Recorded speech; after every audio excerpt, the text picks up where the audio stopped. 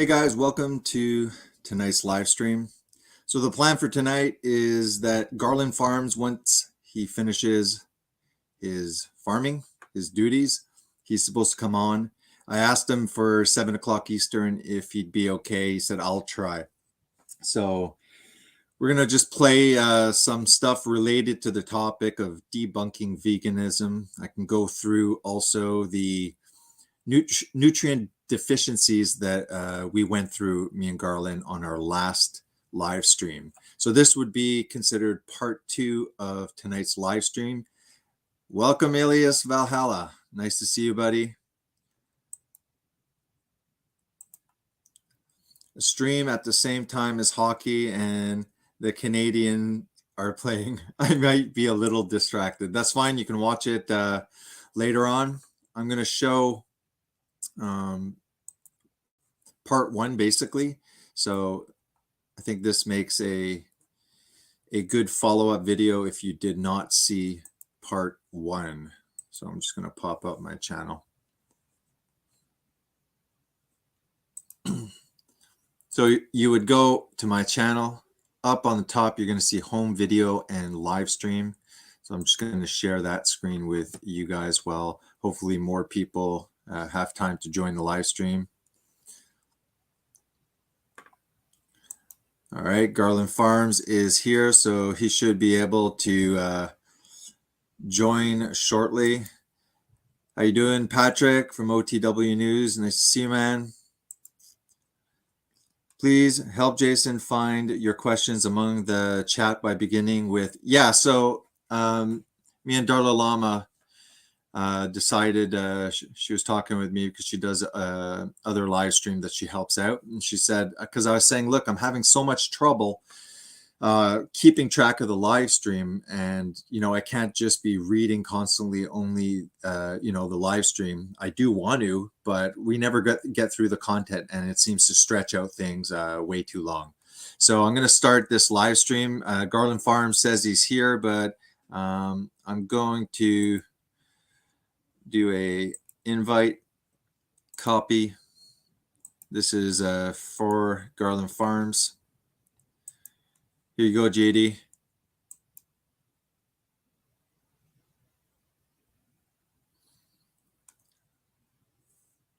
We're gonna just wait, read a few more. Alias Valhalla at Garland Farms.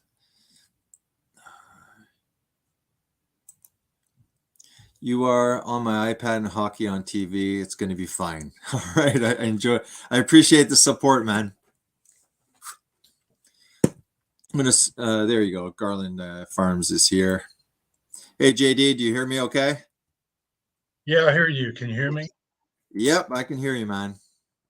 Okay. So you just ran from working outside straight to here? Yeah. I'm gonna. I got a few videos that one of them is yours. So I think I'd like to start with the one that I wasn't able to present, the one where it shows kind of your farm. So let's get that one started. It's a nice introduction. This is the first time people haven't met you.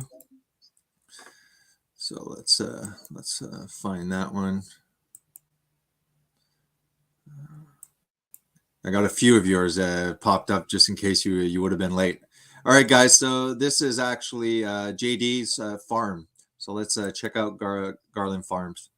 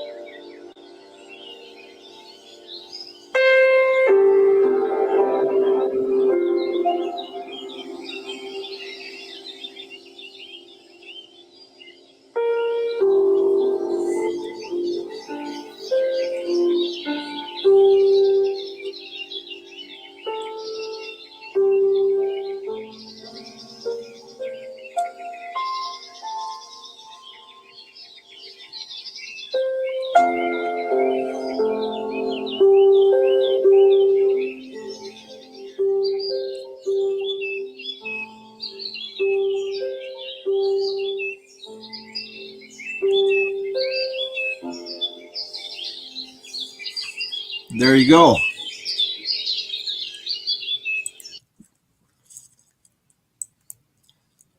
So that looks far from being a torture chamber of death. Yes. No, it's really beautiful, man.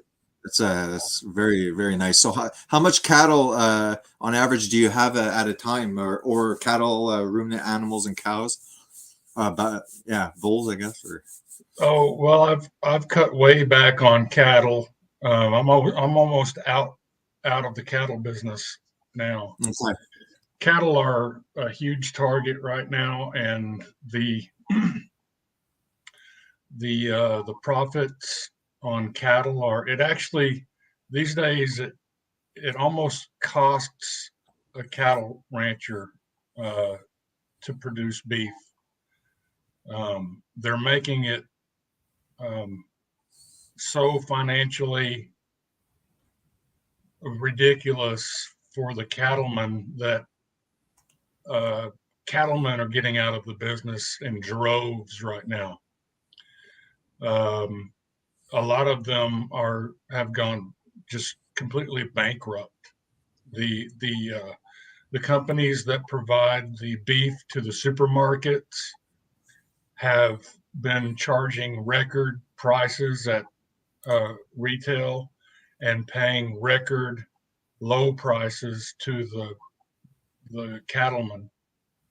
So what used to be almost a 50-50 share of the profits, going 50% to the cattlemen, 50% to the meat packers. The meat packers are monopolizing almost 100% of that now. And there's been efforts to try to get the US Congress to break up the monopoly that's allowing them to destroy the American cattle industry. But most of the Congress in the United States is beholden to the WEF, and there's just no. I mean, you can write your congressman all day, and all they do is laugh at you because they really do not care about the people anymore. So I saw that writing on the wall a few years back, and just quickly got out of the cattle business. I've been raising Spanish goats, Boer and Spanish mix, and you can't go to the grocery store, and for the most part, people don't go to the grocery store and buy goat meat. And the packers, the big packers, are not in the goat meat business. So the profit is still there for the rancher who wants to raise any other kind of ruminant other than cattle, um, goats, sheep, barbadoe, other smaller ruminants. And I also think it's a whole lot safer for myself and just the people, in my local community if they shut down all of the meat packing facilities and slaughterhouses due to some WEF affiliated plan gimmick, um, then we can still, unless they come in and euthanize the animals, which I don't put past them. Yeah. But a goat or a lamb is an animal that can easily be harvested at home and processed at home.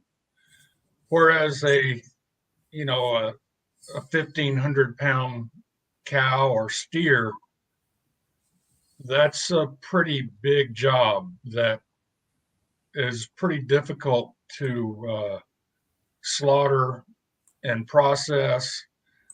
And also, you've got the prospect of these predicted rolling blackouts,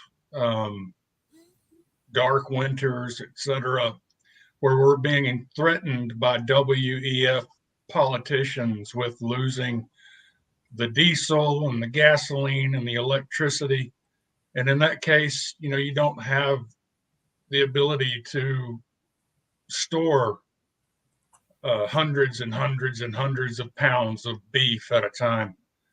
So having the ability to slaughter and process a goat at home where you could easily handle that job, you could share any extra meat with neighbors so that none of it goes bad and all of it goes to supplying nutrition and sustenance to fellow human beings, for the profit reasons and for those practical reasons of survival. I think that all cattlemen should be getting out of the cattle business and into smaller ruminants. Wow. So this is all purposely done by non-elected officials. Like this is beyond just one country. This is basically the World Economic Forum, right? Yeah. If you look in the Netherlands right now, they're kind of spearheading the destruction of agriculture. Mm-hmm. I saw the farmer protests. Yeah, they're euthanizing thousands and thousands of head of cattle. They're just they're wiping out the cattle industry on a global scale, and I think that eventually that will bleed into poultry, and they'll blame avian flu and stuff like that. Yeah, they'll blame avian flu on that. Also, the pigs, and the sheep and the goats. I look at goats as being really low on the totem pole of priority, and we've had a lot of over the last 20 years or so. We've had a huge influx of legal migration from India and other countries where a goat is a staple. So there's a growing market for goat meat and has been a growing market for goat meat in the United States for a very long time. So at this point, the profits that I can make by selling a goat on the hoof, meaning a living, breathing animal, I can make more profit selling that than I can selling packaged beef to the public by far. And it does, it doesn't come along with all of the liability that comes along with selling raw meat. There's a lot of liability with selling raw meat as well. Okay. I'm just going to say hi to a couple of people that have entered. How you doing, Alias? Hey, Patrick from you. Yeah, no problem, Judy. Darla Lama. Hey, watch Woman of the Dragon. If we have time, we're going to try and check out these channels also to support our viewers. We have Green Ghost. How you doing, man?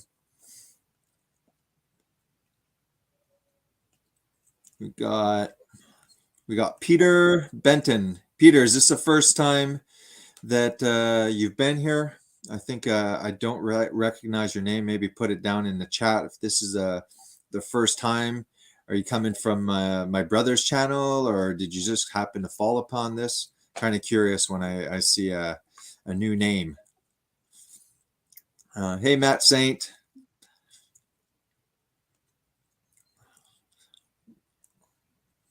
Matt Saint says hi to Peter. He also had something. Yeah, that's the one I wanted to pop up. Matt Saint says, we may get goats in the spring on my farm. Oh, cool. You're a farmer also? Maybe we should pop you up at one point. JD, I'm just going to play an old video that I had. I didn't pre-watch it, but I think there's this one where they have a so-called pest control for crops. So just give me a second. I'm going to try that one out. Might be the wrong video, but either way, and it's not a long video. Okay. I'm going to eat. Yeah.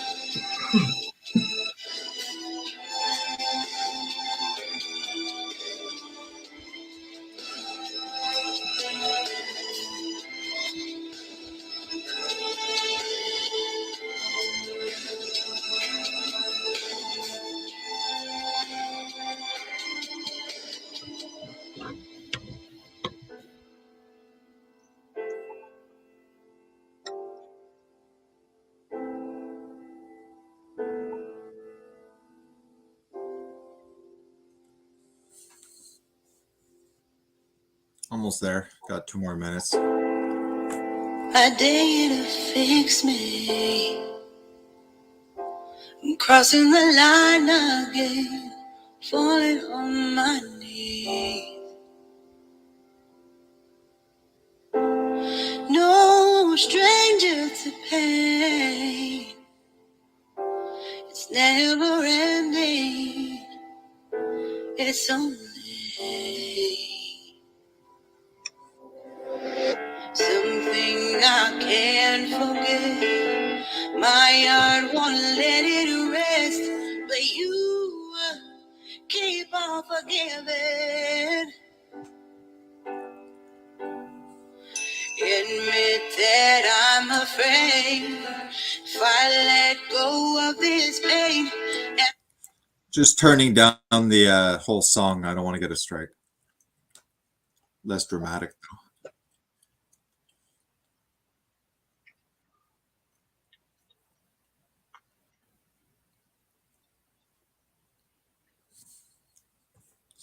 Screw it. I like the song.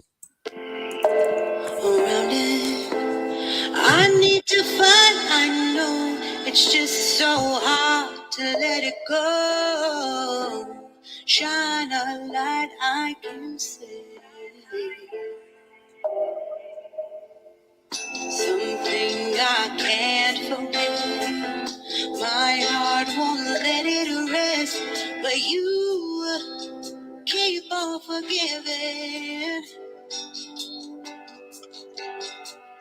Admit that I'm afraid if I let go of this rage, am I completely betrayed?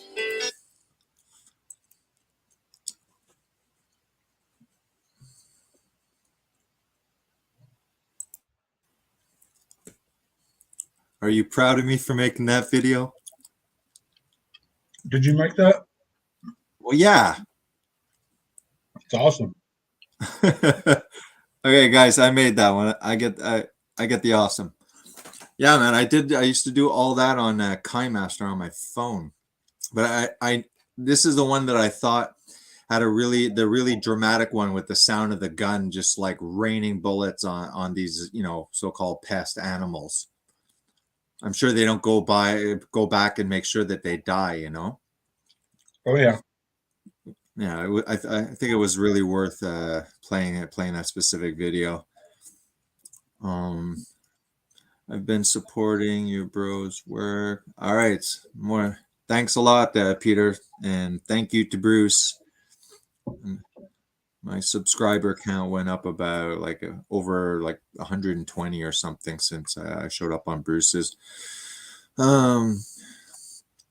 And the crazy part is that these people adopting a strict carnivore diet initially, perhaps as an elimination diet, removing all plant sources can have dramatic improvements in some of their autoimmune disease. You go to a rheumatologist, the majority of the time they will not find the root cause of your autoimmune disease, but try and use different pharmaceuticals as well as pretty much pharmaceuticals to try and treat the illness, never looking for the root cause.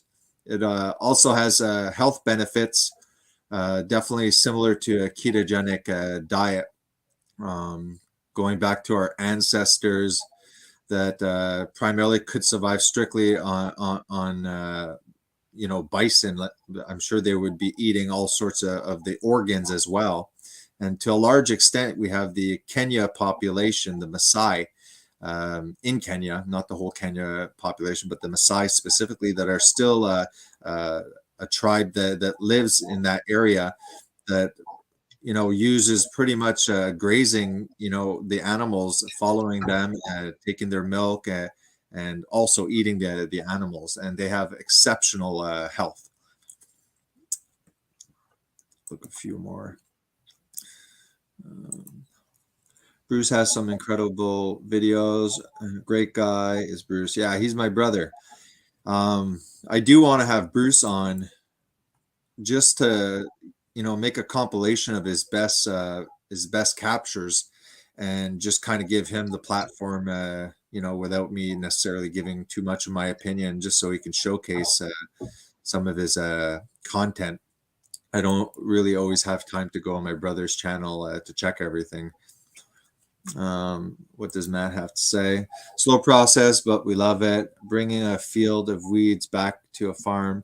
So for 36 laying chickens and organic vegetables. Okay, so we have this basically a deception that the World Economic Forum is using based on the media is the media has to really propagandize everything, or else the World Economic Forum wouldn't have so much influence.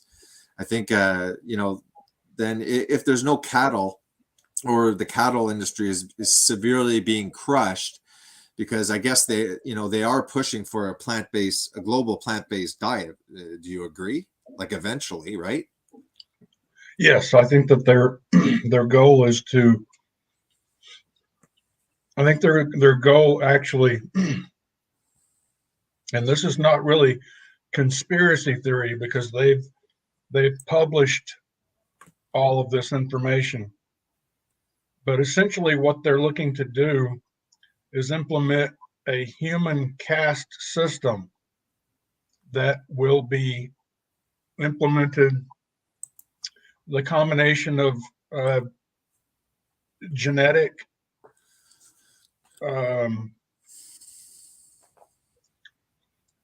altering the genetic makeup of human beings, and also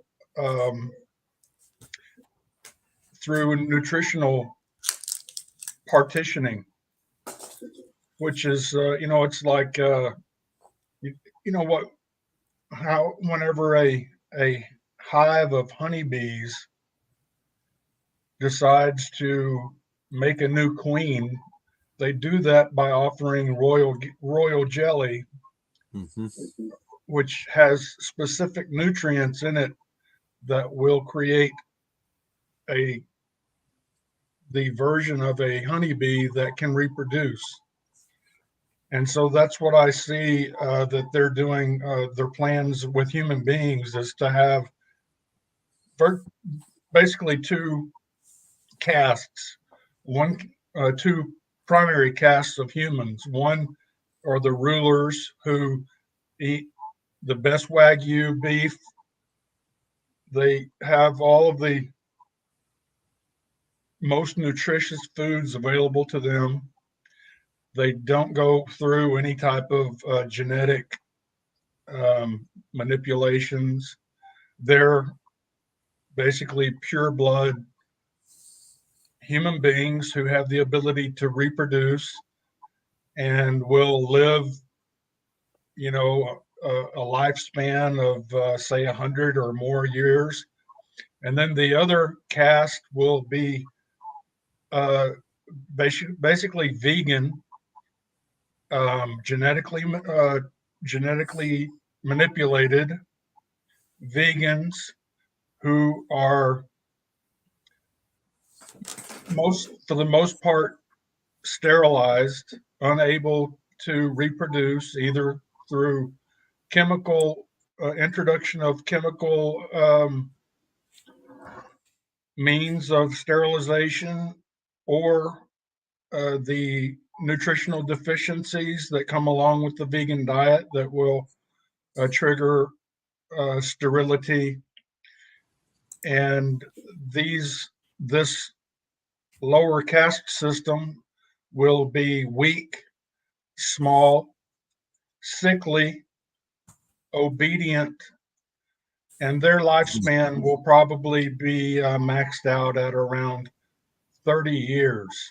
So you can imagine how over just a generation or two, they can create a scenario where the ruling class would be viewed by the lower caste basically as gods, because the ruling class will be living 3 or 4 lifetimes compared to the lower caste vegans. And a lot of what they're doing right now you can find exact parallels in history, specifically during Stalin's reign. He intentionally starved to death millions and millions and millions of primarily Ukrainians. And there's a lot of people today that will deny that that was an intentional famine, but it actually was intentional. And it was carried out by basically the Marxist cabal that was holding Stalin up in power.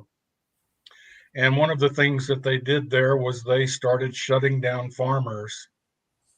And basically the same exact thing that you're seeing happening today. It doesn't make any sense for them to shut down farmers. It makes sense to them. Yeah, it makes sense to them when you look at their plan. But I think on your channel I have mentioned Gabe Brown, who I think is probably the farmer who's spearheaded most successfully a way to marry animal agriculture and plant agriculture, and he avoids doing any monocropping. He only plants polycrops. He does no tillage. He always has the soil covered, and he uses ruminants to fertilize the soil in preparation for his cash crops. So he's mimicking the natural carbon and nitrogen and phosphorus and potassium cycles so that no external sources of these nutrients are required. And because that type of management also leads to carbon-rich soils that produce a soil that's not hydrophobic like you find in the monocropping fields, but soils that are able to absorb water and feed that water via springs into local streams, tributaries, and rivers, as well as some of it percolating down and recharging the aquifers. One of the reasons why the aquifers are going dry today around the world is because they're tapping into those aquifers to water the soybeans and the corn, and those those aquifers are not being recharged because the tillage associated with mainstream crop agriculture, which feeds veganism, does not allow that water to percolate down because of the layer of hardpan that develops under the tillage reach, which is basically like a layer of Teflon, which triggers flooding and a mining situation of the aquifers. So in these countries, like you're seeing in the Netherlands, where they're cutting back, they're euthanizing all of the cattle. They're cutting back 75% of all agriculture, and they're blaming it on nitrogen when the actual solution would be to ramp up regenerative agriculture that uses no-till practices, permaculture practices where water runoff is being managed so that as much rainfall as possible is allowed to percolate into the ground and support vegetation. So if there was nothing nefarious going on, in my opinion, that's what they would be doing. They would be pursuing a regenerative marriage of animal and plant agriculture, but that's not what they're doing. They're completely wiping out animal agriculture, and they're throwing a wrench into plant agriculture, and they're doing absolutely nothing about what's actually causing nitrogen to be a problem. Mm-hmm. They're leaving that in place. In fact, I think what they're doing is ramping up the harmful effects of crop agriculture.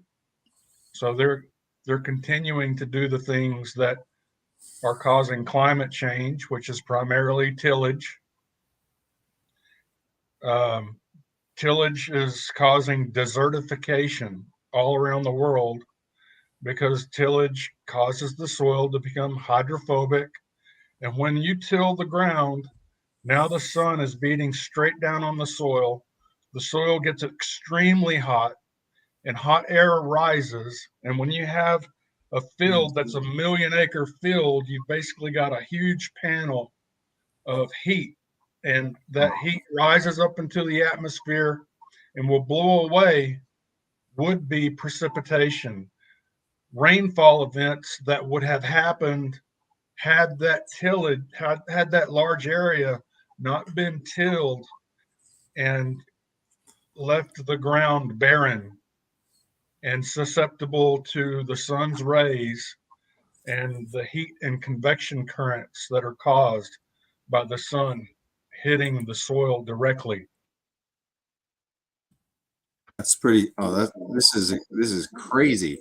Now, when you talk about the cows, how they build the topsoil, I guess like the other ruminant animals don't really have the ability at that scale that I guess cows and stuff.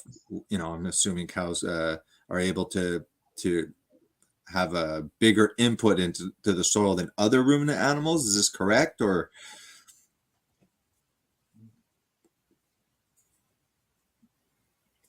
Any ruminant animal can build the soil. Okay. It's about it's a management issue. For instance, when the Europeans started migrating to the North American continent, say 300 years ago, the soil was black, meaning that it was high in carbon. Yeah. It was lush. The wildlife was lush. Everything was just jam-packed with life. The soil was potentially the best soil that had been found on planet Earth at that point. there were so many herds of bison, and these are huge herds. Many more ruminant animals existed back then than exist today in domestic livestock agriculture. So it's a downright lie that cows are creating this. Is this what you're saying? I mean, okay, they have a contribution, but technically that's just because the soil. I mean, I heard, like, doesn't it methane? It goes up in the atmosphere, but it gets, I guess, after 10 years or something, it gets changed into CO2 and water. Is that a true statement? Yes, that's true. Okay. The ruminant methane has always been part of the natural carbon cycle. Yeah. The methane that's not traditionally or naturally part, for the most part, I mean, there was always a certain amount of methane being released from the ground. Yeah. In the early 1900s here in Texas, we had, I mean, you could basically poke a stick in the ground anywhere almost, and oil would come seeping out of the ground. There were tar pits, natural tar pits all over the place. And so a certain amount of petroleum derived methane was always naturally seeping into the atmosphere little by little. But the methane, for instance, the nitrogen that they're, when they're targeting nitrogen in the Netherlands, they're targeting ruminant nitrogen for the most part. They're not targeting the nitrogen that's coming from the synthetic fertilizer industry. And here in the United States, for instance, Cornell University did they did a study where they were measuring the methane emissions that were coming from these nitrogen factories. And nitrogen factory is what you'll have to rely on if you're going to eradicate all livestock agriculture, and you're not able to use manure and ruminant manure and urine anymore at all, then you're going to be reliant 100% on petroleum manufactured nitrogen.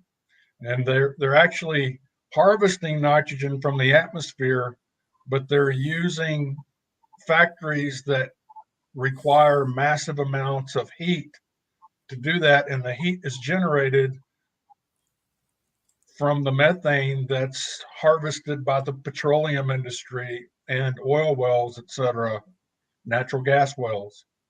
And so Cornell University discovered that this industry, this nitrogen fertilizer industry, was emitting more methane than all other industrial production in the United States, 3 times more than all other industrial production combined. So all other industry, every industry in the United States that produces methane emissions, the nitrogen industry is producing 3 times more than all of those industries combined. So the methane that's coming from these nitrogen plants is not only gargantuan and untold by the media, but it's also not part of the natural carbon cycle. It's newly introduced. It's not, in no time in Earth's history has that level of petroleum derived methane been seeping into the atmosphere. Whereas Okay, the so same I'll cut you off. Just people are, if they want to actually have a question, they're going to put a red X. So just quick, Matt Saint was asking you, JD. Please ask JD if he has any experience in Nigerian dwarf goats for milking. I actually don't have any experience with Nigerian dwarf goats for milking or otherwise, but I think Okay. that really any goat can be milked. Just like any cow that's got a calf can be milked. It doesn't have to be You're not going as far as the movie Meet the Fuckers, where you can milk anything with nipples. I had to say that one. Anything Yeah, with teeth can be milked. exactly. He's at the table with De Niro. Classic. Alias Valhalla. Yeah, right now we have the COPS COPP 15 in Montreal, where the elites are supposed to take decision on the biodiversity, a Bilderberg appointment. Do you actually know that there is somewhere over, probably in Africa, there's an Ebola outbreak that supposedly doesn't respond to the traditional vaccines, and because of this get together in Montreal, they're scared somehow that somebody tainted with this new Ebola virus. So they had infection control, like going through all of the procedures. It's pretty crazy procedures, actually, in case of this. There is. I'm just going to check if there's any other question. Here we have another one. I would like to hear you both about, well, you know what, Alias, maybe after the hockey game, you can come on, because I don't know much of it, at all about this.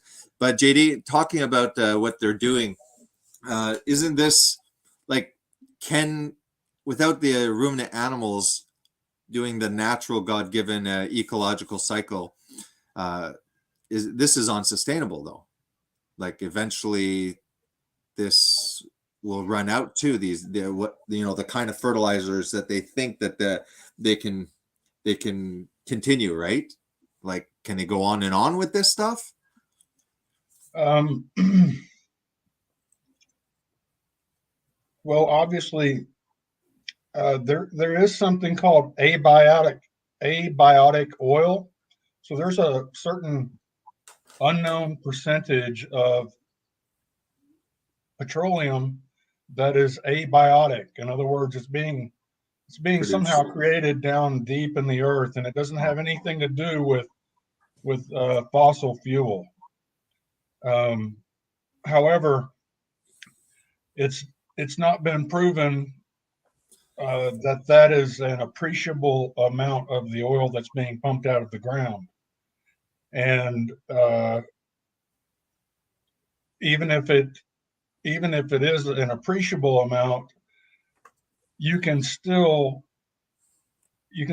pull oil out of the ground faster than it can be produced, however it's being produced down there. Yeah. And so at best, it's a handicapped source of fertilizer for crop agriculture. At worst, and more likely, it's just a straight up dead end road, where we're relying on petroleum for nitrogen to grow crops, because livestock agriculture has been completely eradicated, and one day the petroleum just runs out, and guess what? Now you've got whatever population is on the earth at that point has come to a dead end street in regards to the food. What if the idea? Sorry to cut you off. What about the idea that they're going to push this, the plant-based future, this plant-based diet. They're going to ruin, farmers, especially livestock farmers. Then they'll go down, basically next animal, next animal, next animal. Definitely ban any homesteading that's dangerous. They're not vaccinated, etc. I know the earth is quite resilient and can be rebuilt. I mean, they're able to create, vegetation. Especially Israel's a good example where they're making deserts, flourish again. So what if they're just doing this lie, and then once the population's sick and imprisoned enough, and probably the population severely diminished, then they can resume ruminant farming and start replenishing enough for the elites to eat their wagyu and stuff like that. I mean, that's a little bit more conspiracy. There's no fact behind that, but I mean, that's a possibility. They can't be so stupid as to not realize how soil is developed. You know what I mean? No, go ahead. There are the WEF has published on YouTube soil scientists, agricultural scientists who are promoting exactly what I would recommend, which is regenerative ruminant agriculture married or paired with polycrops and rotational crops, rotational grazing, mimicking the natural way that animals and plants have a symbiotic relationship in nature, where the plants feed the animals and the animals feed the plants. I mean, we're missing also, I mean, trees, I mean, imagine, before farming, all of these areas were forests. I mean, obviously, well, more trees before, like, didn't like the amount of trees also suck in CO2? That's what I kind of, in layman terms, or. Well, yes and no. We did have more forests, but the what we call the United States was mostly grassland. Okay, yeah. There were forests in there. They were peppered around, one here, one there, but this idea that the entire continent was covered in trees, that's a vegan propaganda point. That is not the case. In fact, the grasslands, grass is a leaf, and lush grassland will convert more carbon dioxide into oxygen than a forest will. The fact that I have anything similar to the opinions of a vegan makes me feel very ashamed. It's like veganism is like, I have something in common. Yeah, okay. That makes a lot of sense. Let me check to see if we have anything that I needed to pop up. Okay, we can go through this just quick, JD. I'm going to share screen this. We're not going to read it, but it's mostly for headlines, since that's what we've been accustomed to, is just the bold letters of things. That's our new research. All right, just share a screen. I popped these one up just in case you were going to be late or not. Which one is this? It's not this one. Yeah, this one. I've showed this one before. The dawn of agriculture took a toll on health. When populations around the globe started turning to agriculture about 10,000 years ago, regardless of their location and type of crops, a similar trend occurred. The height and health of people declined. The pattern holds up across standardized studies of whole skeleton in population, says researchers in the first comprehensive global review of the literature regarding stature and health during the agricultural transition. And they go into more details, but this was primarily based on nutrient deficiencies. They were able to produce, I guess, more calories, but it was the nutrient deficiencies, obviously. Also, before agriculture, the human jaw were a perfect fit for their teeth. That's definitely something that we see in nutrition and physical degeneration. Let me see over here, Garland Farms. I do have 1 or 2 episodes on some of my older videos. Like I said, it's a shame because live stream, you can be a little bit lazy. You can just pop up a few things, but and now I use PowerPoint. That's also a copy paste method. These ones I was doing just on my phone. It took a heck of a lot of work, and like 3 years into it, you got like 85 views. But I did have one where my plan was to go through 1 chapter at a time of nutrition and physical degeneration. I'm not sure where the darn thing is. I assumed it was an older video.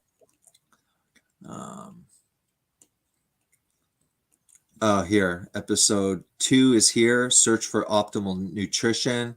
So I'm assuming they're here. So it's this one here. This one's based on nutrition and physical degeneration.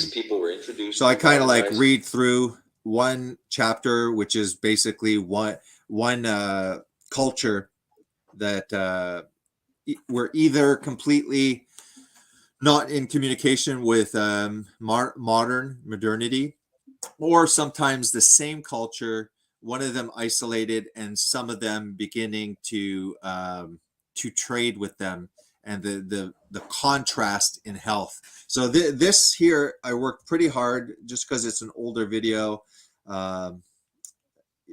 Back then I really was popping up a lot of these things. I felt like I had no real authority talking about it, and I just wanted to prove that where I was getting the sources. And this is part 2. Each one of them, like I said, goes through. This is episode 2. Goes through the actual book, Nutrition and Physical Degenerations, popping up some quite impressive images. Here's one example. This is a same culture. This one's starting to be in touch with modern people. Notice the small chin. The jawline is less broad. Same genetics, same culture, eating their indigenous diet. Look at the size of their face, their jaws. Also, the bridge of the nose is a lot more narrow. I mean, a lot of people here in the West have just chronic nasal congestion, and that's a big part of that is the size of our nasal passages. And there's no teeth crowding whatsoever. I don't know if there's other images. Hardly any cavities, and obviously they didn't have dentists. This is an example, isolated and modernized Gaelic. 2 brothers, one of them eating again the indigenous, his that culture's diet, and the brother, and you see the teeth just falling apart. So I think that was worth mentioning over here. I'm just gonna pop that one down. I'm just popping some things down, JD. What else did I have? Yeah, the jawline. We can erase that one. The Smithsonian also had before agriculture. That's pretty much a leftist museum, but even they acknowledge it. Same thing with the Egyptians. Very poor health, very dependent on overly refined flour. And I'm sure the brown flour that we're getting is just a gimmick too. Might be a little bit enough to make it brown, but it's far from unrefined. And I guess also, even if it wasn't refined, it's the opposite, unrefined. I'm sure that was also pretty hard on the teeth. I don't know if I'm just speaking out my butt here about that, but it's an assumption. Yeah, Egyptians were fat and sick. I was going to go through this one just in case you weren't on. But this is a 71-year-old man's new diet, had plenty of saturated fat, yet his endocrinologist recommended he stop that and eat a diet low in saturated fat. Probably heard a lot about saturated fat by now, but let's look at the logic and history that led to health professionals making this recommendation. At the time, the logic was based on a flawed hypothesis supported by junk science, and that was what we call the diet heart hypothesis. It was by this guy called Ansel Keys. He was a physiologist and an epidemiologist. So just in layman's term, epidemiologists look at disease statistics, and they're the ones that will come up with links, associations, risks, and such catchphrases that are often used as propaganda in our media, where the majority of people will just interpret things like increased risk, links, associations with cause, that it directly causes it. And with this, they can use science, and people almost have a science can somewhat become scientism. Science is produced by humans, and humans have agendas, and governments and large corporations have infiltrated that, where there's extreme biases, and this is being pushed through our media. So here, this Ansel Keys was a physiologist and epidemiologist, and he had the hypothesis that serum cholesterol as well as saturated fat were causally related to heart disease, and this was based on some experimental data. For instance, what happens if you feed rabbits? Rabbits are herbivores, so they're feeding saturated fat and cholesterol to an animal that is an herbivore that isn't created to eat these.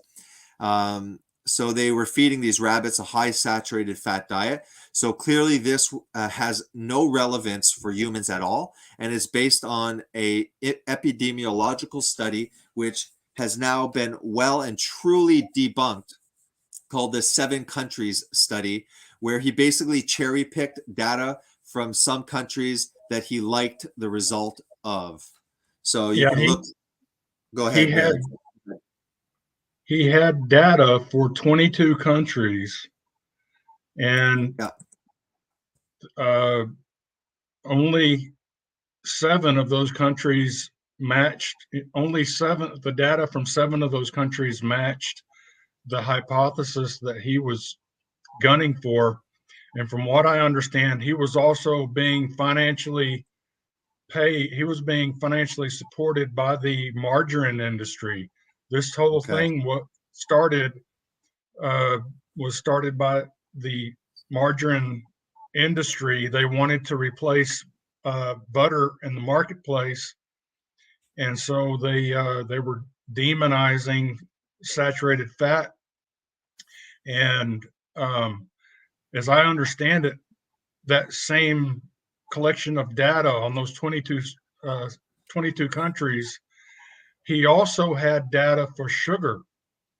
And the sugar, had he published the data for sugar, he could have left in all 22 countries and showed an undeniable association between excess sugar intake and heart disease. But that wasn't the goal. The goal was to demonize animal fat. Yeah. And so they had to whittle 22 countries down to 7 and then omit all of the sugar data altogether. Yeah. I have a coworker that very healthy, plays tennis, has no other comorbidities, but has high cholesterol. So he was put on a statin.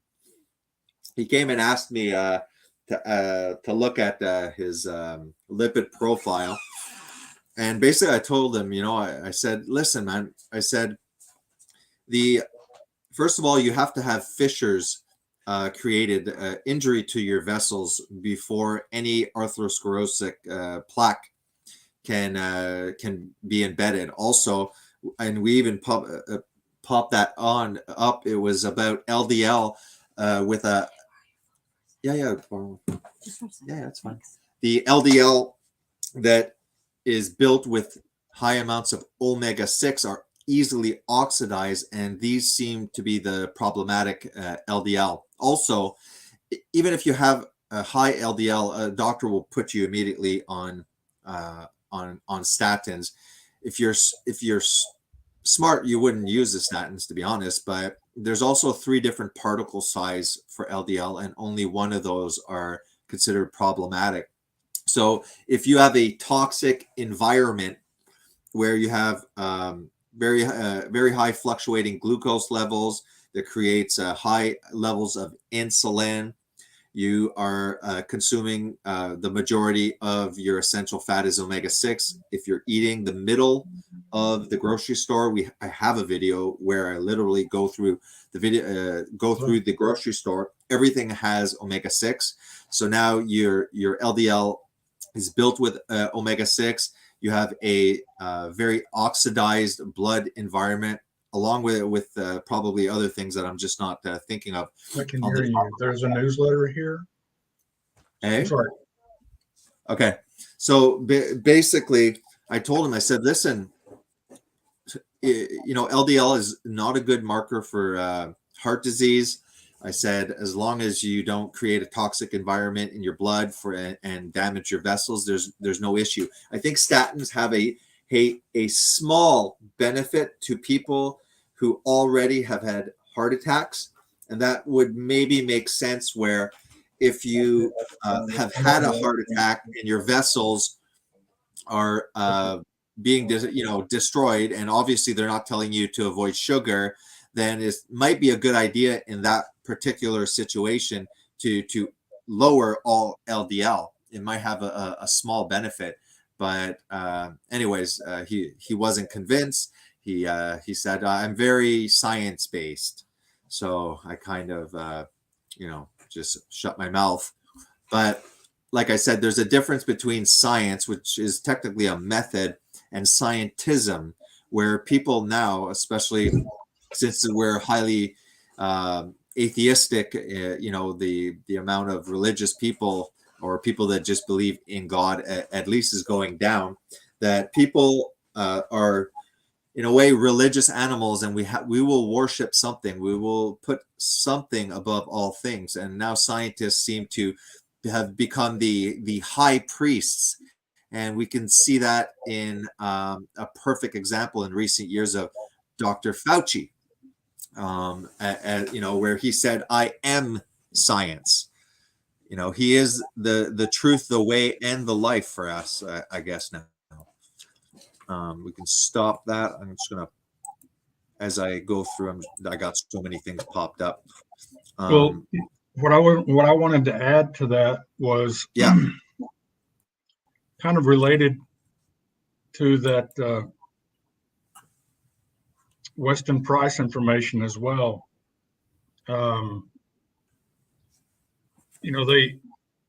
They've isolated cholesterol via association that they're finding cholesterol, and a lot of people, I'd like to say especially vegans, but actually most people don't understand that cholesterol, there's only one type of cholesterol that's associated with arterial sclerosis, and it's the smallest LDL, the high density LDL. VLDL, very low density lipoproteins.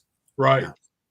And so there's only, I think there's, right now there's three different types of LDL, and only one of the three types of LDL are associated with any type of arteriosclerosis. However, there's it can change from one individual to the next, but arterial plaque is not made of just cholesterol in anyone. Yeah, for sure.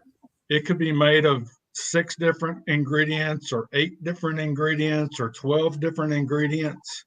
But one of the common ingredients is calcium. Calcium is in virtually all arteriosclerosis, more in some, less in others.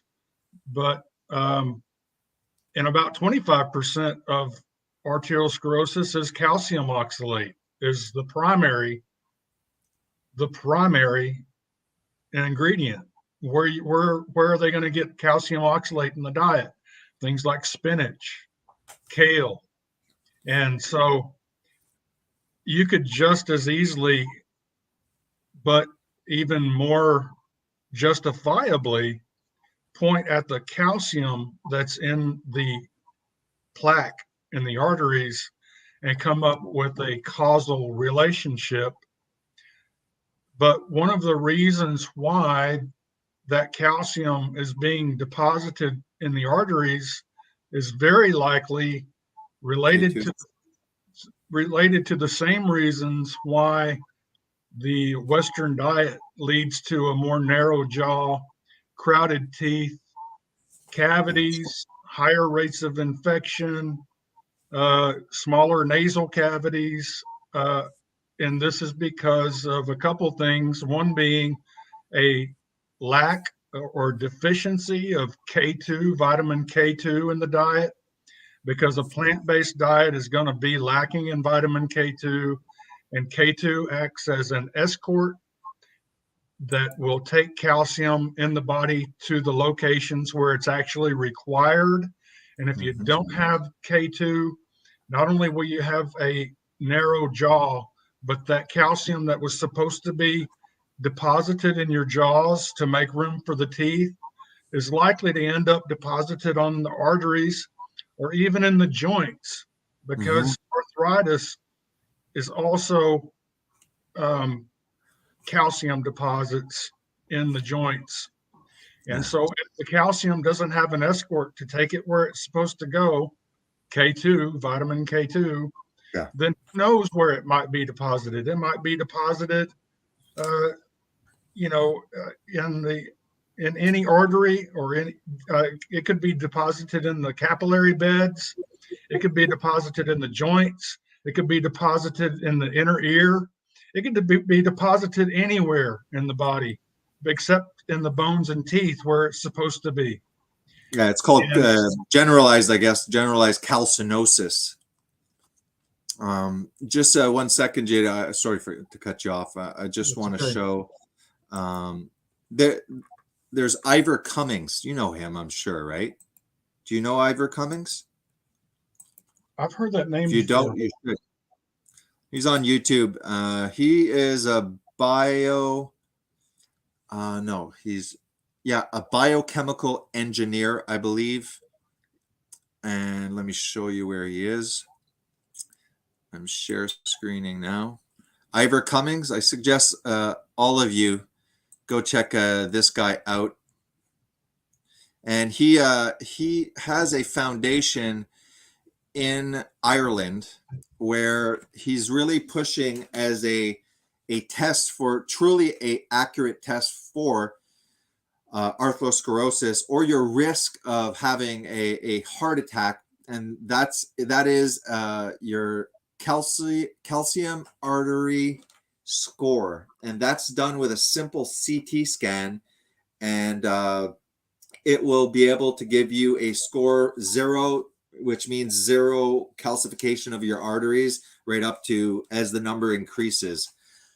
He's talked a lot about this. Here the big debate: vegetarian versus meat eaters. He's he's very scientific, but you can easily understand it. So I suggest you also go look into his work. He really, he has some really good guests too. So there's that. I'll just erase that. And I also talk about what JD just talked about, K2, and how it helps put the calcium in the right location. This is my high-tech marker board that I used once and didn't like, but it talks about also K2 and atherosclerosis, plant versus animal sources. So there's K1, which is K1 and K2 they may as well be called different letters, because they're completely different. K1 is primarily has to do with clotting and coagulation. So K2 is completely different, and I don't know off the top of my head, but within the K2, there's more than one, right, JD? I forget what it's called. More than one if K2? you look at the K2, there's a couple, and I don't remember off the top of my head. Even within K2, there's multiple either subgroups or various compounds that are considered K2. MK is it called? I don't know. I don't remember. I can write K2 subgroups, maybe that subgroups, maybe that'll pop it up. Who knows? Never mind. I'm gonna end up falling on people skiing or something. K2. Well, there are 3 types of K. There's K1, or there's MK or K1. Yeah, that's what I'm thinking. Yeah, that's what I'm thinking. But I think MK is K2, and then there's K, which is K1, and then there's K3. Okay. So I think that K2 and K3 are animal derived, and K1 is primarily plant derived. All right. Yeah, definitely. K1 is definitely. I think what you're thinking of is MK7 and MK4. Quite possibly. I have to brush up on it. Yeah, I believe that K1 and 2 can be found in animal sources, but K2 is devoid in plant sources completely. Yeah. Except for, I think, some kind of some fermented soy, which is probably created by the bacteria or the yeast or something like that. That's and I'm telling you, they're definitely not chowing down on that at all. Yeah, and it's unlikely to be the bioactive version of K. Like usual. Yeah. The usual story with plants. Here's I think the K that delivers the calcium to the bones, the K2 that delivers the calcium to the bones and teeth, I believe, is the MK4. Okay. And there's also an MK7, but it hasn't been found to do anything for bones and teeth. All right. Yeah, I know that. I forget what he called it, Weston A. Price, but vitamin K was one of his prized nutrient. He's called it something activator or whatever. Okay, let me check. creating a homestead in Colorado. Welcome, man. I'm assuming this gentleman or lady has a YouTube channel, so definitely go see Creating a Homestead in Colorado. Also mentioned earlier, I believe Watchwoman of the Dragon also has a, if I'm not mistaken, has a very active YouTube channel that produces content. Creating a homestead in Colorado has the flu. All right, get off the live stream. You're going to give it to everybody. And His Highness, a very good supporter of this channel. Let's just check. I'm already on this. I'm already on share screen. Nope, I am. Let me know if you could see the share screen. You see it, JD? Yes, the Healthline page. Yeah, exactly. I really like Healthline because it's evidence-based, or at least at the end of a lot of things that they talk about, there's like a number 1, 2, which are the citations. So at least you can go to PubMed and see exactly the study that they're talking about. So this is a really good, in my opinion, at least. I haven't seen too much silly business or propaganda on this. This one, it's specifically on the phytochemicals. I know that the plant-based propaganda likes to call them phytonutrients. Do you know a lot about phytates, lectin, tannins, and protease inhibitors? Obviously, you know about calcium oxalate. You just talked about that. Do you know a lot about specifically these, or you just? If not, I can read it quickly so that people get an idea, or you just kind of know that they're in plants and that they're bad, or. Well, I know that there's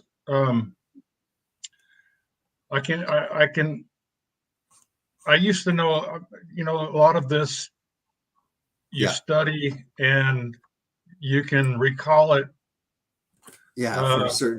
for a certain amount of time, but there's so much information that it's hard to become so fluent in it that you can pull all of that out. But I will just say that a lot of these chemicals are geared towards interrupting digestion. Yeah. And they'll go in and block enzymes and prevent proper digestion of these chemical, or say certain proteins, for instance.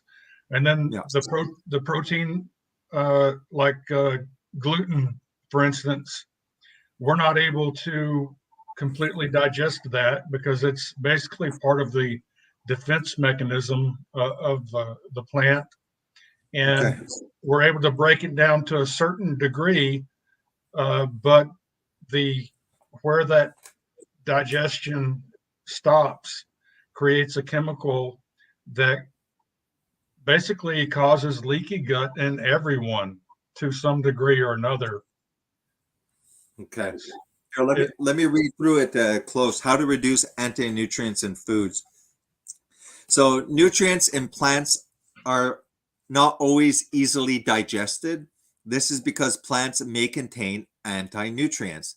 These are plant compounds that reduce the absorption, like GD mentioned, of nutrients from the digestive system. They are of a particular concern in societies that base their diet largely on grain and legumes. And this is the agenda to where they want to get us at, The article reviews several simple ways to reduce the amounts of anti-nutrients in foods, or in some cases, eliminating them completely. Anti-nutrients are plant compounds that reduce the body's ability to absorb essential nutrients. They are not a major concern for most people, but may become a problem during periods of malnutrition and among people who base their diets almost solely on grain and legumes. vegan diet, or the general population now that's going to be encouraged to go that way, because that's what the narrative is saying. Also, don't forget that we've always been the majority plant-based, because all of the crap that's in the middle of our section, from corn, wheat, all of these vegetable oils, these in a way all come from plants. So you could consider those all plant-based, especially the fact that we no longer use lard. We use hydrogenated seed oils, and like Crisco and other garbage. The most widely studied anti-nutrients include phytic acid. So these are mainly found in seeds, grains, legumes. Phytate reduces the absorption of minerals from a meal. These include iron, zinc, magnesium, and calcium. You also have tannins. These are a class of antioxidant polyphenols that may impair the digestion of various nutrients. And so not all antioxidants that, again, what they push, take these daily dozen, like Dr. Greger, talking about as if antioxidants are always beneficial. And not to mention, as long as you're not oxidizing yourself with modern foods, your body's quite able to neutralize the amount of antioxidants that are present in your body. Lectins, found in all plant foods, especially in seeds, legumes, and grains. Some lectins may be harmful in high amounts and interfere, again, with the absorption of nutrients. Protease inhibitors, widely distributed among plants, especially, again, in seeds, grains, and legumes. They interfere with protein digestion by inhibiting digestive enzymes. So now you're getting essential minerals inhibited, you're getting actual protein inhibited. So you can imagine many of the plant proteins are missing or are extremely low in some of the essential amino acids. So if you're eating a plant-based diet, not only are you getting protein sources that are low in some of the essential amino acids, but the protein itself is further inhibited because of the deactivation of certain digestive enzymes. And then we have the primary form of calcium in many vegetables, such as spinach, kale. I'm sure the calcium bound to oxalate is poorly absorbed. All right, we can throw that one down. Anything to add, JD? No, that's the only thing I would add to that last part was that you covered the calcium oxalate, and just reminding everyone that calcium oxalate is often found in arterial plaque, as well as arthritis. The calcium in arthritis is often calcium oxalate as well. Okay. This is an interesting one here. Lord Birkenhead.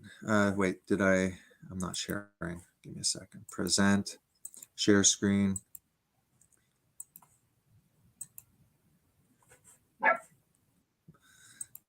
Over here, this is actually a Tristan Haggard. Initially, it used to be Primal Edge Health. I used to watch it when it was on YouTube. Now it's primarily on Rumble, and he's starting to monetize it, where you have to subscribe to his Rumble or something like that. So I'm not really watching him anymore. But this is something he showed me about Cosmopolitan magazine, February 1929.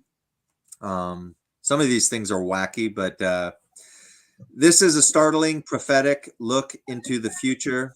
Its author is not a dreamer or a harbinger fanatic. Lord Birkenhead is one of the foremost statesmen in England today. Save this issue of Cosmopolitan. You won't be alive in 2029, but your children's children will be, and it will be interesting for them to check the accuracy of the predictions here made by Lord Birkenhead. It's very small to see, so I popped it up here somewhere over here. So it's a little bit larger. This is Lord Birkenhead, and this is what he has to say. And he says all of the following because he's allowed into a higher circle of science which already existed. At least the basics of it did. He was let in on the known.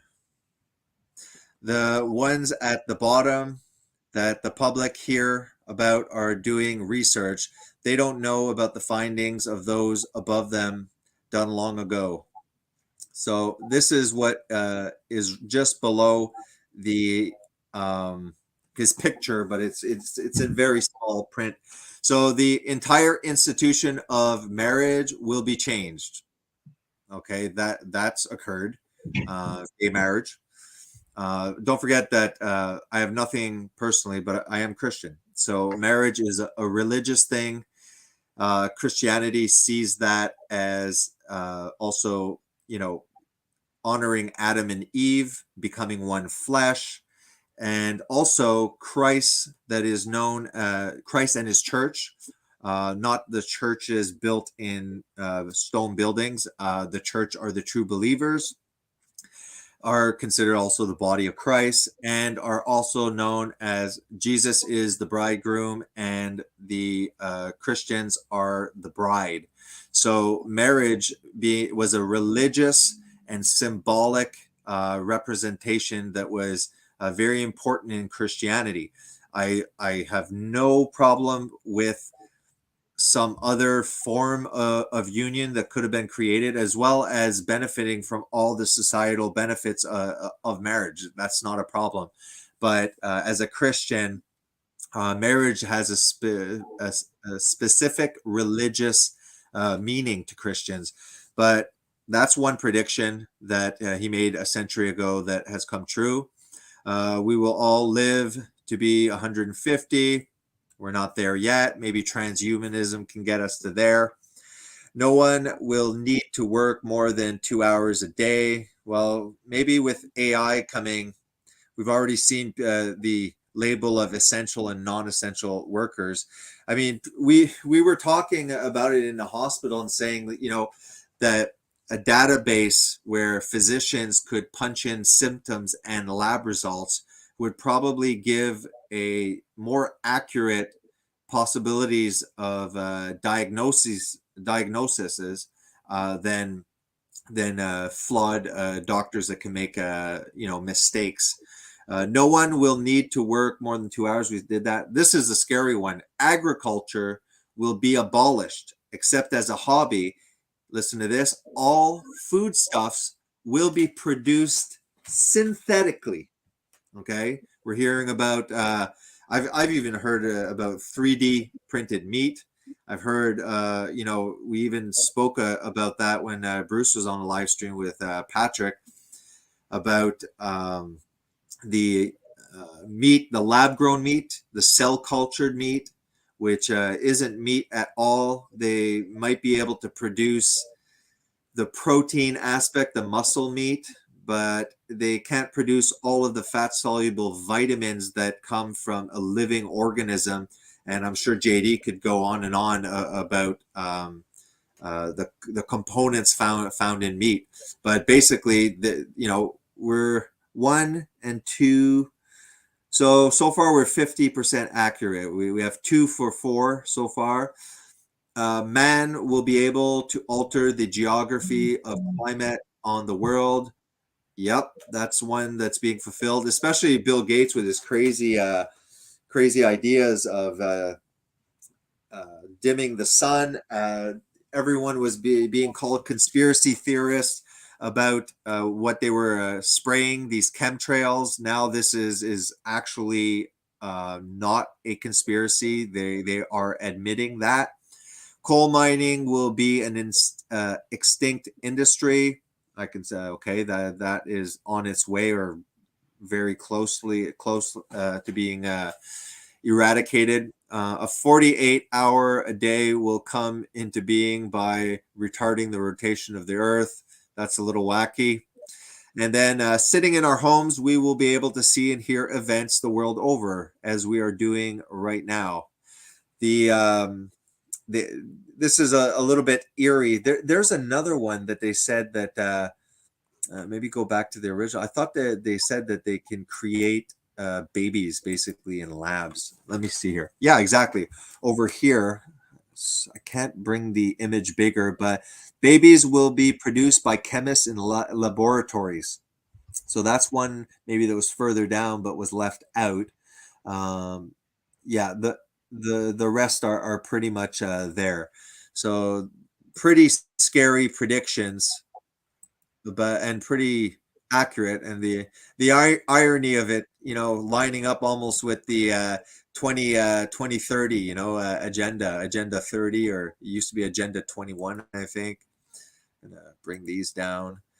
So what stops them from, once, like me and JD mentioned, they're going after the cows, they'll go after the next animal, all the way, down to creating a plant-based diet. The CDC's already pushing a plant-based diet, but with all these GMO plants, like Roundup, JD's spoken about, I might mispronounce it, glyphosate, sterility vaccines, and spermicidal corn. So once we become dependent on large corporations to dish out the food to the peasants, they can start sterilizing us this way, and this falls right in to eugenics. I don't know if anybody has ever heard of eugenics. Have you ever heard of eugenics, JD?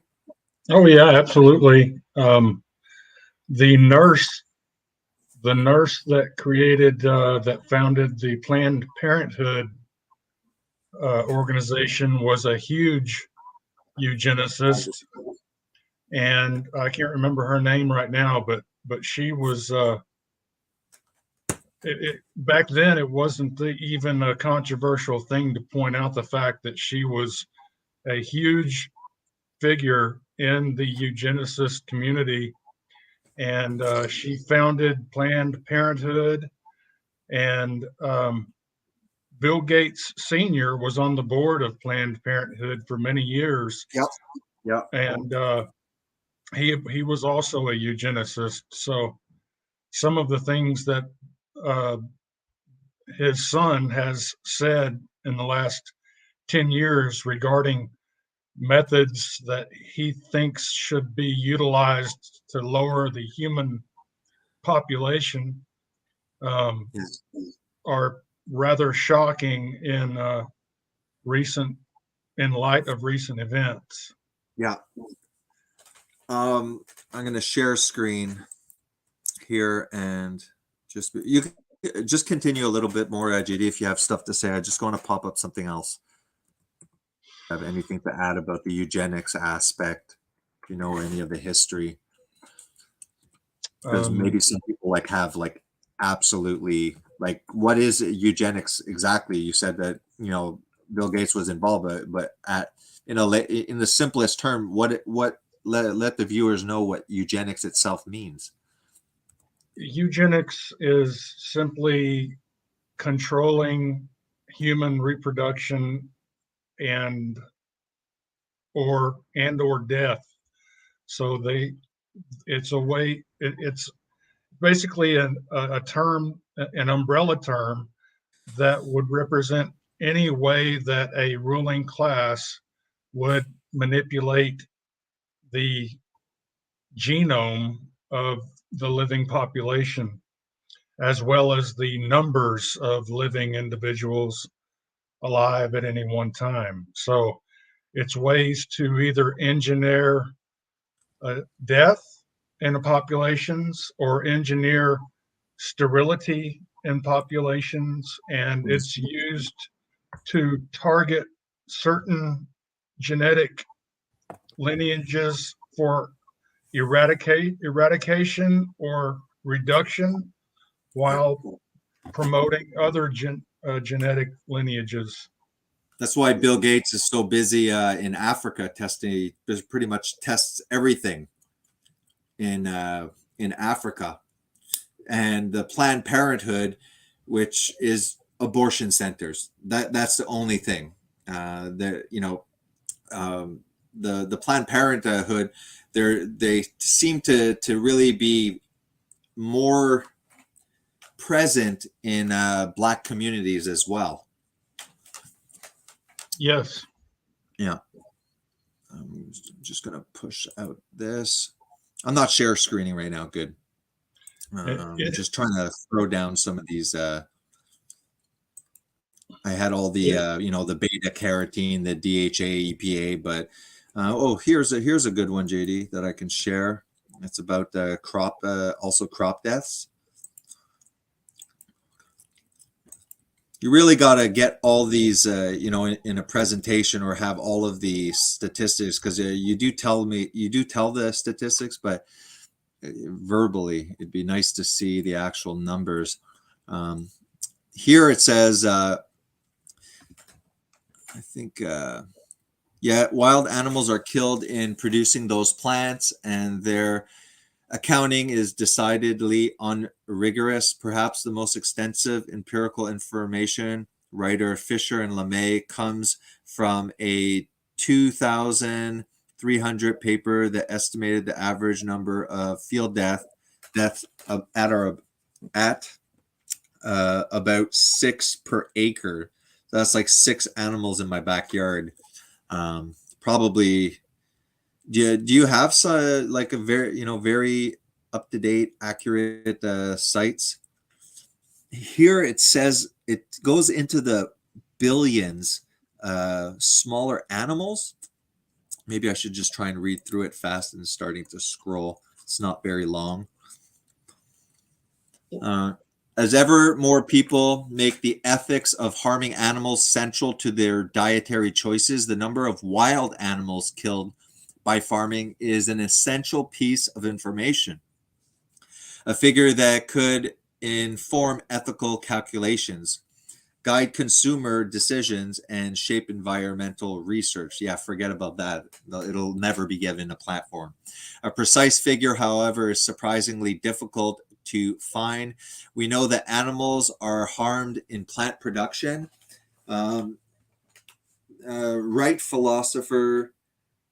Philosophers Bob Fisher and Andy LeMay, respectively, of Texas State University and the University of California, San Diego, in the Journal of Agriculture and Environmental Ethics. Unfortunately, though we know very little about the scale of the problem, that uncertainty stands in stark contrast to counts of animal consumed as meat and product. In the United States, an estimated 40 million cattle, 120 million pigs, and 9 billion chickens are killed each year. The numbers are hazier for fish, who tend to be counted by weight rather individually, but the final tally is likely several times higher than that of chickens. I think the mortal toll of the environmental burden of feeding those animals has pushed many people towards a plant-based diet. And obviously, like you said, ruminant animals eat grass. Crops are being grown that are not their natural diet, and then they're being fed to them. No, that's not the way it's working. Go ahead.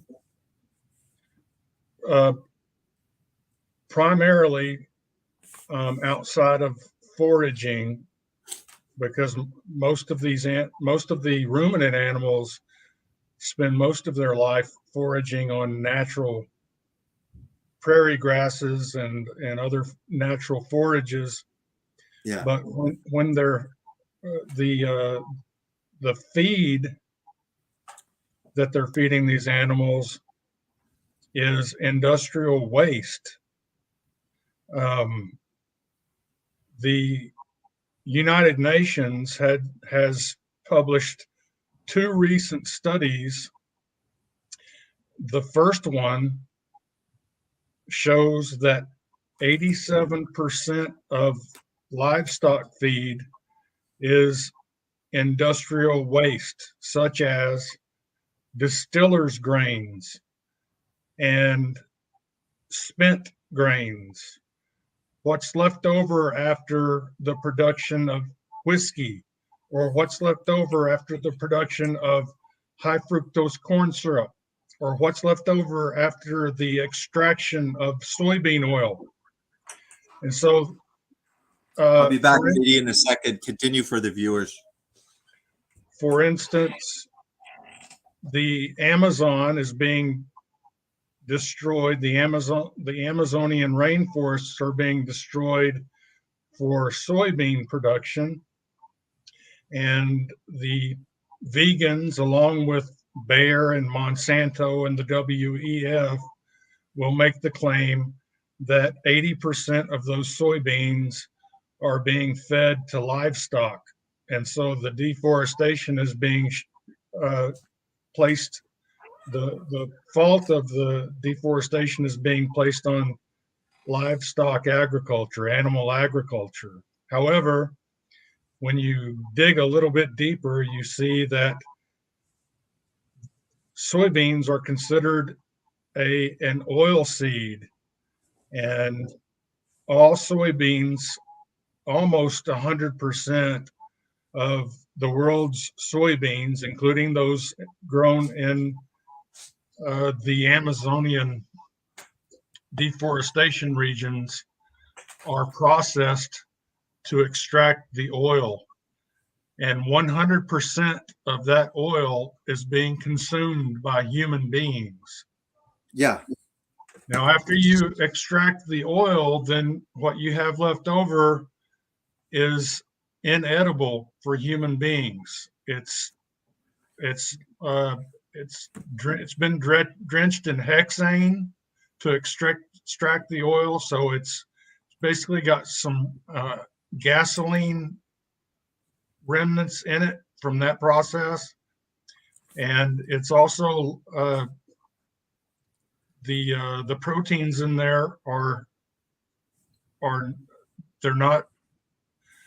they're mixed with a fiber that we can't digest, and they're not very bioavailable to humans to begin with. So what they used to do back in the 1950s was they would take this industrial waste and with bulldozers push it into a big pile and then burn it. And then the animal nutrition industry got started, and they started feeding this industrial waste to the animals. Now, every soybean has, by weight, about 10% of each soybean is the oil, and about 90%, well, I'm sorry, about 20% of each soybean is soybean oil, and about 80% of each soybean is this industrial waste, what turns into an industrial waste called soybean meal or soybean cake. And this soybean meal or soybean cake represents 80% of each soybean by weight.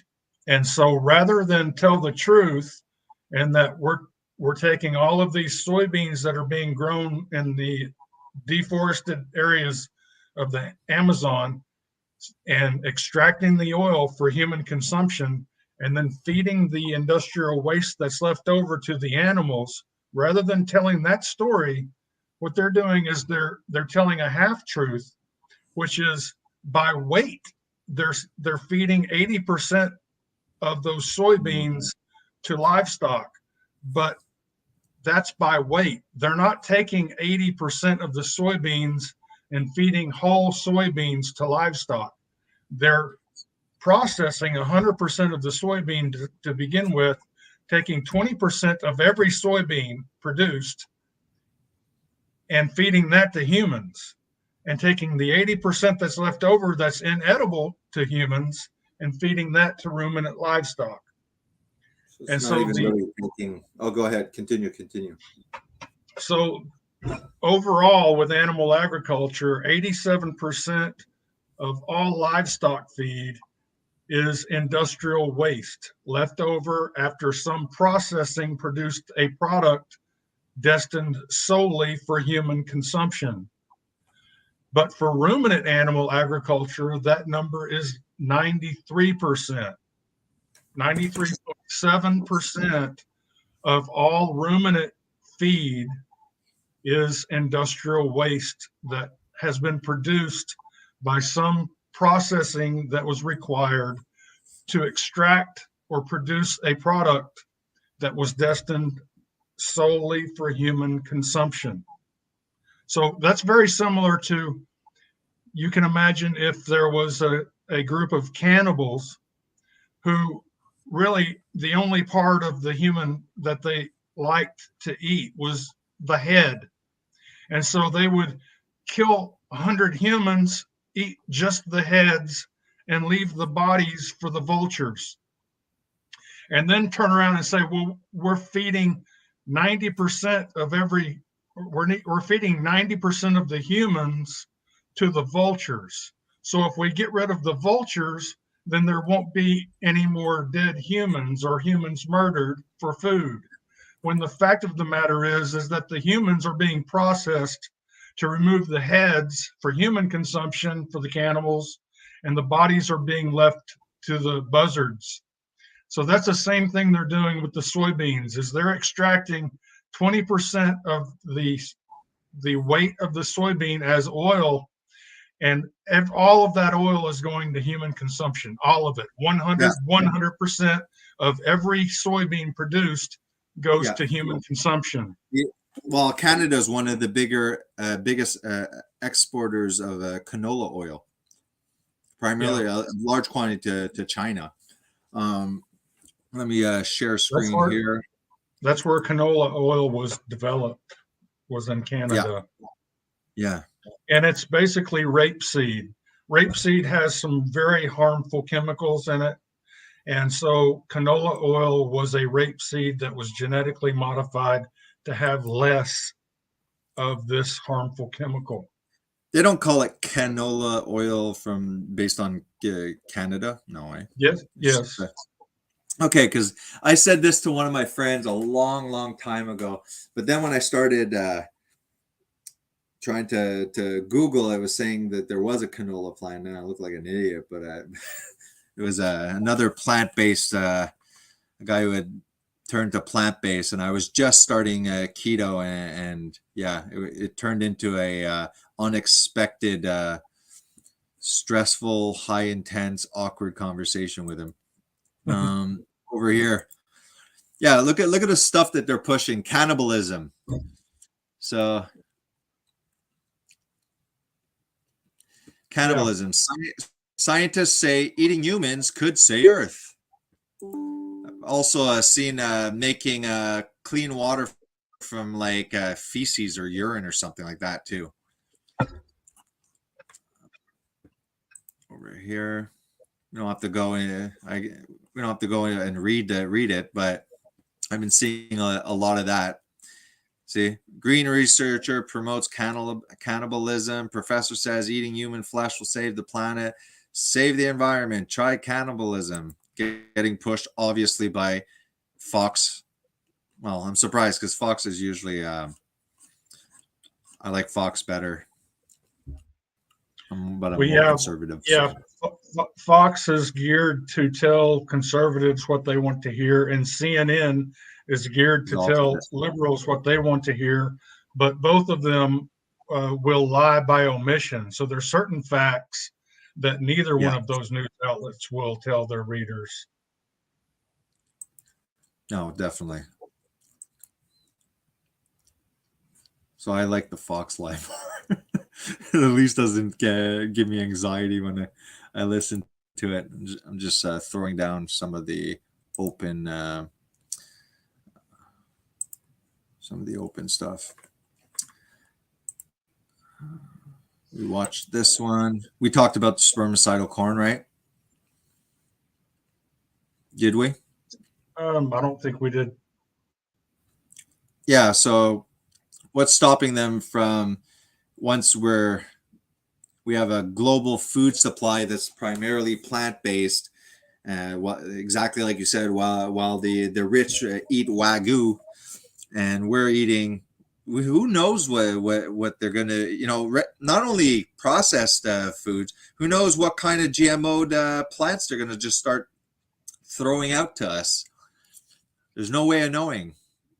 And we have like what they call the useful idiots, vegan activists, and pretty much anybody who's buying into it, just pushing the agenda.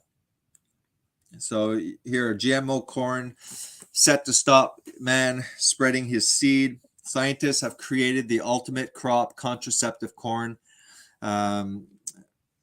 Waving fields of maize may one day save the world from overpopulation. It's always about saving the world, right? The pregnancy prevents plants.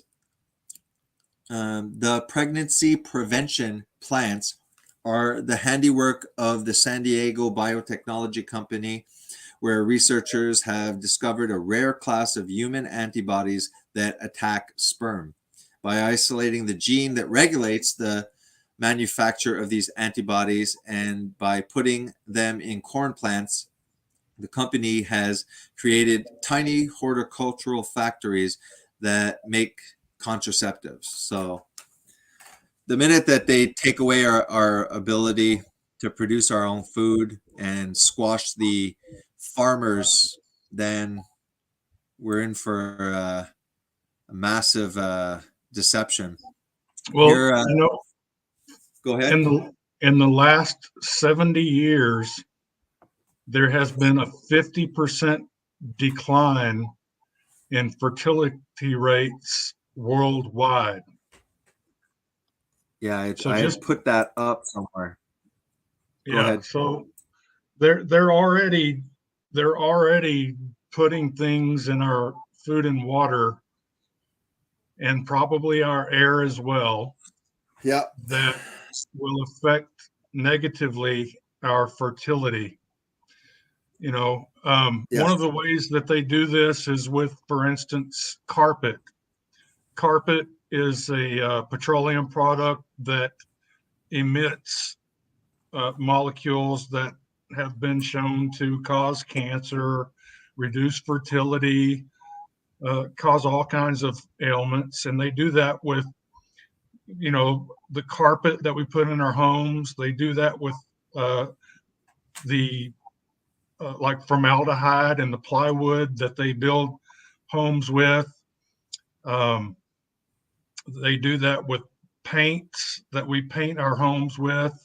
They do that with the plastics and other synthetic materials that they build the interiors of our automobiles with. So they've basically got us living and breathing in a toxic soup at all times. You have, well, like you said, all the plants primarily are like glyphosate, right? To the Roundup, and you had mentioned at one point the joining of Bayer, which is pharmaceutical, with Monsanto. I just want to say hello to Oliver Klein, eating scientist. Yes, good, brand new. That's my favorite comment of the night. You win a free T-shirt. Over here. So let's look at. Do you have anything to say about Bayer Monsanto? I've heard you mention it. Do you know any details about it, or just that they've combined and that's bad news? I've got a video about that. What they've done is the glyphosate causes a number of cancers, and that's why Bayer Monsanto has set aside billions and billions of dollars to settle cancer lawsuits right now and in the future. It's been well confirmed that there's a plethora of different cancers that are being caused by glyphosate poisoning in humans. And Bayer has got a bunch of new drugs in the pipeline that are being developed to treat the cancers that are caused by glyphosate. So this is a company that owns the chemical that causes certain cancers, and then so it's making money from selling that chemical, and then it also makes a profit by selling the drugs that supposedly treat the cancers that are caused by the chemical glyphosate. Okay. Wow, they really got us by the balls, basically. I was trying to find a more Christian word, but yeah, they got us by the balls. Well, they do here, and I'll they just don't. They do and go they ahead. don't. I'm very They do. pessimistic. They do because people are not making wise decisions. You know, if, for instance, if people would all this time, and even now they could change, but if people were going to their local farmers and buying meat and fruits and vegetables directly from the farmers, then they could get rid of the middleman that's putting all these poisons in there. There's a lot of these farmers that are trying to sell directly to consumers who know what's going on, and they're making an effort to produce a food that's free of these poisons. Problem is that the minute, let's say we would do that in masses, they would just make it illegal. That's the problem, I think. Well, that may be true.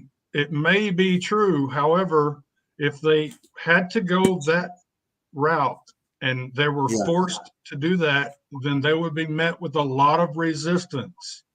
So the excuse not to support local farmers directly, using the excuse that, well, if we do that, they'll come in, they'll make it illegal. What that's like is saying, you know what, I'm probably going to get mugged. So in order to prevent that, I'm just going to go ahead and go give someone my wallet. Yeah. So it definitely. Yeah. It's like, for example, the Freedom Convoy. You know, it's embarrassing that so many Canadians, I mean, they were supported, but so many Canadians were against it, you know, and it's just kind of pathetic. I mean, it seems like the more educated you were, the more brainwashed you were and against it. You know, it was more the blue collar workers that were being way more rational than anything. I have probably a few more things that I can. Oh, here. But before we move on, go ahead. Can we watch this bear video that I made? Yeah. Are you able to put it? I put it in the private chat just now. Yeah. Okay. So there's two of them. The first one. The first one was an article that I wanted to talk about regarding the number of birds that are killed by we can check that after pesticides, and then the YouTube video below that is the Bayer Monsanto. Let's do the Bayer business first. model. I'm gonna paste it also. Hopefully people can click on that. Not sure if people can click on it.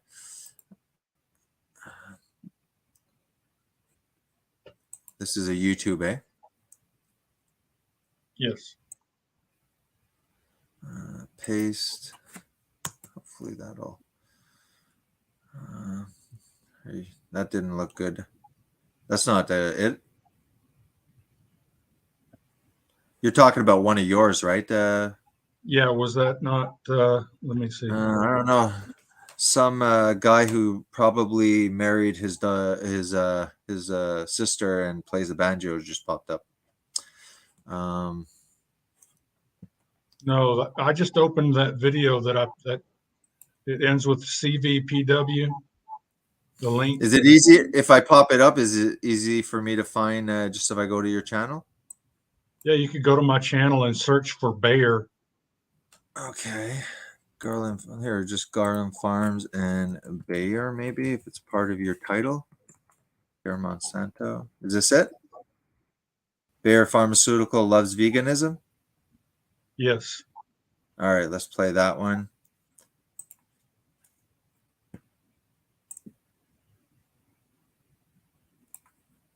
Opportunities that this business combination presents. We at Bear are very I don't think we excited can see it.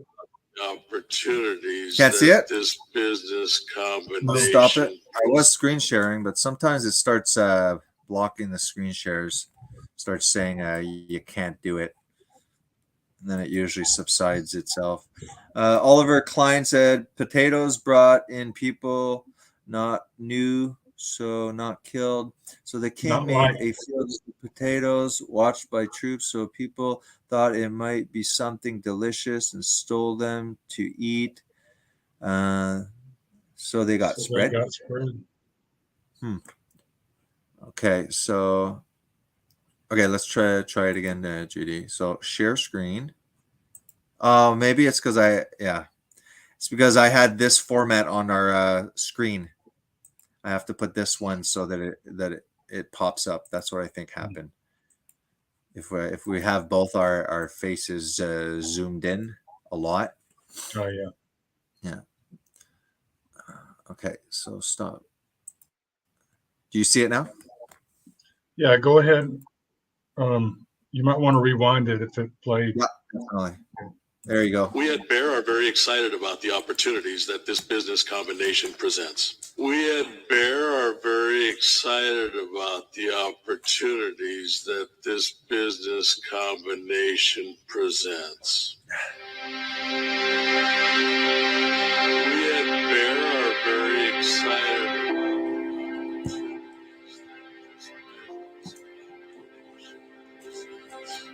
We at Bear are very excited about the opportunities that this business combination presents.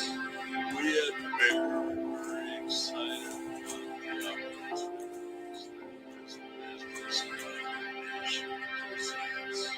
We at Bear are very excited about the opportunities that this business combination presents. We at Bear are very excited about the opportunities that this business combination presents.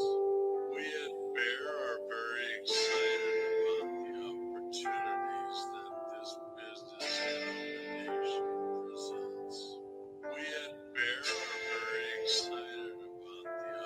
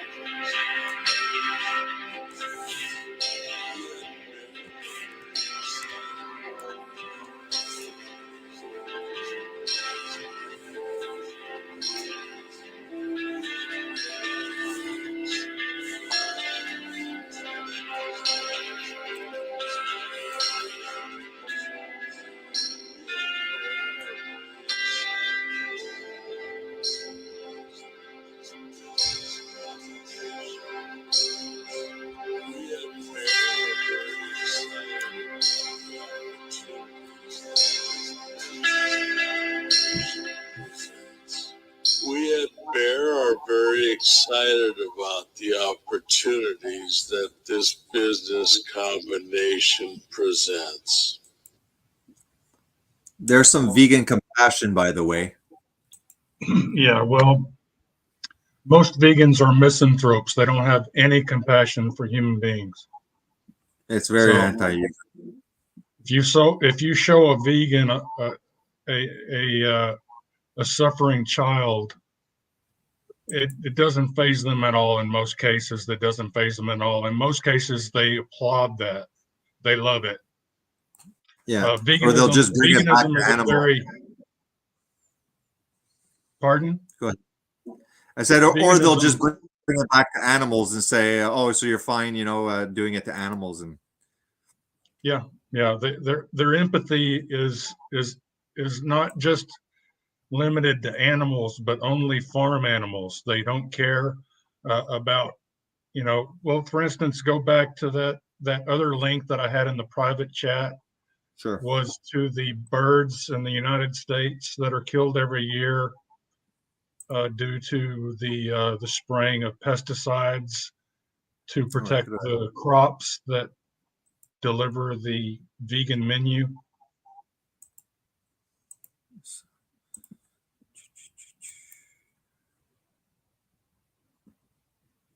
I gotta get out of it. Okay. Yeah. Here you go. You can see it. Yeah. So when it comes to pesticides, birds are sitting ducks. If you scroll down the page, it'll tell you how many birds are exposed. Is that like a graph or something?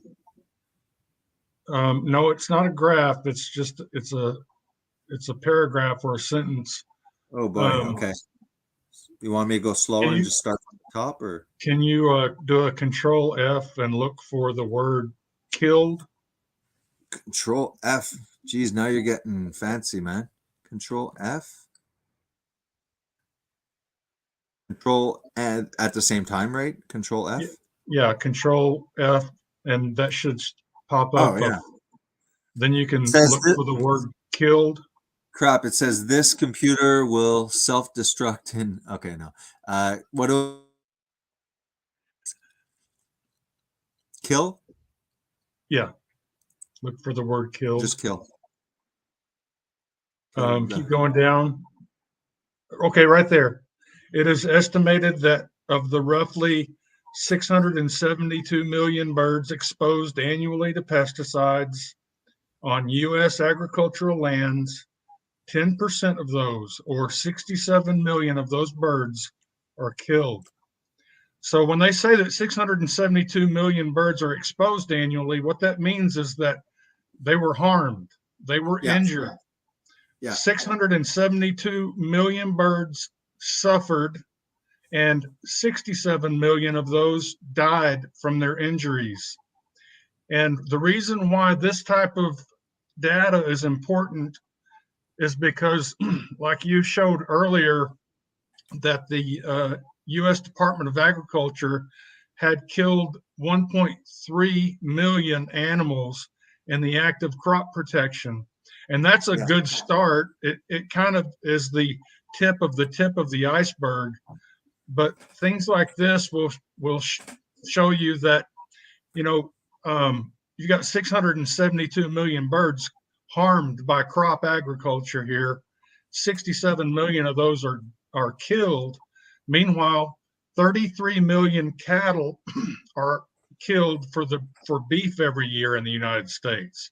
So that's more than twice as many birds are killed for crop agriculture than there are cows that are killed for beef year in and year out. So the numbers, these ones die possibly over days to weeks sometimes. Yeah, there's massive amounts of suffering involved. It's not like they're trying to kill them humanely. I mean, there's so much apathy regarding this death and suffering that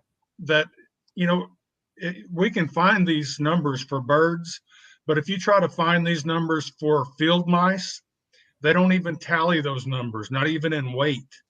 Yeah, if you try to find these numbers for hummingbird, or not hummingbirds, but for moles and voles, Yeah. or how about secondary poisonings for like coyotes and bobcats that eat rats that were poisoned by anticoagulant rodenticides in an apple orchard.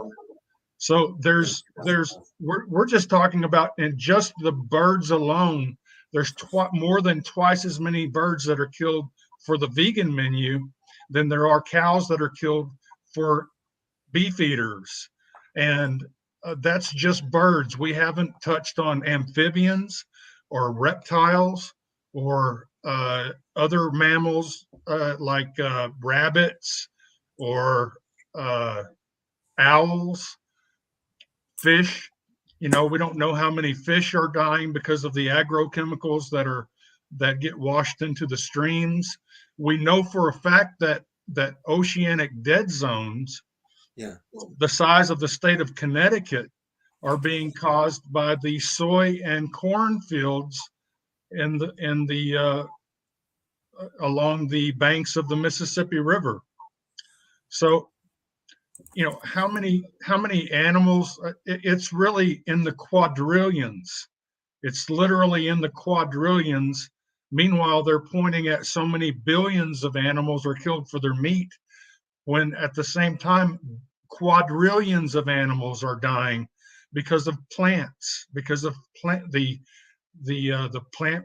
crop protection industry, as well as the synthetic fertilizers that are sprayed, synthetic and mined fertilizers that are sprayed on vegetables and fruits and grains and roots and tubers that vegans eat. Yeah, here I have, I just kind of Googled oceanic dead zones due to pesticides, how dead zones happen. And that also has to do because the soil destruction, it also causes runoff, right? Because it's you said hydrophobic, which means scared of water, but yeah, it doesn't hold. Yes. I mean, go ahead. You've heard of the old saying, like water off a duck's back. That's because ducks have a layer of oil that is hydrophobic, and so any water that gets on a duck's feathers will run right off, and the duck just stays dry. And that's what happens to these these crop fields, is that they're tilled over and over and over again, and it causes bacterial blooms that burn carbon out of the soil, and the carbon enters the atmosphere. In my opinion, the carbon being in the atmosphere is the least of our worries. The fact that the carbon is no longer in the soil makes the soil hydrophobic and makes the soil unable to absorb water. And so if the soil can't absorb water, then rainfall will not soak into the ground. It will all run off into the local tributaries, creeks, rivers, streams, and along with that rainwater is washed all of those pesticides and synthetic fertilizers, mined fertilizers. And so it's crop agriculture that's destroying our water. It's causing oceanic dead zones. It's causing flooding, and it's also causing desertification, as well as global warming, because all of that convection heat is going to be translated. When the sun is beating directly down on the soil and that hot air is blowing up and chasing away rain clouds, that's also going to warm the atmosphere to some degree. And so all of the problems that are being blamed on animal agriculture are actually being caused by crop agriculture. And it's companies like Bayer Monsanto that are funding the think tanks that produce the propaganda that are spread by vegans and other misanthropes that are trying to destroy and eradicate livestock agriculture, which really is our only hope to save the earth, because livestock agriculture, when managed properly, is the best way to rebuild soil carbon and rebuild the native prairie and grasslands that we inherited on this continent and around the world before the Industrial Revolution. No, this is crazy. Just wanna homestead in. I'm just gonna set up for at the end of the stream. Why don't we just take the time to do it now? If you have an actual active YouTube account that produces content, I'm gonna show right now Alias Valhalla. I think if you're a French viewer, I don't know if they're all French, but I just looked quickly. There's a lot of French content. So if you're bilingual, you can check that out.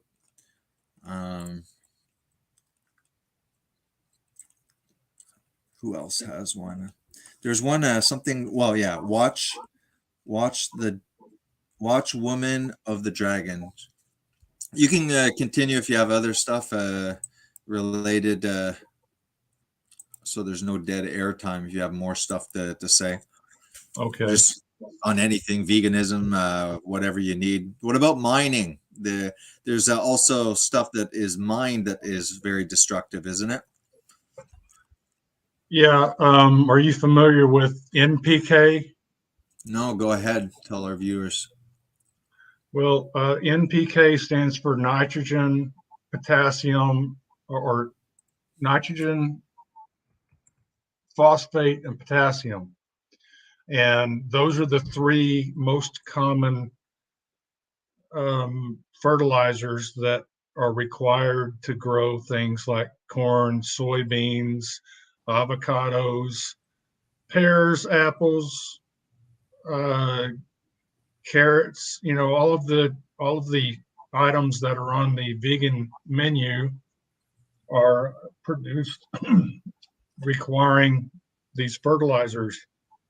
And nature's way of providing those nutrients is by roaming herds of ruminants and other animals that would naturally fertilize the soil with their manure, their urine, as well as their dead bodies would also contribute to the soil carbon and NPK, as well as the soil life, because healthy soil is, it's got millions of little animals living in it. It's like it's a zoo in there. Of course, in modern crop agriculture, with all of the tillage and chemicals, those fields don't have much, those soils don't have much life in them at all, much carbon left. We're running out of carbon. They say we've got about 60 years of carbon left in the soils. And but yeah, the phosphorus and the potassium are both mined now, and there's, let me see, well,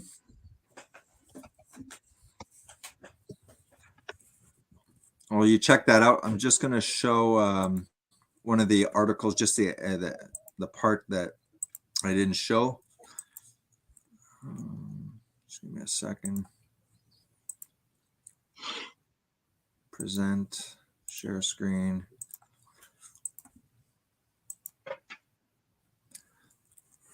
All right. First of all, this is one of our faithful viewers, Watch Woman of the Dragon videos. So you can check out some of these videos. Seems to be photography of the sun and other the sky, pretty much. That's Woman of the Dragon. And there is creating a homestead in Colorado. Notice that person over here. Let's see if there's live streams. A couple of small live streams. Go check that out. And our French friend over here, Elias, has some videos as well as some decent length live streams. So if you have any of our Quebec viewers or from France, Illuminati Simple Plan. So this is Alias's channel, guys. Go subscribe to these two.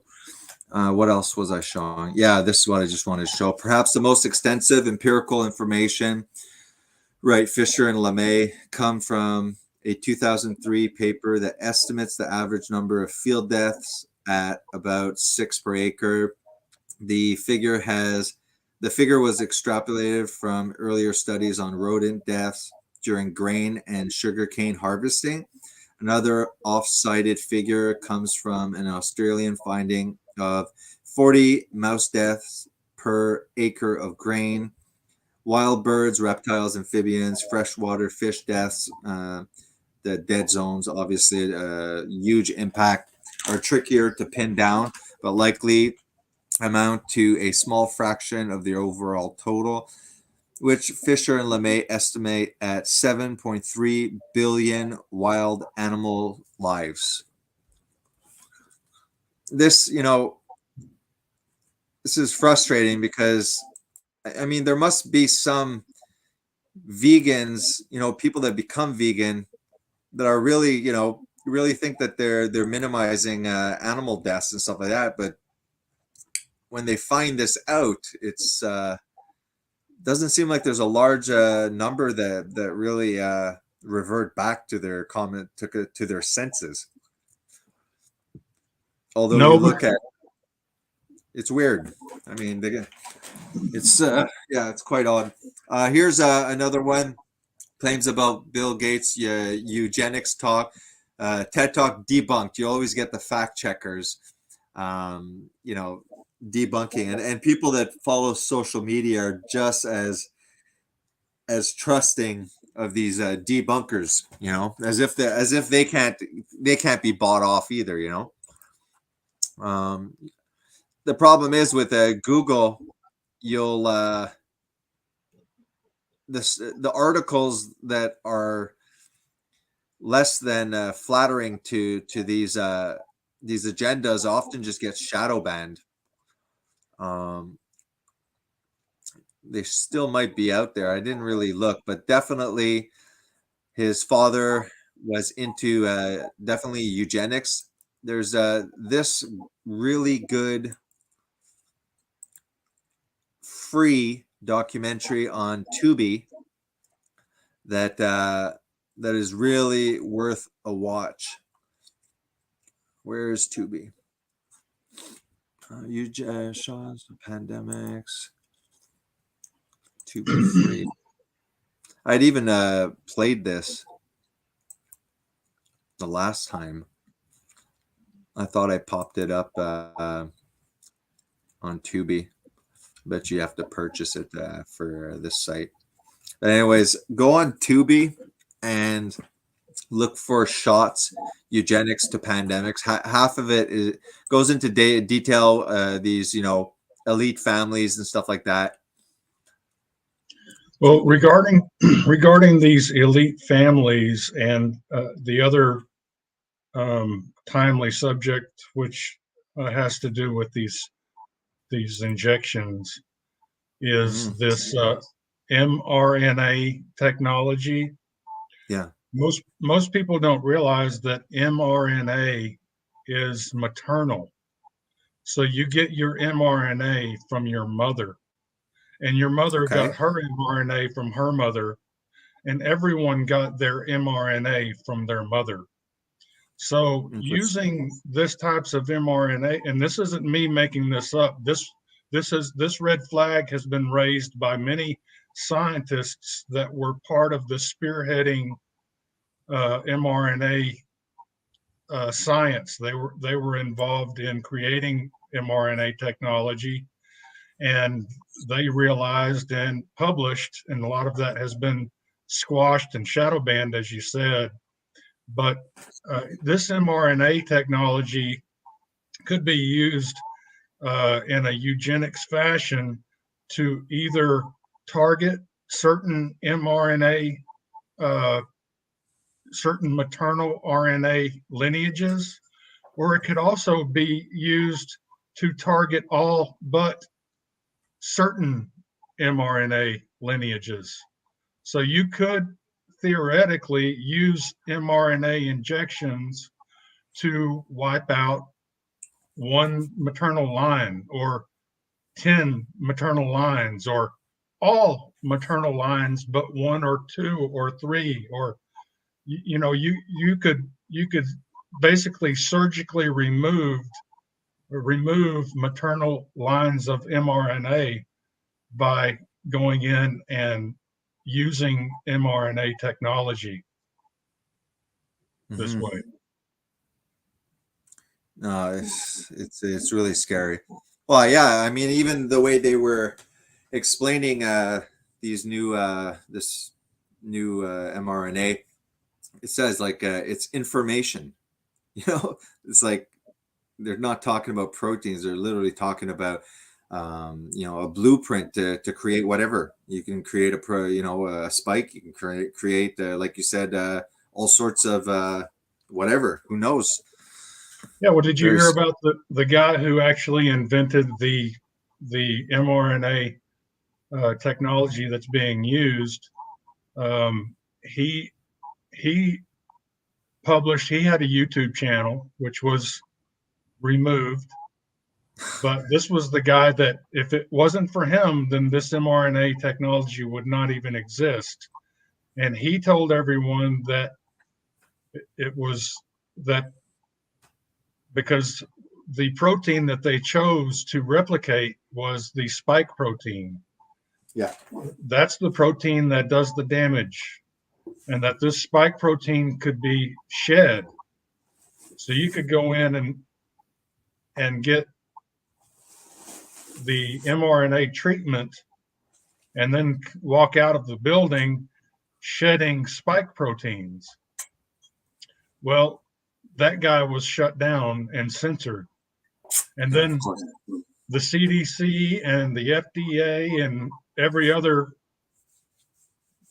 organization that had declared themselves the science came back after he was shut down and said, no, that's not true. That's not true. That's not true. But really, is there any more credible source on something like that than the guy that invented it? Probably. Yeah. There was tons of professionals that just weren't given a platform, or discredited or just fired and stuff like that. Very prior to the last 3 years, very world renowned, peer reviewed, multiple publications, respected scientists that had an opposing view, and they were discredited and kicked out of their communities, and for sure, like ostracized, like their careers are over. Yeah, that's not science, right? That's scientism.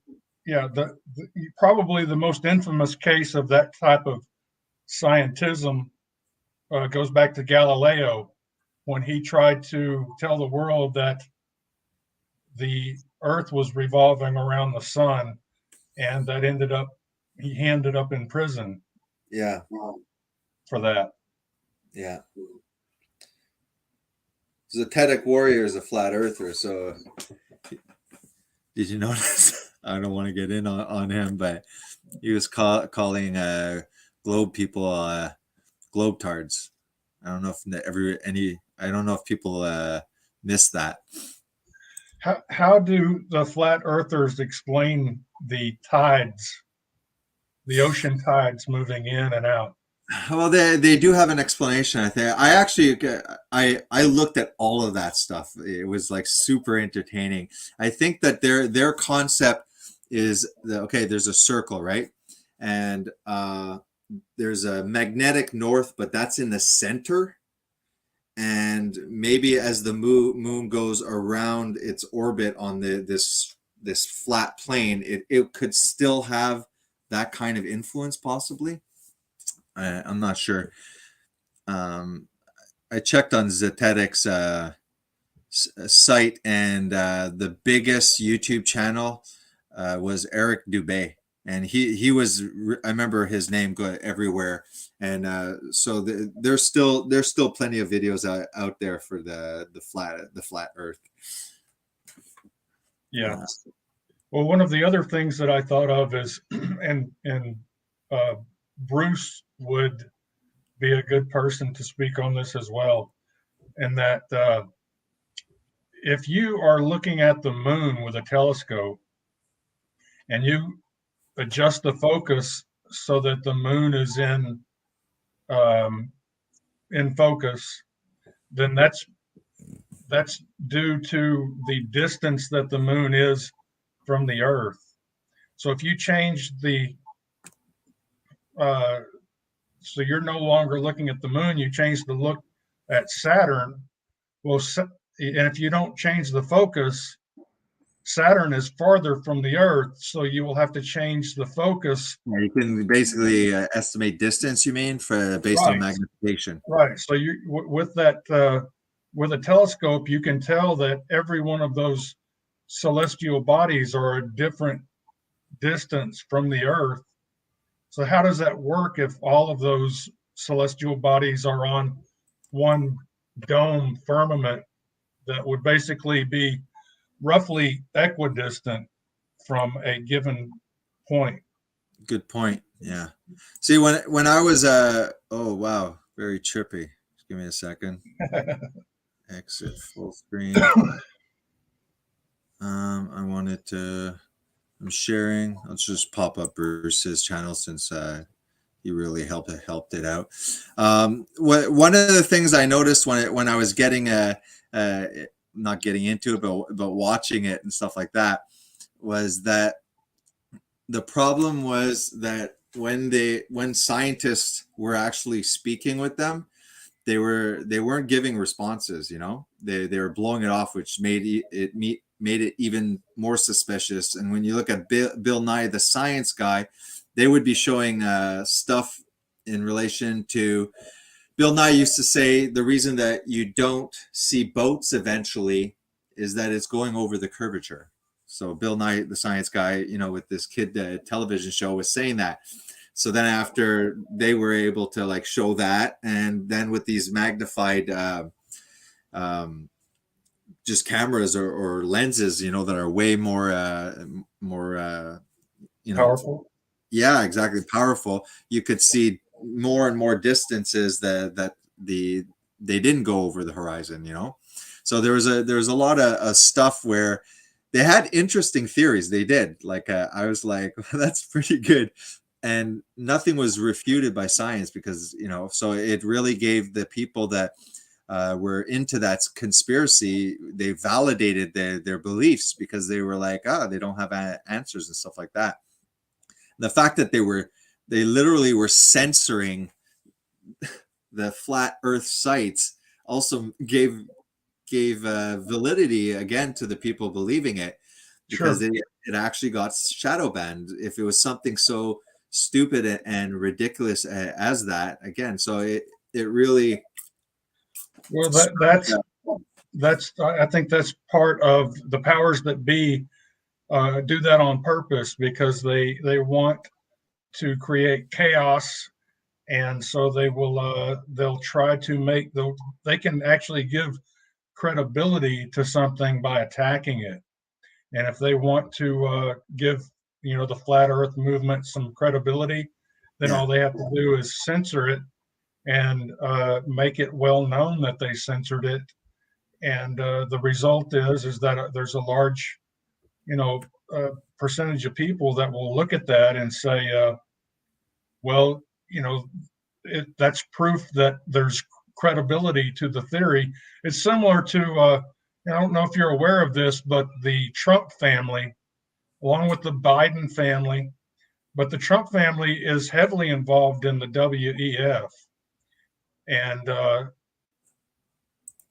but people, a lot of people I know, they look at Donald Trump as kind of a savior, and they'll ignore the fact that he and his daughter are so heavily involved with the WEF agenda, and they'll point to the fact that the media has censored him and attacked him as proof that he's opposition.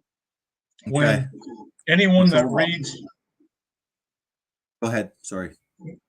anyone that reads Machiavelli, like, I don't know if you've read Machiavelli's The Prince, but No. that is a very well documented way of promoting controlled opposition, is by the Okay. powers that be attacking their own controlled opposition.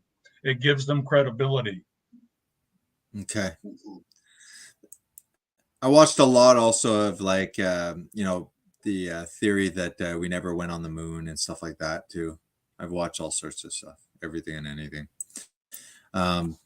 What's weird, what's really weird though, is that all of these, let's say space satellites, they're all CGI'd. So that adds to suspicion also about, well, why is everything in space CGI'd?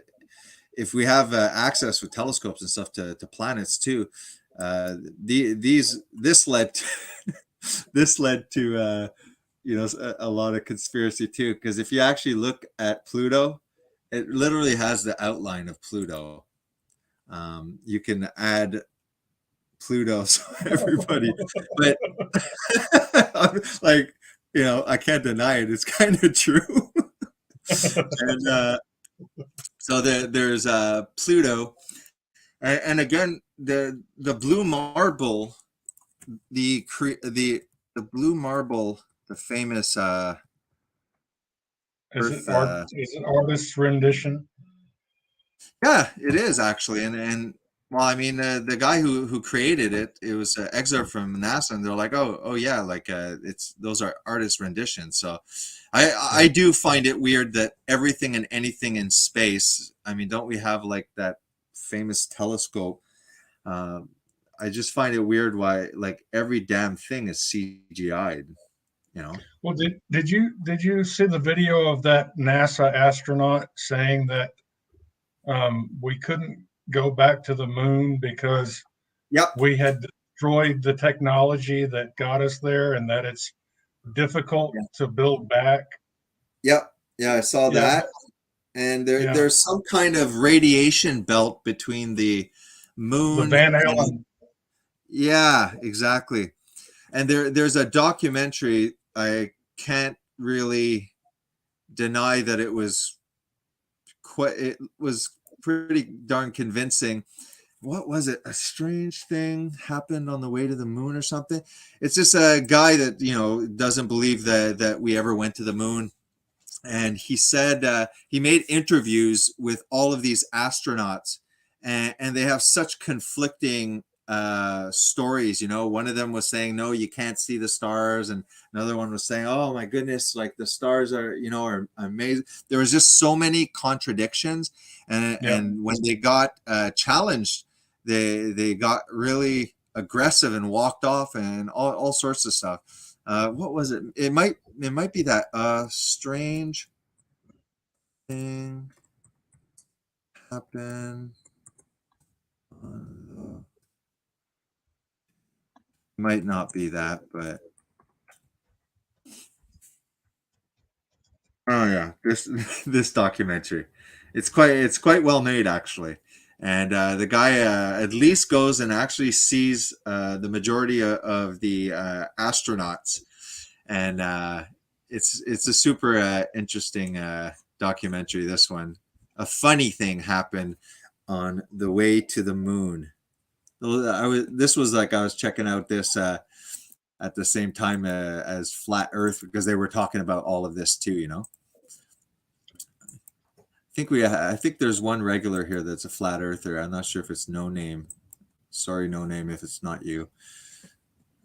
Have you ever seen the Apollo 11 post-flight press conference, August 12th? Yeah, where the guy gets really nervous and like kind of like shut up kind of thing. Is that what you're talking about? Well, just the whole crew is acting like, they supposedly just got back from visiting the moon, but Yeah, they're were all demoralized. acting weird. Mhm. I mean, they're acting like, if you were to tell me that each one of those guys had been threatened before that press conference, I would believe it, because they were all acting very strange. Not at all like you would expect someone to act after walking on the moon, Yeah. Not at all. Now, I wonder if it's I mean, obviously they have the whole darn thing here, guys. You can go check it out. Is it the Apollo 13, right? no, it's Apollo 11. Okay, let's check 11. Yeah, I was wondering Apollo why 11, August 12th, 1969. Okay, so they have the whole press conference. Let's look at just this one. And you have who was the main one, the most famous guy that he's the one that's talking. One of his colleagues starts talking, and you can almost see not almost, you kind of see this weird body language where he's almost like smacking him, like shut up. Yeah, I think you'll probably see it in this one. Followed by question and answer. Right. At this time, I'd like to introduce the Apollo 11 crew: astronauts Neil Armstrong, Michael Collins, Edwin Aldrin. Yeah, Neil Armstrong was the kind of the guy, you know. It's the guy on his left. It was our pleasure to Gets a little smack or something. in one great adventure. It's an adventure that took place not just in the month of July. See, he looks demoralized, rather eh? One that took place in the last decade. He looks stressed. We all here and It looks like he's lying, actually. listening in today need to share that adventure They all look like they're lying. Look at that look on their face. Yeah. in the past. Like months and if years. three guys just robbed a bank and you were interviewing them. Yep. To share with you some of the details of that final month of July. That was certainly the highlight for the three of us of that decade. Yippee! Divert a little bit from the format of past press My conferences and talk about I've heard the people things on like Valium that talk with interested more us enthusiasm. most. Watch when this guy, though, particularly opens his mouth. Watch the middle guy. On and about the moon. We should do a whole video on this. We will use a number of films and slides, which most of you have already seen, and with the intent of pointing out some of the things that we observed on the spot, which may not be obvious to those of you who are Not looking lying. at them here from the surface of Earth. Jeez. The flight, as you know, started promptly. And I think that was characteristic of all the events of the flight. The Saturn gave us one magnificent ride, Very compelling. both Yes. into Earth orbit and on a trajectory to the moon.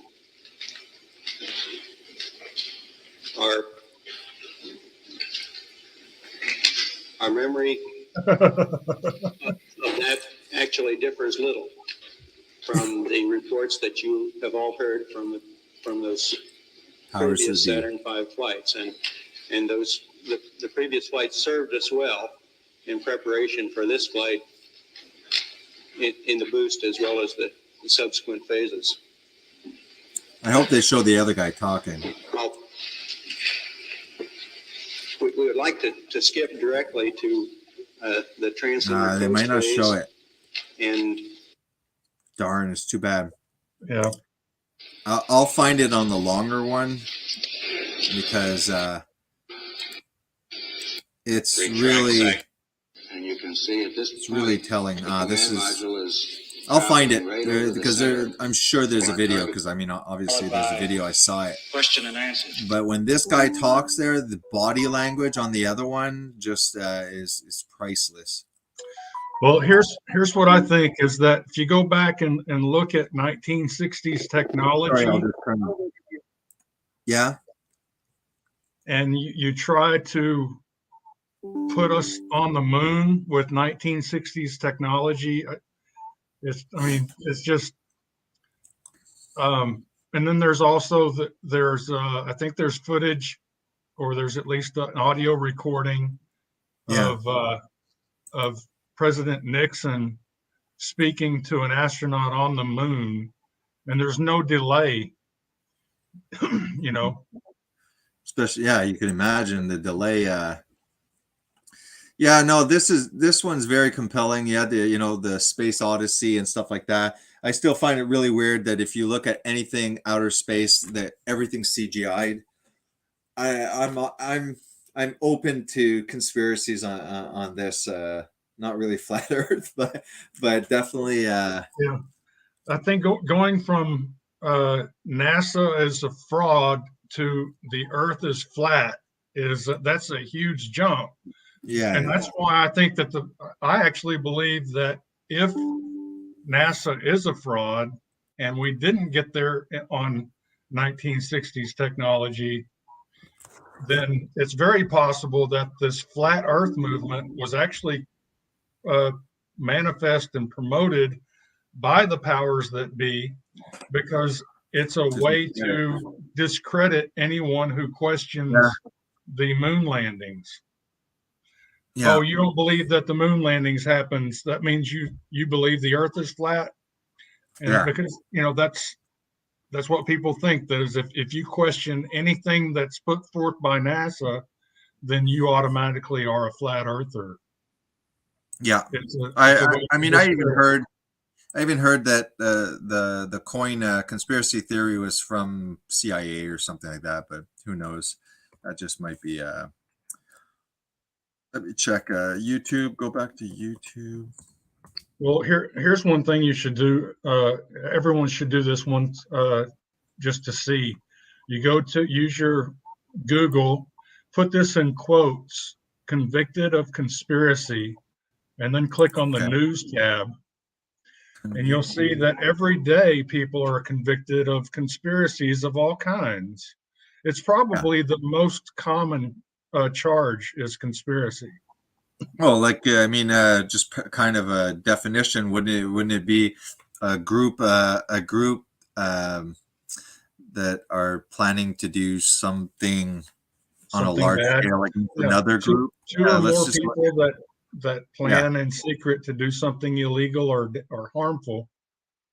Yeah. So people are convicted of conspiracies every day. Yeah, I mean the pharmaceuticals, they've done multiple conspiracies against the population. Here's one. But the minute you say a conspiracy, you believe in conspiracy theories. It really, conspiracy, a secret plan by a group to do something unlawful or harmful. You can see that I popped it up.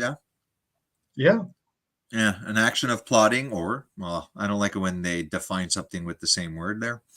Yeah, that's kind of a woman is someone who thinks that they're a woman, and right. That's what Matt Walsh kept on saying. Yeah, but what is the new that? definition? A woman. Just gonna show Bruce Sees All channel, obviously that gave me a major boost. My brother. Let me see if I can find. It does have beautiful images of the moon.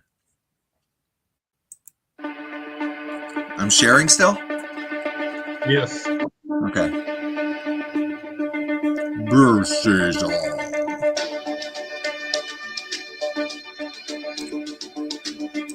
Mountains in the center and Mare Serenitatis, where bearish That's what his India crash telescope. landed. How convenient to crash tardigrades, living organisms, inside of a vessel where there's vegetation. If there is vegetation, I actually believe there possibly could be. Don't worry, we'll get a whole bunch of different angles. And when the telescope is off of the moon, like you see here, we don't get a nice color like this. Yeah, I adjusted the exposure before going over it. Mare Imbrium, we see some greens in the blue spots. Let me see some of his. I think I might recognize one that was pretty cool. I mean, he's had. Pretty sure that he started out like now he does mostly, I think, live streams, but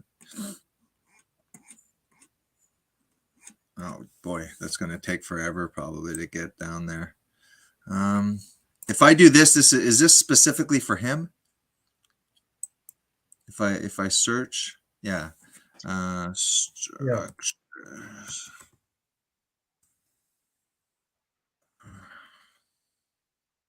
Maybe it's that one because I looked at this one. Let me see if it's this one.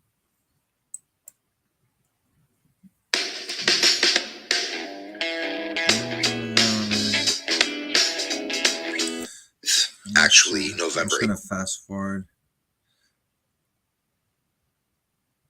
Is it this one?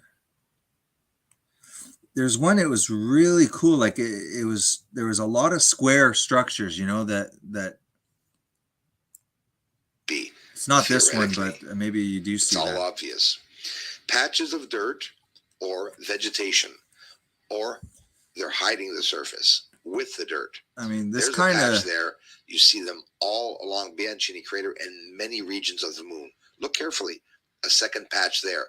That's the only area in the images that are blurry, are those patches, but the rest is all clear.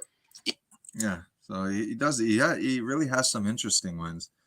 He definitely sees these things flying in front of or on very close to the moon. It doesn't seem to be like stuff that flies in front. Maybe I can make a live stream if he doesn't come on. Kind of checking out some of his stuff. It's one of his oldest videos, unfortunately, but he has so many, and it's probably hard to get to the oldest ones. 1 year ago. I'd rather have my brother on, and he can kind of get the most convincing ones.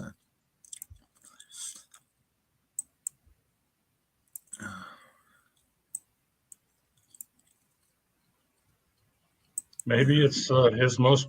Can you sort by most popular? Yeah, maybe. I'm not sure. I'll just scroll down a little bit more, and if not, I'll find it another time.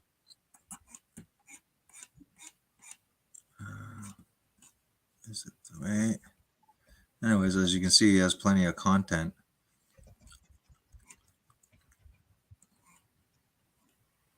Yeah, he does.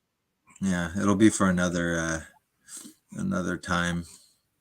I'd rather have Bruce on and kind of get the best content. I mean, it could have been on a live stream also. So, anyways, plenty of content for people interested in the moon and possible activity on the moon. I've definitely seen some compelling stuff that is definitely interesting. Here's this kind of stuff is interesting. I don't know how he gets it. I'm going to go ahead and link that Donald Pettit astronaut claiming that the Yes. technology was destroyed that took us to the moon. Yeah. It's in the private chat. Okay. I'll go to that now. This one out.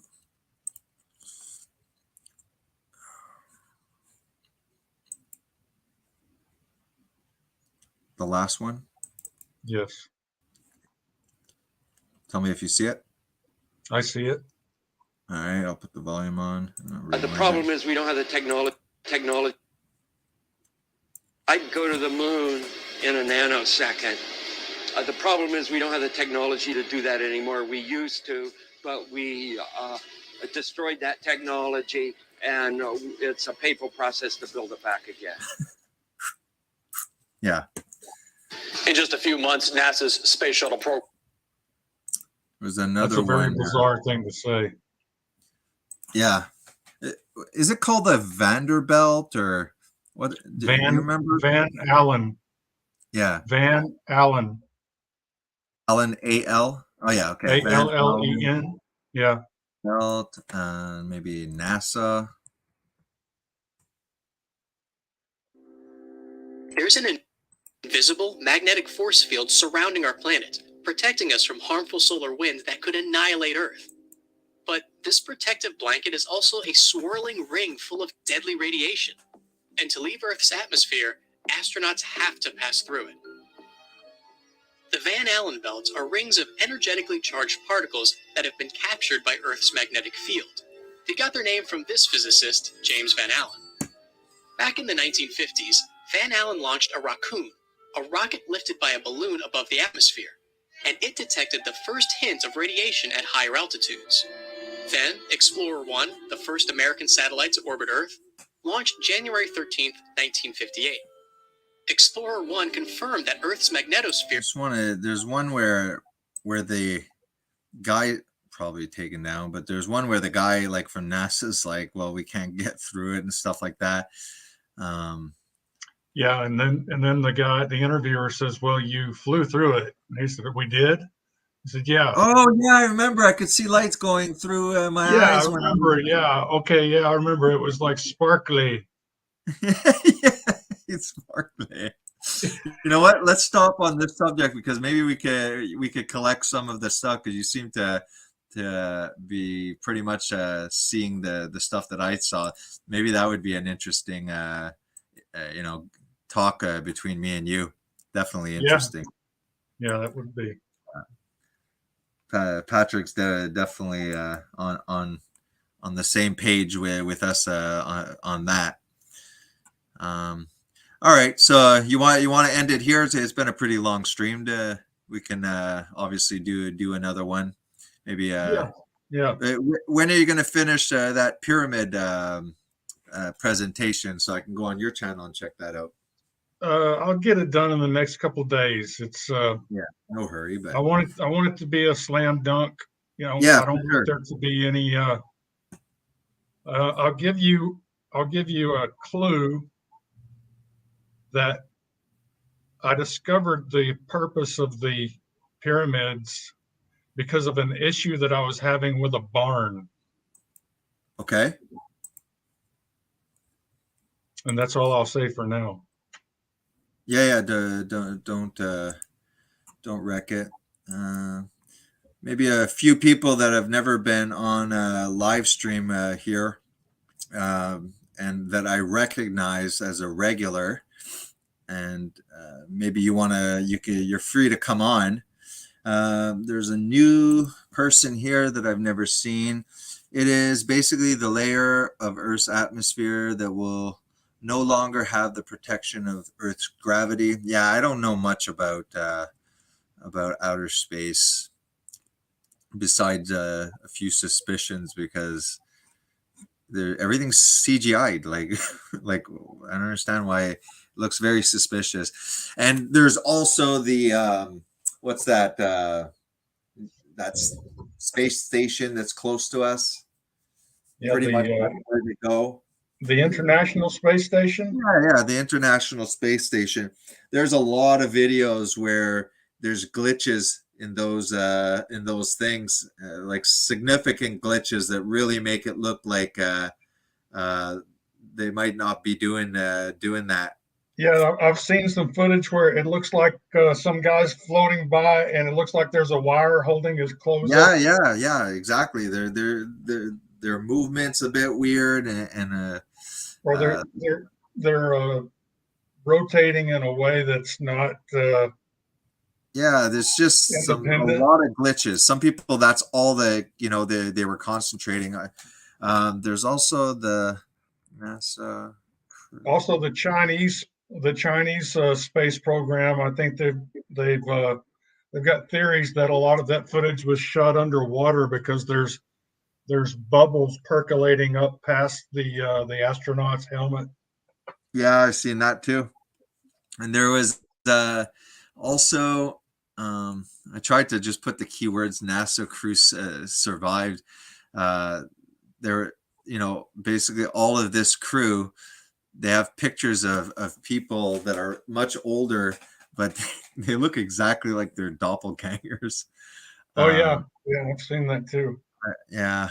I don't know if they took it off, but NASA crew survived. Maybe if I write conspiracy. Yeah, it's this one. I hope it's big enough. Yeah, so I mean, yeah, so they're showing before and after. This guy really looks similar. But yeah, there's a whole thing that the NASA crew. I mean, they could have You're not not. sharing the screen because you've got that zoom. All You've right, got give me that a sec. zoom feature on. Present, share screen. But you have that zoom feature on the close up. I hear you. Okay.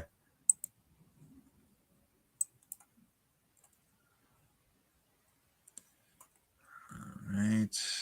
Garland Farms. Present. Share screen.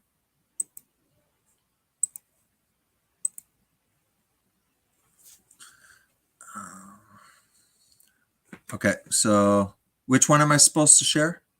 Oh, is this one. It'd be nice if it was a bit bigger though.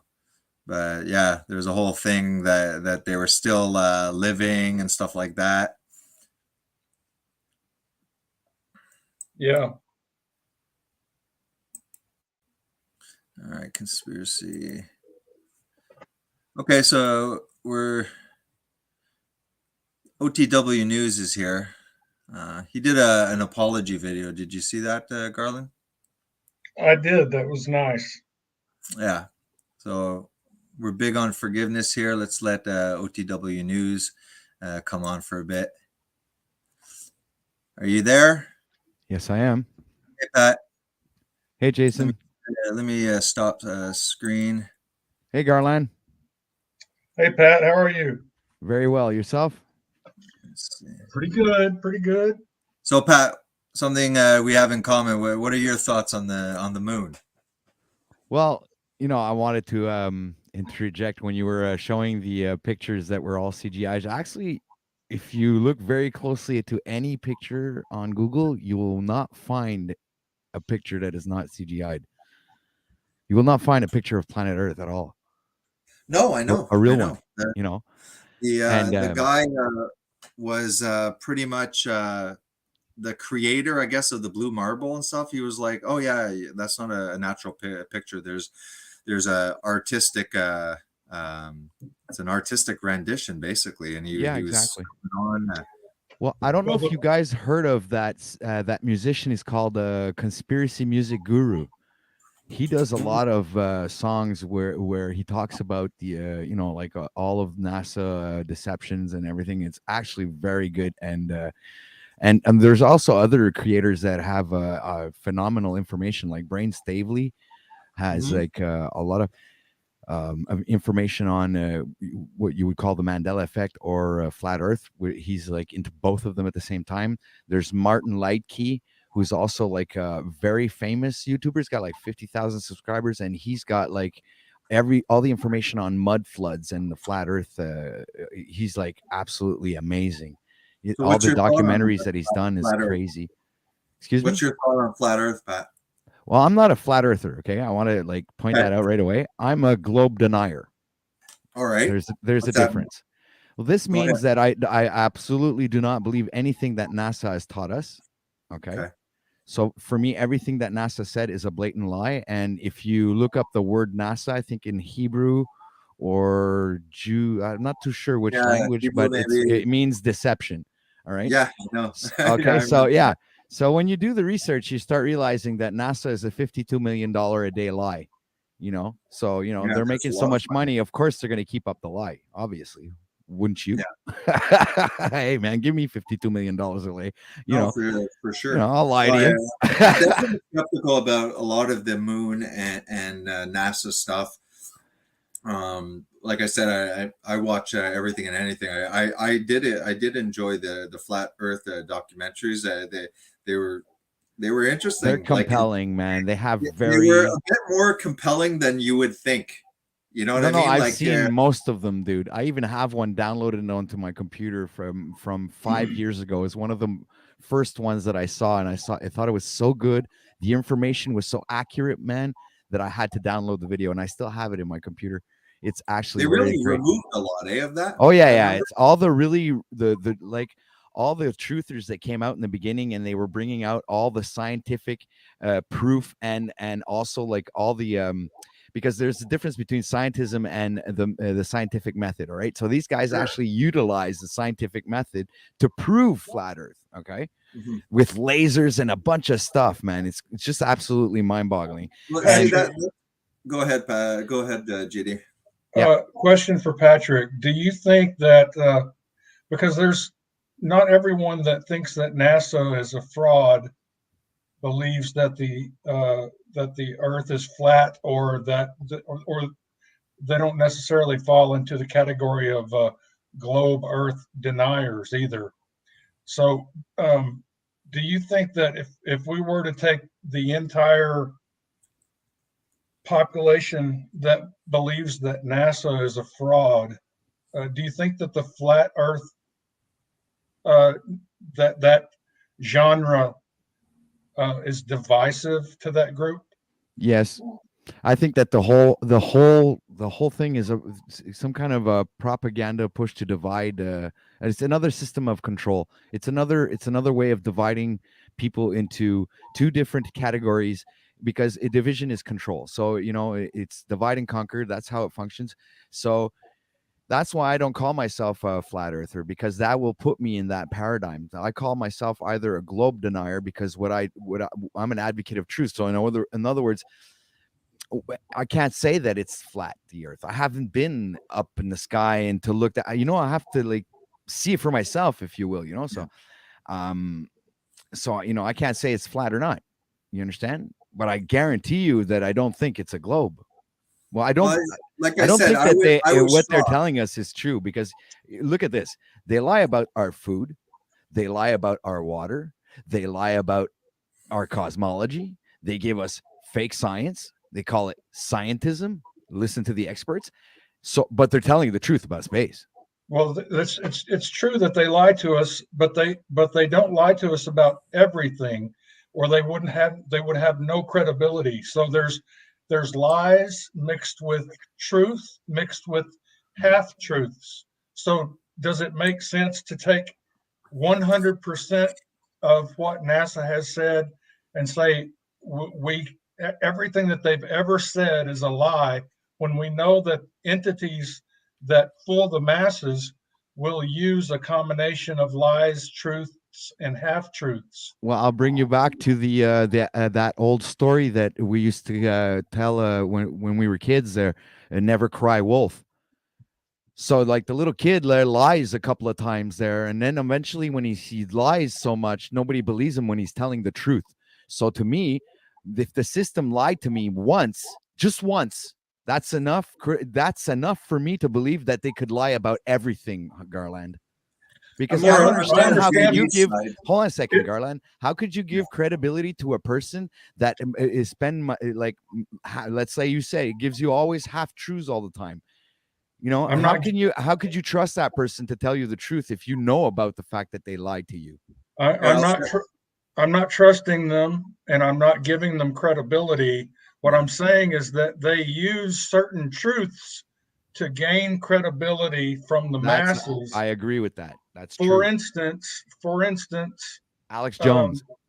For instance, we know that if you drill deep enough into the earth, you will be met with extreme heat and liquid rock, magma that you'll see coming out of volcanoes, which would point to a liquid core, or at least in a flat Earth would be a liquid underneath. So let's talk about what liquids do in space.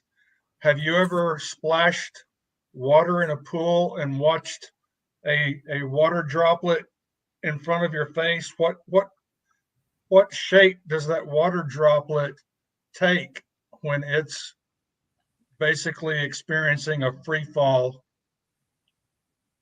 Doesn't it take a spherical shape? Yeah, but that would be like a water making a wave, Garland, or being a bubble inside a level. You understand? The fact that water can curve, it needs some sort of pressure for it to create that curve. You understand? When it has to have some certain convexity. When it travels down, like a water drop travels down, it has a certain air pressure that creates that curve. But when you're on a large body of water on any part or surface of the planet, any large body of water is flat. And when you level a building, and when you're using a self-leveling cement, when it's wet, what does the cement do? It auto levels itself. Isn't it flat? Isn't it flat because it's got a hard surface underneath it? It's sunk down to its lowest point, and it cannot go any further deep. And so now it's going to flatten out due to what we call the force we call gravity. But that's a gravity, again, is a non-proven theory.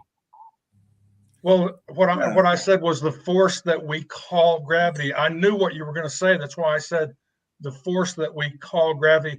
You can't deny that there's something that's holding you down, or else I could density. say, Pat, jump up there to the moon and tell me what it really Garland. is. It's called density. What? Density? Yes, sir. Yeah, so we're more dense than air. It's kind of like we stay on the ground because we're denser than the air water that surrounds us. It's that simple. There's nothing complicated to it at all. Well, you'd have to say, why does an object that's more dense put more pressure down on the Earth? What causes that? Put oil in water, Garland. What does it do? It floats. Why? Because it's not as dense as the water that surrounds it. It's the same principle. Yeah, but what makes a dense substance sink beneath a because it's heavier. Less... Because it's heavier. But what makes it heavy? It's weight. What gives something weight? It's density. You're trying to make me say it's gravity, but it's not. No, I'm not gravity trying to doesn't make you say exist. it's gravity. Gravity is a non-proven theory, Garland. Don't try to make me say something that I know is not a fact. I'm trying to ask you what causes weight? Density. Like density? I mean, everything has a mass, right, JD? Like I guess, weight comes from something with a larger mass. mass. The denser it is, the heavier it is. Have more density, you know. I guess that's what you're saying, Pat, right? Like things have mass, weight. So is what, in other words, if I were to sit on your shoulders, then I'll weigh about 240 pounds. Would that be an easy task for you to pull off? Repeat that question. I weigh about 240 pounds. If I was to climb up on your shoulders and sit on your shoulders, would that be an easy task for you? No, it wouldn't. So because of what? I would be creating a downward force on your shoulders? No, because you would be denser than I am, and you just crush me. What makes me denser than you? Your weight. The density of your molecules and your bones. So my bones and molecules are more dense? Yeah. It doesn't have anything. Even your muscles, the muscles and your skin and every part of your body, especially if you're a farmer, so you work hard. I weigh about 150 pounds. If I put you on my shoulder, I'd probably fall to my knees because your density is more you're more dense than the air that surrounds you, and I'm not dense enough, or like if I was a pillar of cement, I would be able to hold you up because I would be denser than you. Okay, so how about this? When I was born, I was 6 pounds 8 ounces. Right. So when I was born, I was less dense than I am now. Guess so. Why? What does that prove? I think he means that JD. Let me step in for a second. What he's trying to say is we're all on the ground here, right?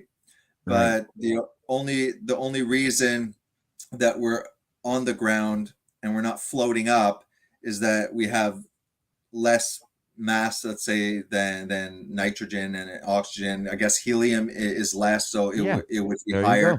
He's not talking about like density of a bone, I guess, or yes, he was. Yes, he was. Yeah, but it all comes down to the same thing. Everything can be liquefied or solidified, all depending on which temperature you give it. So that doesn't, it's irrelevant. Okay. We're talking about density. Everything is liquid when you bring it to a certain temperature. So it doesn't really matter what you're talking about. What we're saying here is when we're talking about density is in any form. So it could be liquid, air, water, gas, okay, flesh. It doesn't make any difference. Bones, earth, trees, you name it. Okay, okay, first of all, how do birds fly? You think it's gravity selective? They let gravity lets birds fly, but the chipmunks, they stay on the ground. Birds, yes, they have wings. I understand that, but they also are less dense than the air that surround them when they are in propulsion, because they propel themselves with their wings, and when they're flying through the air, the air that's around them creates aerodynamics, and it's all of this actually proven science. I'm not using Just 1 second, Pat. What would be actually more fun would be to view that documentary with me, Pat, and you. Yeah, and that would be then nice. we could play a little bit, and then somebody would say, okay, stop, and then we'd have a discussion. I know the mathematics. You remember when you were saying, like, was it Galileo, JD, or something? Again, I'm really ignorant in this respect, but the people that initially did think that the earth was flat, you look at all the cultures, it's all basically a flat cosmology. And then I'm sure the first one that implied that it wasn't was probably, like you said, Newton, the heretic. But what would a lot of the mathematical calculations actually were, because they weren't stupid from mathematics. One of the compelling things is the mathematics works. If you have that round kind of, we're in a globe, and you have that magnetic north that's in the middle. They should. I'm telling you, we got to watch some Flat Earth. It's actually surprisingly interesting. It's not as like, just Jason, just look at the numbers. Just look at the numbers that they give us to calculate the curvature. Okay. Yeah, well, that's the problem with the scientists that said the calculation. Well, you defeat the globe with their own numbers. I agree with that. I agree that I was talking about Bill Nye talking about the curvature of the Earth. You can't see. That was a stupid thing to say back in the day. So if nowadays they have also lasers that are able to. So let's say that the scientists say that the curvature of the Earth is this much. It curves that much. I can tell you what the measurements are. I know it's every 3 miles it drops 8.5 inches. Yeah. Okay. So, anyways, whatever the mathematics they were saying, they were showing that a laser can continue that distance, and they still kind of meet at the points and stuff like that. Again, I'm not a flat earther, but what's the longest river in the world? Interesting. It's what, 4,000 miles? Is it like the Mississippi River? Which one river is it? The Great Nile or something? I forget. Can I say one thing? Go ahead, JD. If you run a laser through a prism, it will bend, and prisms will bend light, and the atmosphere of the Earth, especially the atmosphere above the oceans, is very humid. And so when you're shining a laser across the ocean, you're shining the laser through a prism, because water can serve as a prism, and water in the atmosphere will change the direction that light is moving. It can bend it. Okay. So the How fact do you that a explain the laser 100-mile rail gun then? There's a rail gun that shoots 100 miles, Garland. How is that possible on a globe? If you do the math, that's literally impossible. No gun could shoot 100 miles away. They'd be shooting into space. well doesn't because it's dense, the bullet is, as according to you, the bullet would be denser than air. And so over distance, that bullet would be moving closer to the Earth's surface due to the fact that it's more dense. Correct? Correct. Okay, I understand. Obviously, it will lose momentum and it will drop back down to the earth. Obviously, Right. So, but I'm talking about a straight line, 100 miles, not dropping. I'm saying it keeps its momentum for 100 miles. I don't think that. I think that you Look need it to up. check your facts. I don't think that a rail gun. I don't think that it's not literally on a rail. It's not literally on a rail for 100 miles. It's still more dense than the atmosphere that it's flying through, and it's still going to lose some amount of altitude as it's moving. And so over the distance, it's going to be losing altitude. So rather than fly out of the atmosphere and become a celestial object, what I would call gravity, what you would call, I don't think you would call that anything, but density. Whatever that is that causes dense things to move downward would cause that projectile to curve as it moves. Just like if I throw a baseball and I try to throw it in like a rail gun, it's going to have a curved trajectory to it. So anything that is a projectile that's either shot or thrown in any form or fashion on this place we live called Earth, I guess you call it, was going to have a curving trajectory. And that curving trajectory over 100 miles would just basically be could very easily just stay at a constant altitude because of the curvature of the Earth. And I'm not trying to argue that there is a curvature of the Earth. That wouldn't be possible at the speed that the bullet is going. No way would the bullet be able to drop 8 inches every 3 miles at the speed it's going. It's impossible what you're saying. What you're saying is literally impossible. I tried to concentrate on the moon, so I knew we would be all on the same page. We had to go the flat Earth route. Well, it's the reason I decided to click the link. Come on, man. I'm joking, man. I'm not trying to prove flat Earth. What I'm just saying is, like, when you look at the railgun and what Garland is explaining, yes, I understand what you're saying, but that would be over a long distance. The bullet would lose its momentum after a certain point. Yes, I agree. But when we're talking about like the first, let's say 3 miles, to lose momentum immediately. But it would have to, for what you're saying to be true, it would have to drop 8.5 inches every 3 miles. That bullet, and that's impossible. It would hit the ground before it hit 100 miles.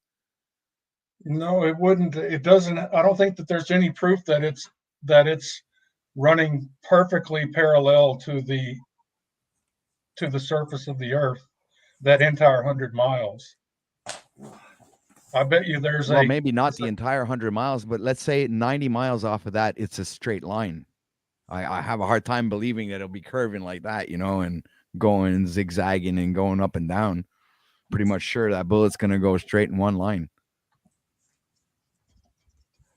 I'll tell you guys what would be fun, Pat, is to get a documentary so that there's. I have one right now. If you want, we could pull it up, but I'm not sure if we'd have to play it in double speed or something. Or yeah, well, let's keep it for another stream, specifically on, let's say, we can all collect our stuff on the moon first, you know, because it seems like we're a little bit more compatible on that respect, you know, and do a moon, do whatever flat Earth, listen to a flat Earth documentary. Everyone can chime in.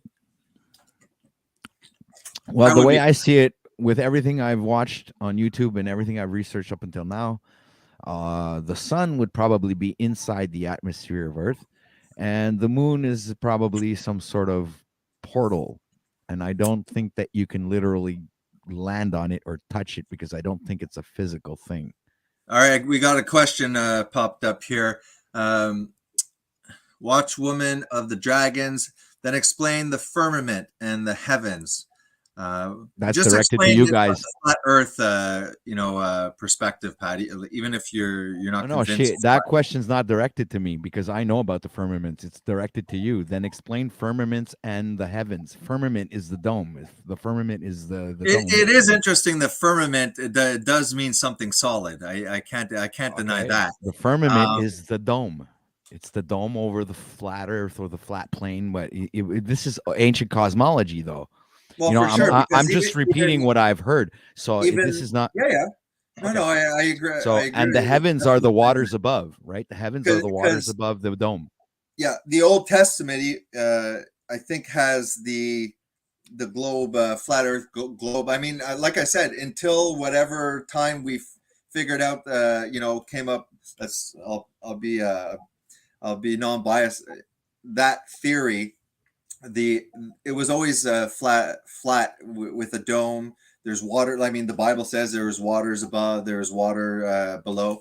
There's one really cool. I'll let you guys continue. But I mean, like, if anybody, do you have I mean, you've watched a lot of flat Earth documentaries. If you have their explanation, Pat, without saying it's yours. I'll never say it's mine. Because I think they just say that they're lights, you know, they're just energy things, and that technically they're not as far as science is saying. I think you I mean remember the stars. The stars? I think the flat earthers. Well, no, I said it in the I said it in the chat before when Garland was mentioning the stars. Yeah, because of the distance of because they're holographic projections on the dome. I want to try and find. That was a super easy answer. I want to try and find. There is on YouTube like stars seen under a telescope.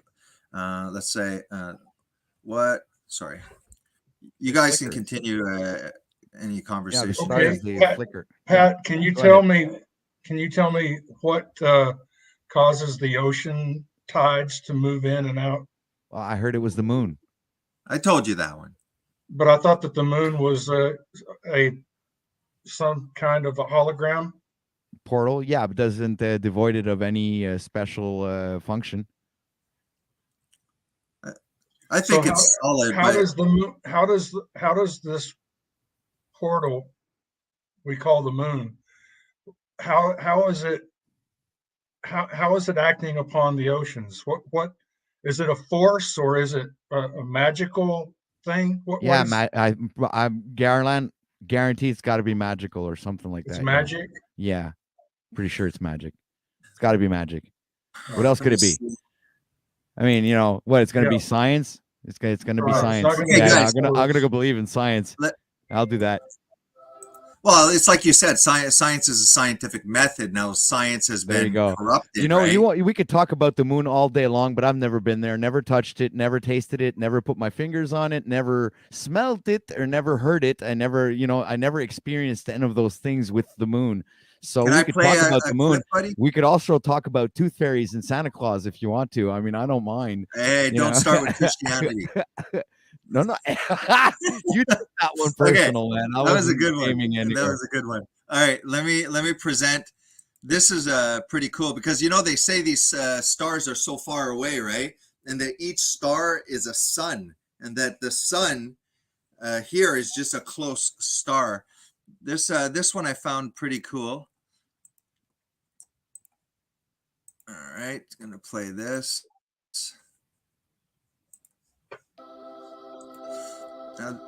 Now these look like, you know, kind of like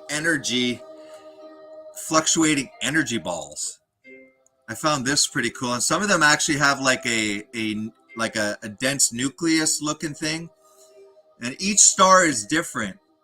And when you compare sometimes the patterns that you might see, you ever see these things where you throw down sand on this metal thing, and then you start increasing the hertz, and it starts forming different shapes. Yes, I've seen those experiments. Yeah. Yeah. Like, I mean, look, if you look at one point, there is like a dark center to it. Now that doesn't look like a sun. No, it isn't. That's really what they're filming is a star. And it seems to me, I even remember that planets seem to have a very similar thing. Yeah, exactly. But that's because they're reflections on the dome. But more than that, all right. There's a lot of things that I've been in the occultic side. You know, the stars would be reflections of our souls. See, this is pretty cool because that guy was filming this star right there, and he just pulled back, and you can actually see like that he's, you know, that this wasn't just a weird look. You saw it when he pulled back. Yeah. I saw it. Street lights and stuff, and then he zooms back in. I find this really like compelling. Yeah, but like I said, like into ancient cosmology, the stars would be believed to be the reflections of our souls. So that the stars are us, and something that would correlate to that would be one of Linkin Park's songs, where he says, I can't remember the name of that song. Darn it. It's weird too that like. But anyway, he talks about stars, and he says that, you know, we are stars, and you know, what does it matter if one goes out? And he says, I do anyway. The lyrics are pretty special, but I can't remember the name of the song. Sorry about that. In the Bible, they refer to stars as angels. I had showed that previously, but anyways, this is pretty cool. That doesn't look like a sun. JD, what do you think of this?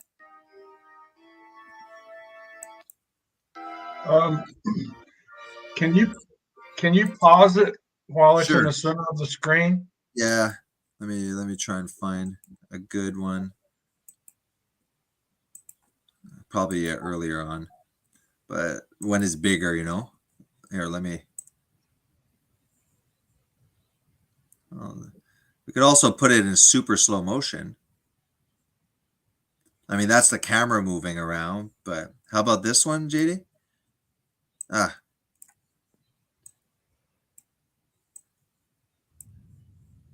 Okay. Yeah. I mean, it could be the atmosphere, some people, I bet you would say, you know, distorting, but go ahead, JD.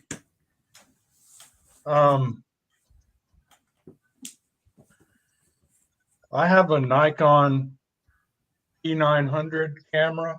Sure. Okay. That's got an 83 times optical zoom. And when I use it, I can get photos of the moon that look very similar to what your brother shows. Yeah.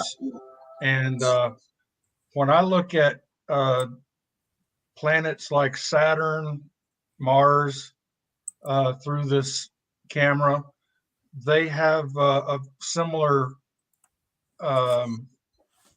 appearance to what you're showing me here. Mm-hmm. It's because they're luminaries. I definitely don't believe that they're planets. I don't believe that NASA is full of shit. Suns that are far away, that's for sure. They're full of shit, and our sun is not 93 million miles away either. Okay, because if they're lying about come on, think about it. If they're lying about the moon, I'm on your page. I don't think it's as far as. But if they lie about the moon, they lie about the stars, they lie about every fucking thing. Guaranteed, they're lying about the sun too. You know what I'm saying? They're lying about everything. Garland, I don't think that you can prove that they've lied. I think that they've lied to us about some things, but I don't not think everything. I think like I am more on the side of JD. where Well, I mean, I'm talking kind of about like space. Satan with The only half thing truths. He says something true, but then there's a lie to it. I think, Yeah, like you but said, like let's say nature science, Jason. You know, nature yes, science, like National Geographic science, and then the biological science, and all that stuff. That the stuff that's actually been researched and yeah, experimented and used the scientific method. You know, my father used to watch wildlife and things like that. These are things that are true science to me. You know, when you're talking about nature and things like that, even Garland to me, you would be a more of a real scientist than any NASA motherfucker. You know what I'm saying?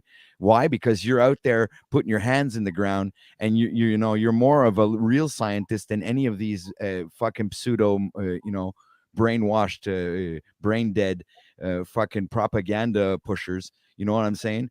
And yet, of course, I don't believe them because I know that they're full of shit and I know that they're lying.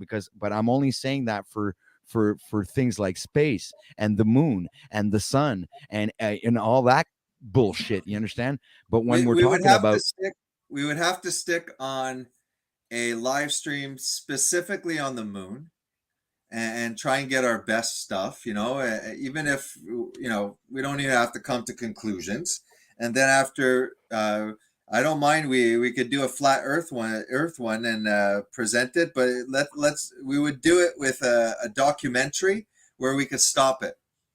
You know, we could watch a little bit, then we can all comment on it, and go from there. That would be something fun, you know. Like any freaking topics. Then nothing's off base, and we could also go halfway, and then invite people because everyone's a chicken here on my channel. I invited people on, but no one's coming.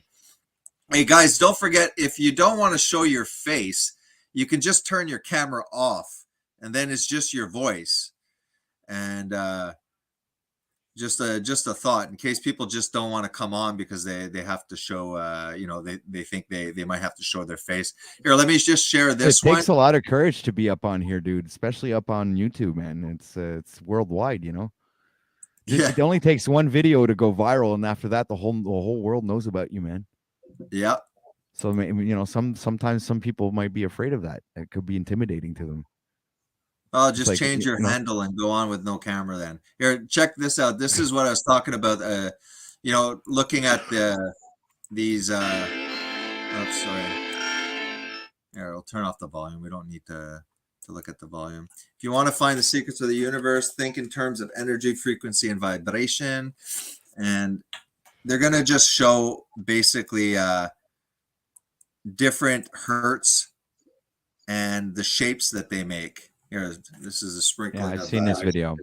Oh, yeah, there's a lot of them. Yeah, but did you see the shapes that of 440 hertz, which is the standard for music today? It's No, chaotic, man. It destroys it's chaotic. It's completely horrible. It's very harmful for the human I'm body. sure I could believe that possibly. Yeah, yeah. To make us more anxious and Sick distracted. even. It can cause cancer, and it can there are frequencies that can heal, and I'm pretty sure, Jason, you would know about this, that there's a sound therapy. Yeah, there was one interesting thing about grounding. Oh You heard yeah, about that? yeah, getting JD, ready. you ever heard of grounding? Have I heard of it? Yeah. Yeah, so I did use those things that you stick in the electricians stick in sockets and stuff with a red and black needles at the end, and you hold it. I forget which setting you have to put it, but yeah, you walk around the house and sometimes it's horrible the amount of Electrostatic. touch. Yeah, exactly. I tried out of desperation for my wife. I bought like Grounding Canada, I think it's called, these grounding sheets that you put into the Yes, you plug them into the ground in the wall. Yeah, it didn't do that's any awesome, miracles dude. for her, but I definitely think the grounding I definitely think all of these electrical currents in buildings and stuff like that cannot be healthy at all. This bombardment, and you know, our soles of our shoes used to be leather, which does ground, you know, now everything's rubber. Look, See, this is see the combination of the numbers there in the hertz of yeah, of that sound. Well, yeah, it's like you see that it's written 33 there. yeah. Yeah, it's definitely cool. They just switch up the hertz, and it kind of makes me think, like we said, like these luminaries, you know, the stars, each one going at their own frequency and creating different shapes and stuff like that. Yeah, that's this is pretty cool. They have some, you know, I don't know if And right, if you that's good notice, enough. higher the frequency goes, the more complex the shape becomes. Yeah, Lower the this frequency is, actually the more. reminds me of the Buddhist.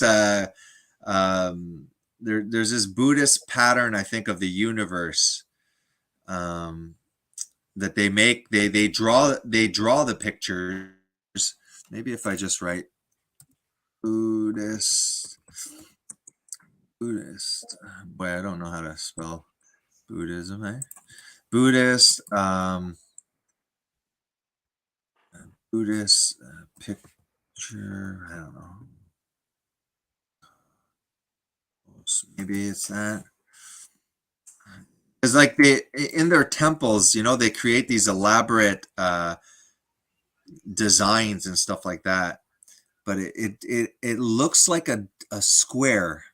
I'll look it up another time. Sacred geometry, bro. They knew about this, man. It's like everybody thinks that the ancient societies and everything were dumbed down and stupider than us because we think we're all high and Yeah, mighty because we have technology. But I'm telling you, these I ancient definitely don't think. societies were highly advanced societies, and they were way beyond what we can even comprehend or even wrap our heads around. If these people could literally draw sound on a piece of paper, what you know, you think these people, they they knew these things even before we even started experimenting them on a piece of metal. And see, the guy did a YouTube video, but we never learned that in school. You know Yeah, what I'm saying? But the ancients, they knew about it. So you know, I definitely think that the ancient cultures were far from being stupid. Yeah, I agree. Yeah, I mean, there's a exactly. lot So it of wasn't about monuments. you know, Yeah, well, that'll be they're interesting. portraying the JD has ancient some cultures cool as the stuff about the Flintstones, you pyramid. know, but they were Yeah. far from being the Flintstones, you know. Well, there's some things that like are crazy, like these quarries that are like let's say they're built with a certain kind of stone, and there's no that it's not there, you know, so it had to be brought tremendous, distances and stuff like that. They talk about the pyramid. They talk about these stones that they don't even know, like you can't even put a credit card through it. Yeah, there's a lot of stuff that Well, what happens is once you get that door open where you know that NASA's a $52 million a day lie, yeah, then you research, you try to find out what the real history is because you want to know, you freaking know that they're hiding something, right? So then that's where you get it. You fall into flat Earth. That's when you fall into the mud floods. That's when you fall into all these different rabbit holes. Will bring you into ancient cosmology, and I could even refer you to another specialist on ancient cosmology, even though he's not really working on that right now, but more of his recent, not recent, but older videos. If you go watch them, his name is Bro Sanchez.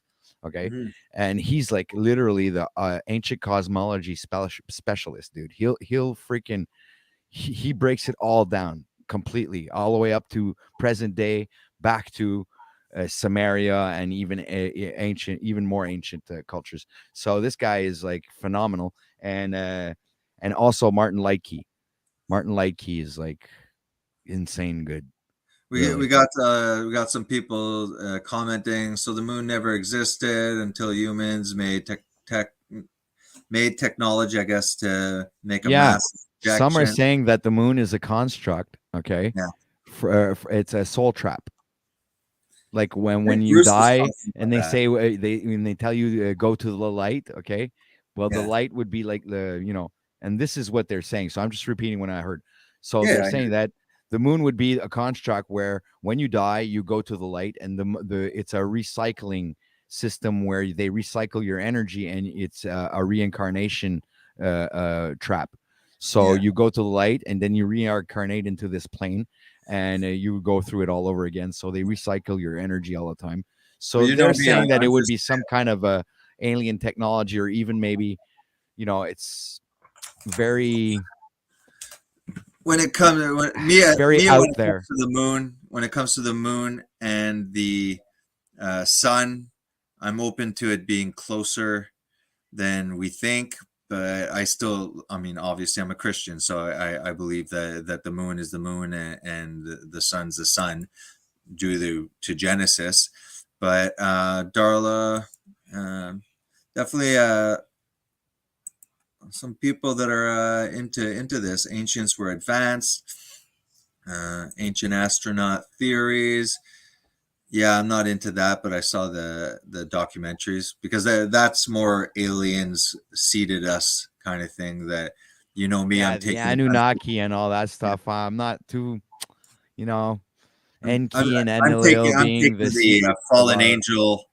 You know me, I mean, I've done enough videos about that, and I'm taking more the spiritual, interdimensional angels that came down and played gods, created a lot of the civilizations, brought along technology. That's part of the book of Enoch, basically. There's an interesting passage in Babel, after they tried to create Babel. God put lesser deities, pretty much angels, to be in charge of them, and they pretty much sought worship. And that could be a lot of these gods and stuff like that we see all through cultures. I mean, it's quite plausible. That's definitely the Christian perspective I'm running down. Which one? I forgot. I wanted to pop something up, but Oh, Mandela. So that's I, another thing that, dude. I You know what? purposely jumped over that. I Yeah. wanted to jump over that. But you're gonna have to do one on the Mandela effect, seriously, because that's another mind blower. Seriously, Yeah, well, you have good ones on that, definitely. dude. It's definitely that's another. You ever heard of the Mandela effect, JD? Oh yeah. Yeah. Oh I've heard yeah. of Oh, it. so you're familiar with it? JD's a well-rounded individual. Yeah, that's awesome, I, man. I didn't expect that you were into this. I expected you were way too busy with your With the farm. farm, yeah. Me too. I'm surprised you find time to make those awesome videos too. Yeah. Well, you have a great I wouldn't say an interview, a discussion with JD. You edited it out. Here, I'm gonna actually do a plug for you there. We're gonna go to OTW. I did I edited the whole Yeah, conversation like, to so it's not an like hour, the whole 11 long. minutes, and 11 seconds.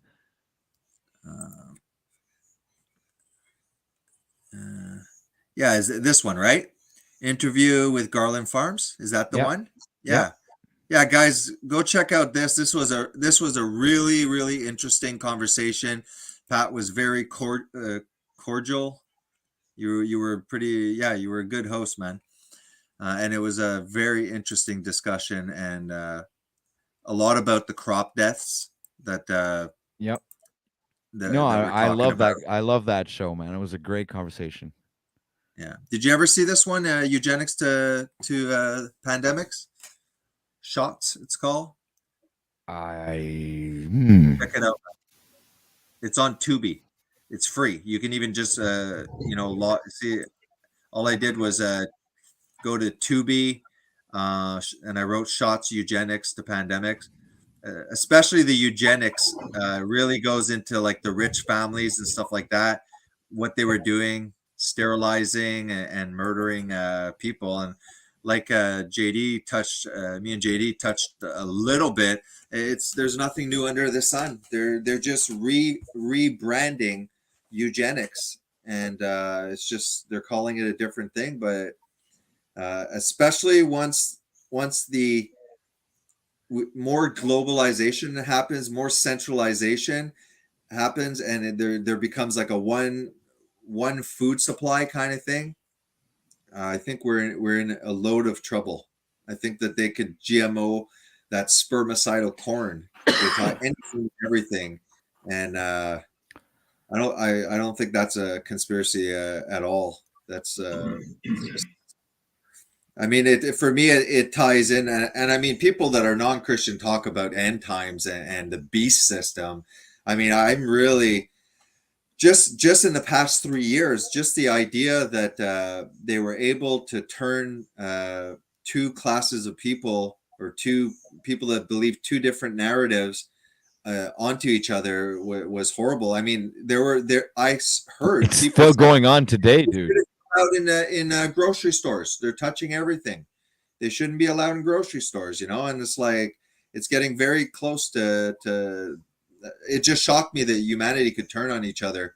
I heard some sick things like from people I thought were very very good people. I'm not saying they're bad, but saying, well, you know what, they don't want to get that happy, healthy medicine, then they shouldn't be admitted into intensive care units and stuff like that. I heard a lot of horrible things, Well, think being about said. this, Jason. In the beginning, when it Be started, careful with the yeah, keywords yeah. you're using.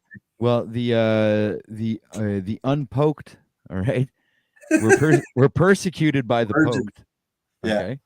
And now think of it today, because I think you actually you live the experience yourself. That now it's the other way around. Now the poked are being persecuted by the unpoked. Yeah, I know. I mean, So even I mean, this is disgusting to me. well, I mean This is that crazy, man. whole Zetetic Incident episode. was, All he was going on was I should on have that. brought that stream down like as soon as it went too far. It's okay, I should have whatever. It brought it doesn't down. matter. But what I mean is my story. I'm honest about it, and I made a decision. I mean, we're taking care of a 14-month-old baby. Michelle getting screwed over by the insurance company, losing a year's salary.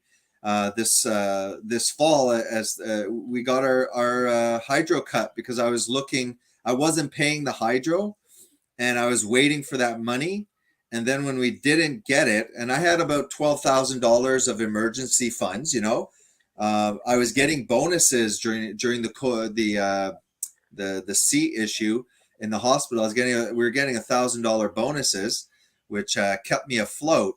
And the minute that left, I was just losing $1,000. Just went through that 12 grand, and my hydro got shut off. And when your electric bill gets shut down, you can't make a deal with them. You got to pay it in whole. So I had 6 grand that I had to figure out, and I had to borrow money from my mom. So this decision to say, you know what, yeah, I'm ready to not have electricity, to lose my home, to not be able to feed a 14-month-old granddaughter at my my home and stuff like that. There's issues where we've had to take care of the child. It's not as easy as to say, you know what, I'm fighting against the man, and I made that decision. A lot of Christians talking about this is the mark of the beast. That's completely not true. It's definitely setting up a precedent. It's definitely the foundation of this total world control. What they call the beast system looks like there's a lot of foundations for that. But these Christians that were spouting out, it's the mark of the beast, it's the mark of, no, first of all, The mark of the beast dude, it's allegorical, okay? And I'm just gonna, it's really quick what I'm gonna say, okay? Yeah. All right. When it's talking about the hand, like the right hand, okay, it's talking about your works. It's talking about what you're gonna be doing, your job. And when it's talking about the head, all right, because it's the mark of the beast is either going to be on your hand, your right hand, or your forehead or something. Well, they're talking about what you focus your thoughts on. You understand? So that's the mark of the beast. So if you're focusing your works on the system, the beast system, all right, Yeah. or if you're focusing your thoughts on the beast system, that's you being brainwashed or programmed by the system. That's the message that it was trying to tell us. Well, let me That's the way I see it anyway. It's my personal interpretation. Let's say the Christians that were saying it's the mark of the beast. First of all, if you look at end times eschatology, the time, like the events that have to occur. There needs to be a one world economic system, an economic political system. The Antichrist isn't going to come on stage as a Canadian prime minister or anything. It's when the elites have total control over the food supply, over the economic system, and all in the name of globalization and the green agenda. Then there's a system that's going to enslave us. And I think that, okay, even if Should you be think by it's 2030. well, exactly. So all I'm saying is the end times, people that aren't even Christians, they've been bombarded with that and the 666 and everything else. But I believe very, very much that for me, it was a wake up call, because it made me it was a humbling experience. And it was also, I felt violated. And, but this whole issue with the healthy, happy medicine for me was very humbling, saying to myself, well, wow, like, am I going to be ready to lose everything if this beast system is real and comes on, But I didn't like like you said, now there's the people that are the on Veed attacking the Veed as if they're, scum of the earth. I mean, the beautiful apology that you wrote, if you notice the beautiful apology, nice and short, the 3-minute manning up video that was very, very nice of you to do. People were, again, I don't know what the hell they had with it. Was, again, they were calling me. The comments were pretty, some of them were pretty harsh. Yeah. And I'm going, I was very honest with my story. I was definitely not going to say it to the guests, no way. But the thing is, I was like, yes, I admit, and I feel violated. And I felt that I think it's a crime against humanity, especially that I was on pretty much your page on a lot of things, but there's self-employed people. And for me, I had tons of other crises. We've had 3 years, and on top of it, my ambition of publishing 2 studies, it was just too much. And I was getting jammed stuff down my nose every exactly. 3 So days. what I don't think about the unpoked people is how self-righteous they think they are, when as if they never made a mistake in their life. And if we want to get into the big 3-year C issue now, I noticed in the comments that they were ripping at the actual workers, the nurses and the therapists, and I was like, okay, wait, listen, I was in the ICU. We had 300 positive COVID patients that had COVID pneumonia. It appeared over and over, exactly the same x-rays, the exact same CT scans. The CT scans showed an insane amount of inflammation.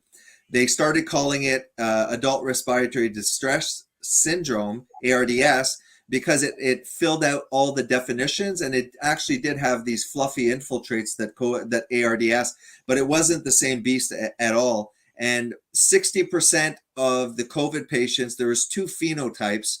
The first phenotype was the air sacs were perfectly fine. A lot of people don't realize that. First of all, you did have the cytokine storm that ruined the capillary network, as well as most vessels, probably even the large ones, because there was clots. But the majority of the hypoxemia, the lack of oxygen that was occurring, was not because of aeration. It was because of massive amount of microclotting, as well as sometimes big clotting. So that's why stuffing as much oxygen. Due to what? Just due to the spike protein. There is the ACE. It's angiotensin. There's this pathway that it was going towards, and there was another pathway that is anti-inflammatory, and it seemed biochemically to go down that pathway.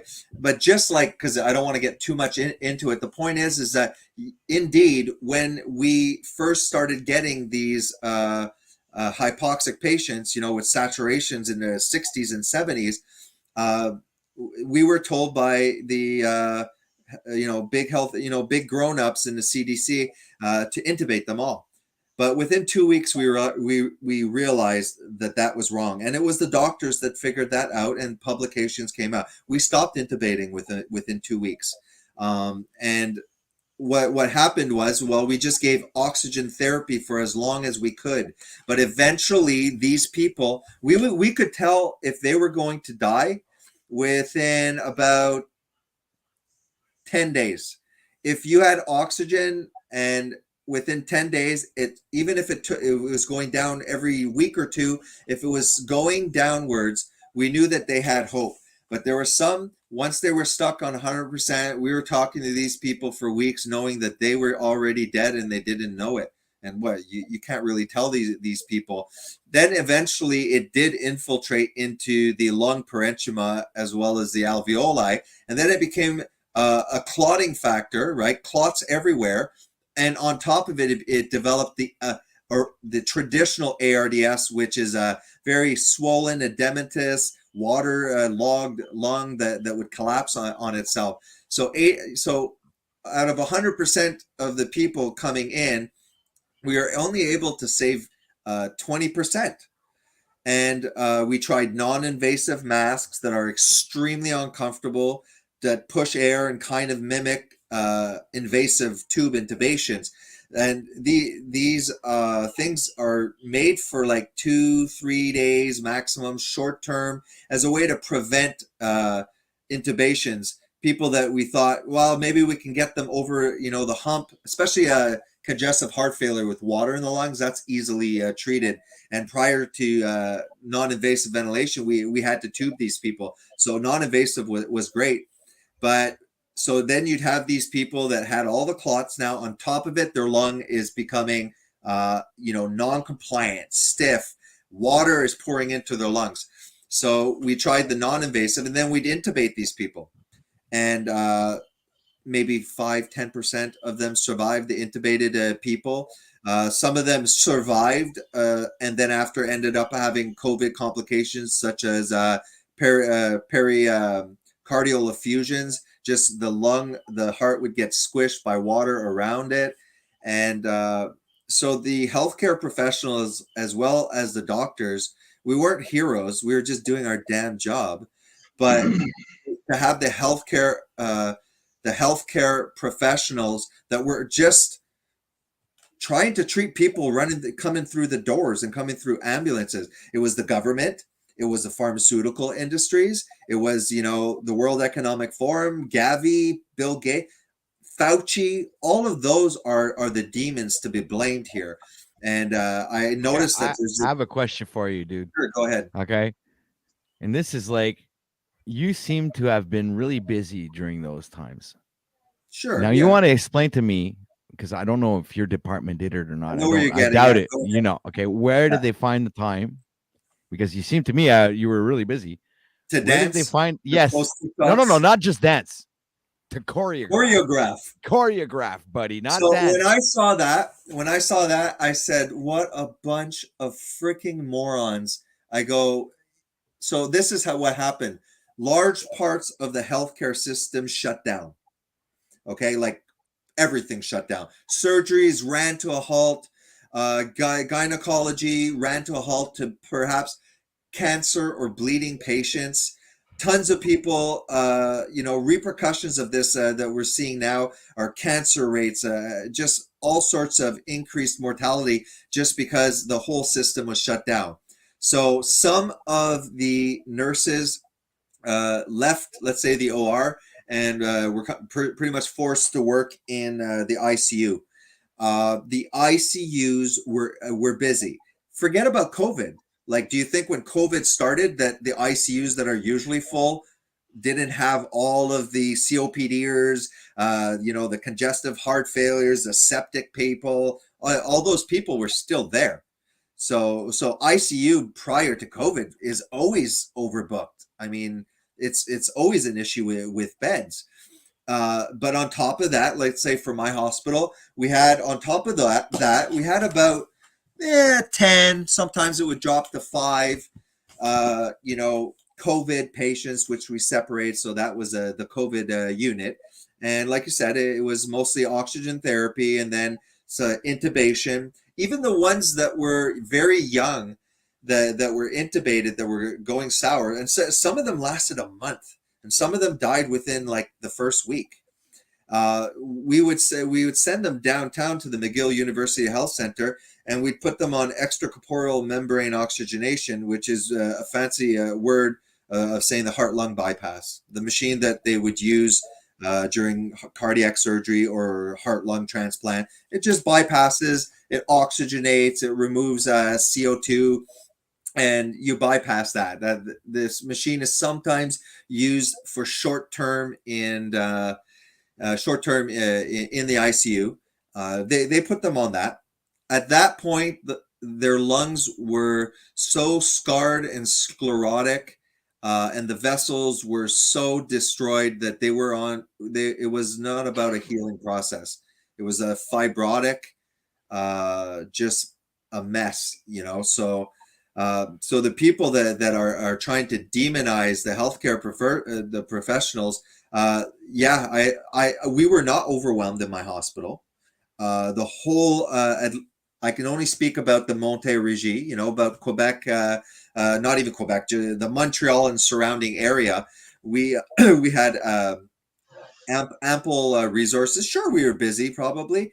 The Urgence Santé, the paramedics were extremely busy, though. They didn't have the resources. Right now, sometimes you'll call for an ambulance, and they're like, unless it's a cardiac arrest, they're like, listen, all our paramedics are busy. So I definitely had a middle perspective where I disagreed with a lot of the mandates and agendas, and personally did not want, especially the fact I caught the original strain. And yeah, I experienced it. I was completely sick for 14 days, and my oxygen did drop down to 90 on a pulse oximeter.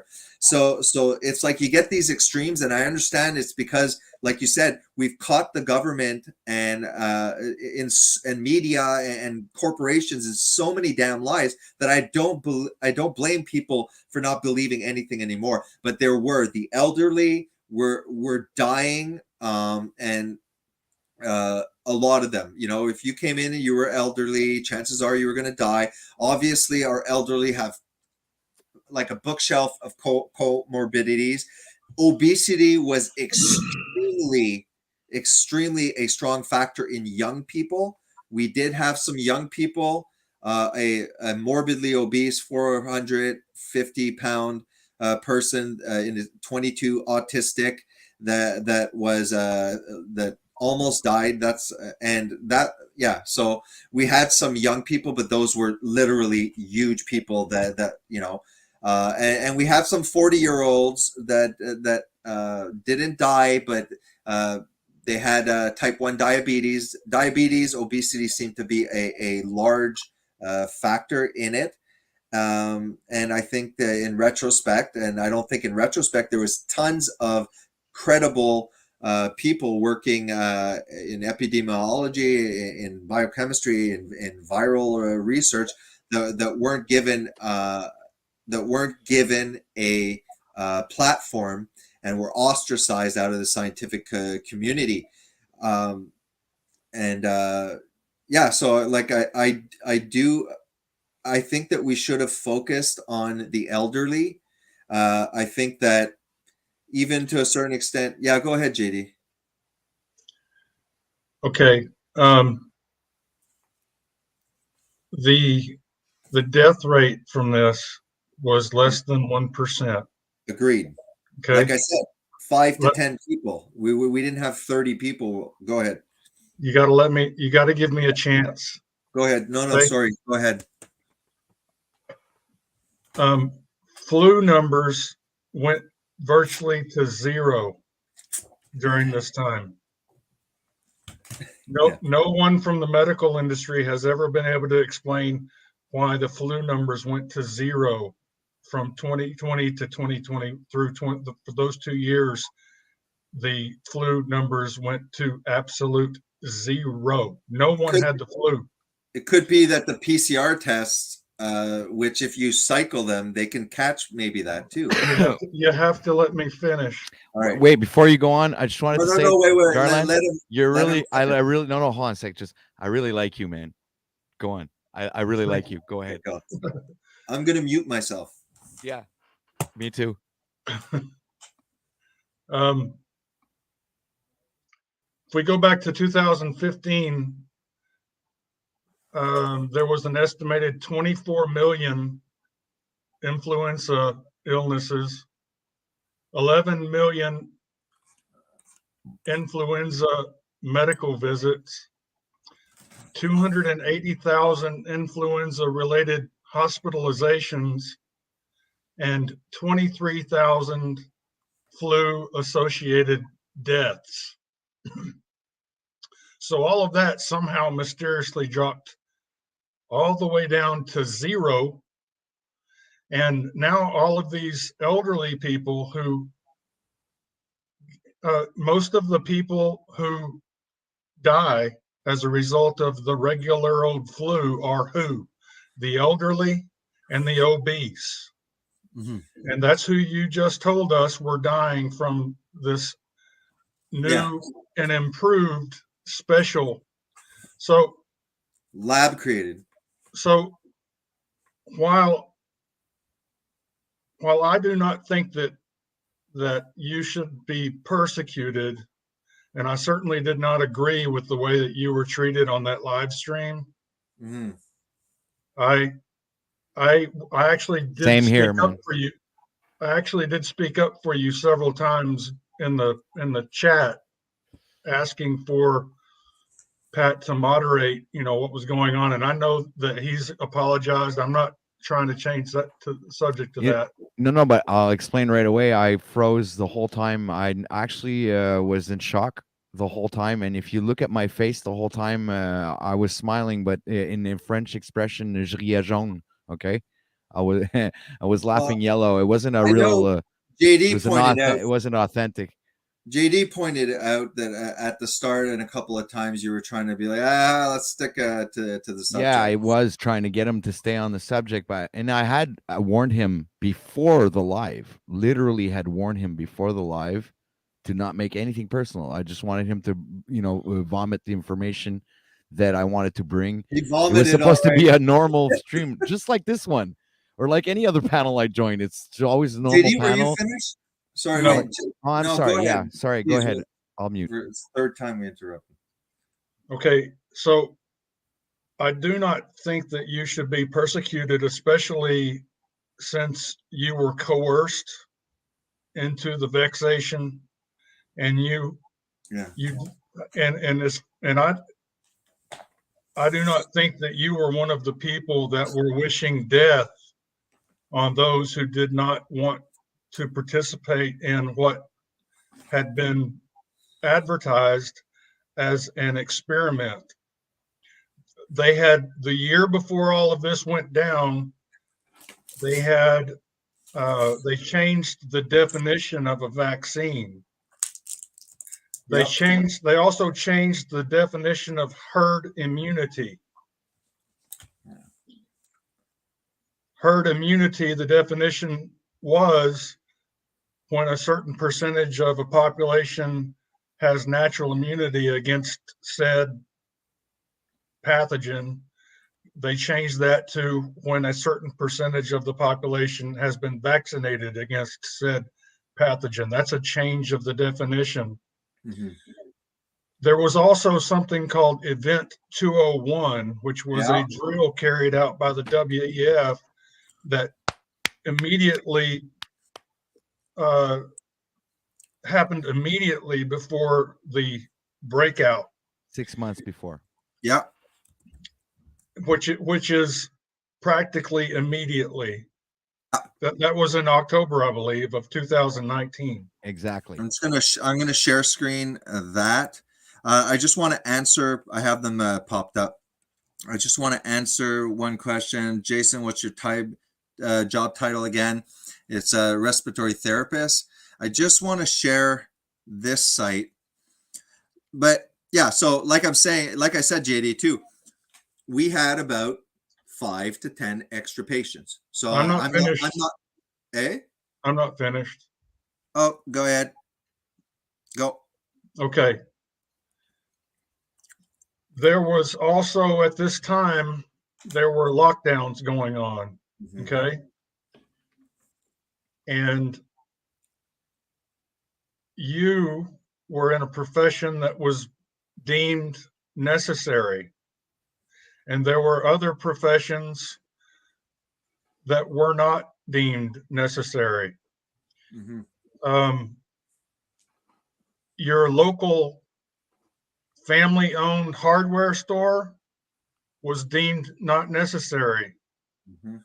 The hardware department in Walmart was deemed necessary. All of the big box stores remained open. The mask protocols that you guys have to follow at work, Still. where a mask has to be, but what I'm talking about is here in the United States, it's OSHA, a government body that has all of these rules when it comes to masks. You have to wear an appropriate mask for an appropriate situation against a certain pollutant or particle or pathogen. And that mask has to be appropriate, has to be graded, and it has to be changed at a certain time interval. And those mask protocols have to be followed. And none of those protocols were being communicated to the public. There's something called a bacterial pulmonary.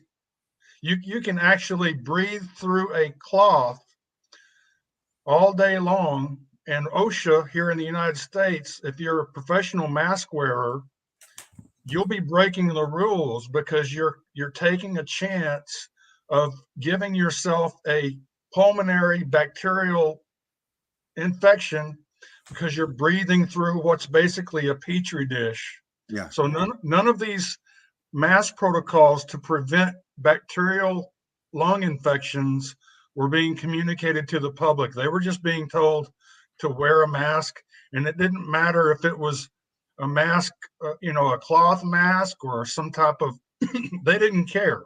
Yeah.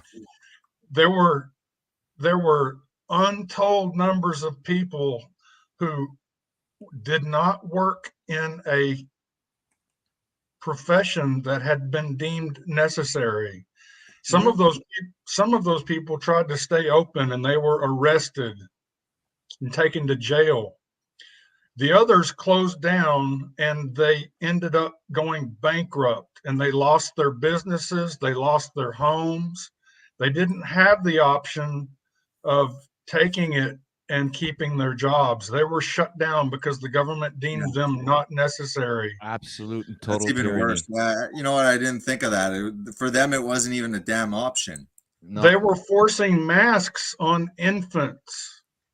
This is child abuse. Yeah. They were putting mandates on truckers, taking their this is against the Nuremberg Code. This is against their human rights. And you start threatening the truckers, you're threatening the system that delivers food and drugs and water and the whole logistics. Yes, every. I mean, you're flirting with a massive. You're flirting with massive death on a scale that no virus has ever been would ever threaten by shutting down the trucking industry. This mRNA, this is a new technology. I used to teach human physiology. My last 2 years in college, I made extra money by teaching pre-med students and nursing students human anatomy and human physiology. I was a professional tutor. I know the kind of people that go into that profession. And are they intelligent? Yeah. Are they geniuses? No, they're not geniuses. Believe me. and back then there was a definition for a vaccine, and what that meant was that you took the goal for an effective vaccine was to take a virus and engineer it so that it's inactive but recognizable by the human immune system, inject that so that it wouldn't make you sick, but that you would build a natural immunity to the harmful version of that virus. Well, mRNA technology doesn't do anything but cause the body to produce these spike proteins. And the spike proteins, as you said a while ago, Jason, is the harmful part of what the virus is doing. That's where the inflammation comes from. That's where those clots were coming from. That's where the myocarditis comes from. Yeah. So they didn't create a vaccine to protect us against the damage. They created something that would actually cause damage, because the spike protein is being manufactured now, even if you haven't been exposed to the virus. By the transport mechanism that usually transports our DNA is now transporting what Garland has just said. The RNA is a transport system, right, for our DNA. JD, did you need to? Do you add everything? I'm Sorry, you got. finished. Okay. Oh, so this is the fourth interruption. Jeez. And according to the inventor of this mRNA technology, who was censored and shut down by YouTube and other government entities spoke out against him, he was telling people that people that took the shot were going to be shedding this spike protein, and that spike protein was potentially damaging to the people around them. There's also the TikTok dancing issue that was totally unacceptable. It shouldn't have been just the anti-vaxxers that were speaking out against that, but everyone in the medical community should have shut that down. They should have shut it down. It should have been squashed, and those people should have been fired and ostracized. That was the most disgusting display of that is just tyranny. Really disgusting. Yeah. And also the fact that this whole situation is being used as a vector to bring in this great reset cannot be ignored, because if you've got the World Economic Forum that's going to carry out Event 201, and then all of a sudden this scenario that's supposed to be dreamt up and doesn't have anything to do with reality except for some hypothetical situation that might happen someday, and then just by happenstance, coinky dink, right after that it actually happens, and guess what, Kyle Schwab comes out in the next month with his book COVID-19 The Great Reset. It's like, and Mr. T, who comes out with his warp thing. Yeah. Here, I'll just wrap this whole thing up and end it by repeating what I started with. The flu cases went to zero. The flu cases went to zero. So whatever you've got to explain about, we've had certain patients that were in the beds and the elderly were dying and the fat people were dying. Well, that's not new. The flu was doing that already. And someone might say, yeah, but they had the C word and they couldn't smell anything. Guess what? That's a symptom of the flu that we've always had. The flu gave the wrong impression. Sensation of smell. I gave the wrong impression because what I did say that we only had about 5 to 10 extra patients at a time. I didn't imply that, maybe I shouldn't have said like tons of. What I meant is, of the 300 that passed through in about 2 years, and like I said, 5 to 10 extra patients due to this is not, and I acknowledge even some fat old people weren't necessarily getting this infiltration either. Some of them had no symptoms. What I mean is, the populations that we saw at a higher degree, but like I said, it's 300. We didn't have like 3,000 pouring in. We had 50 ventilators ready when the damn thing happened, and probably had enough, we were fine with the ventilators that we had. All I'm saying is, so I'm talking to the people that are telling me that it doesn't exist, that is completely a farce. Is like, no. And I've never seen 5 to 10 fat old people with comorbidities dying specifically intubated of the flu. So we really don't get many people, intubated. I think I've seen. Yes, I know, but there's a few things that were different. Okay. Yeah. Here's a couple. Here's a couple of things that were added to the scenario that weren't part of the scenario before. So the numbers that I gave you for 2015 for the flu, now let's say that we changed that scenario in 2015 to everyone wearing a mask all day long, breathing in bacteria. Yeah.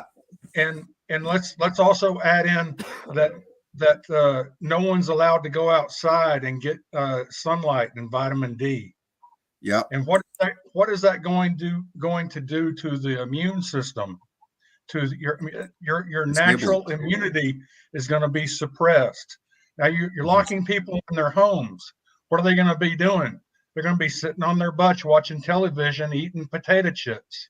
What's that going to do to immunity and overall health? And it's going to drop it. So you've got 3 or 4 or 5 or 6 or 10 things that you could list that were happening simultaneously that were different than every other year. Yeah.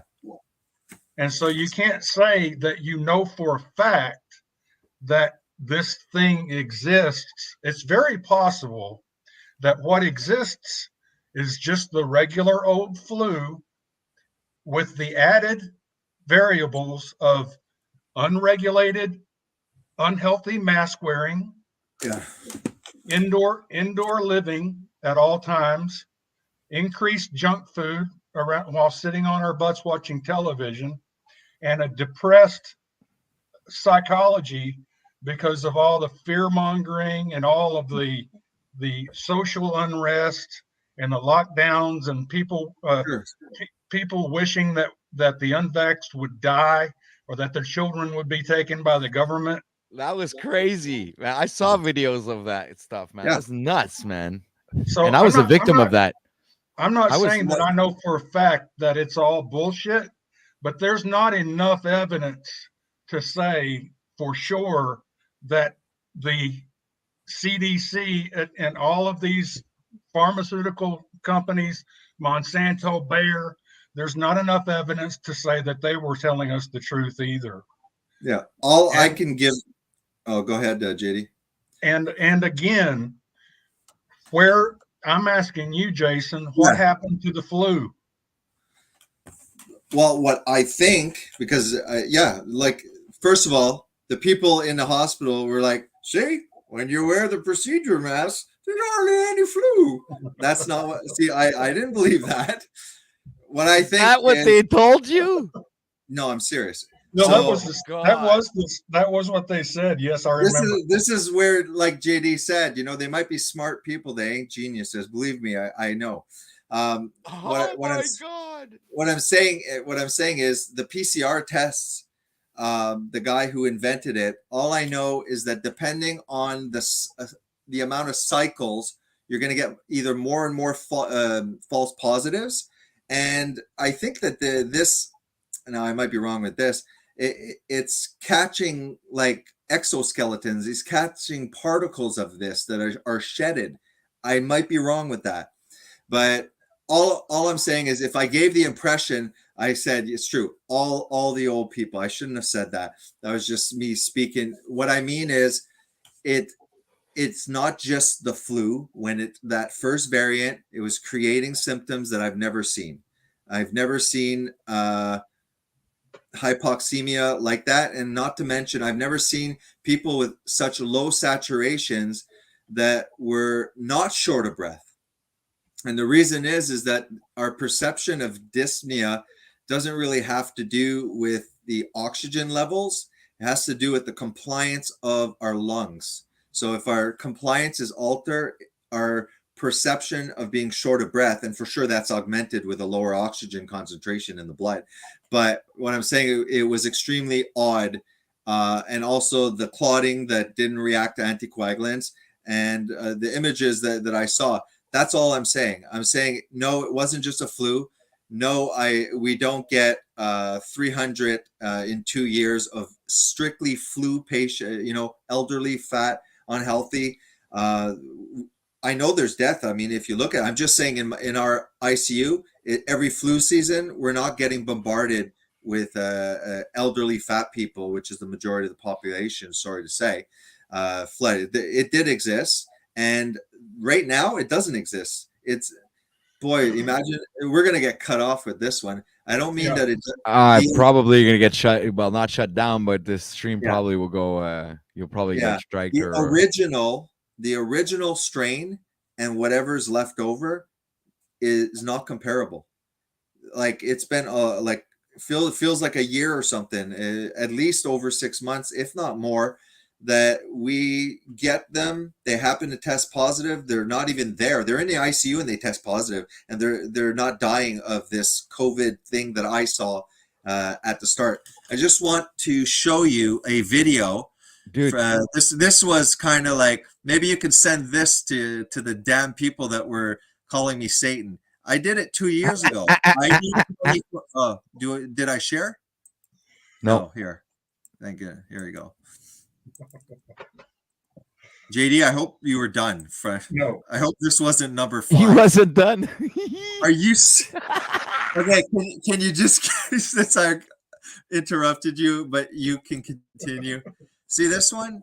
ID 2020 vaccine event 201. Yeah. You see that? So believe me, I wasn't getting deceived. I was quite aware also of event 201, which was like a month before the pandemic came out or something.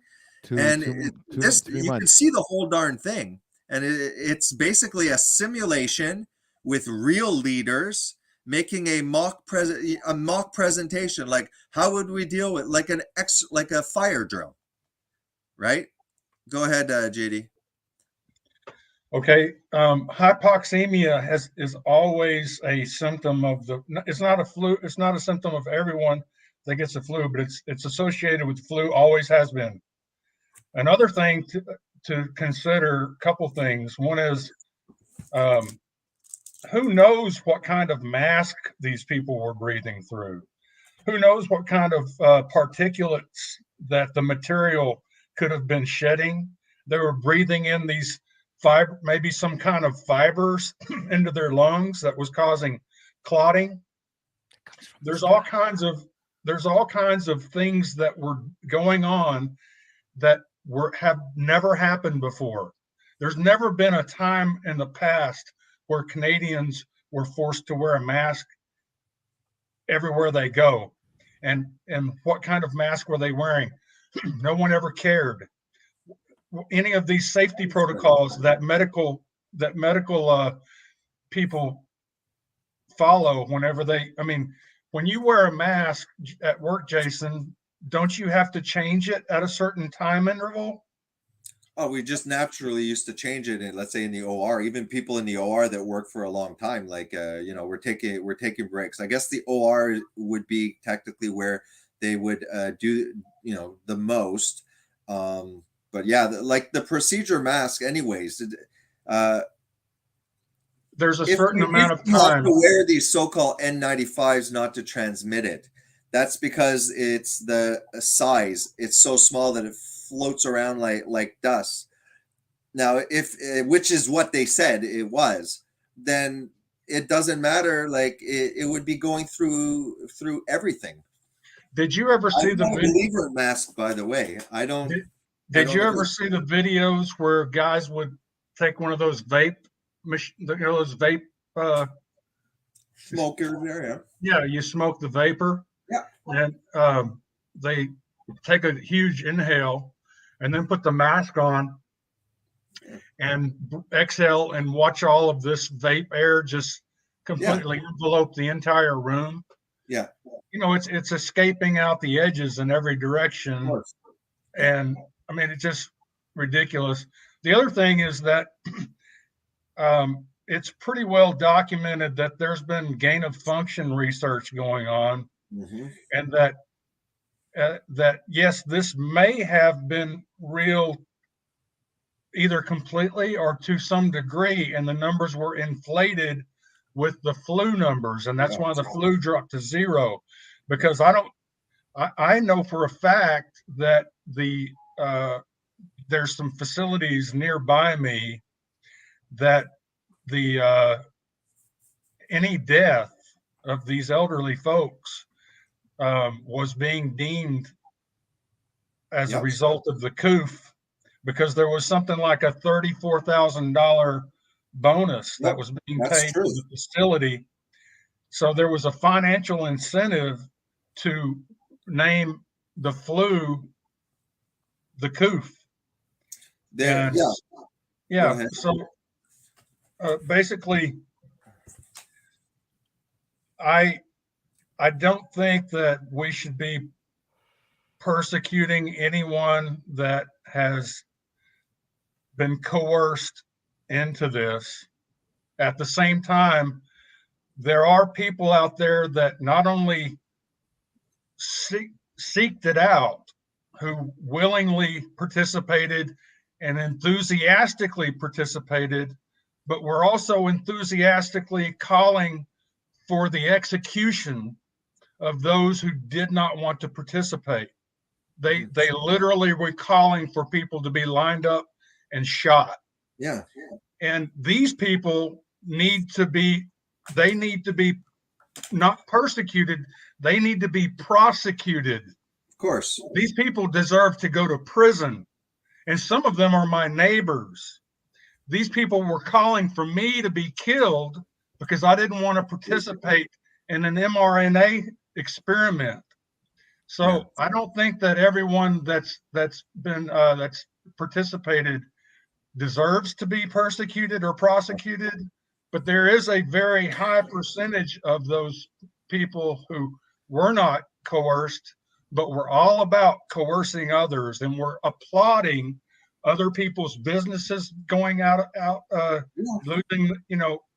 There's been absolutely no reparations for people's lives that were destroyed because you're not talking about just the deceived medical. You're talking about the general population now. Yeah, like yeah. Neighbors. Yeah. I'm not talking about I do think that the medical community needs to do some serious introspection about, why didn't the other doctors and other nurses and other medical professionals speak out against these TikTok dance videos? Yeah, the ones that took an oath.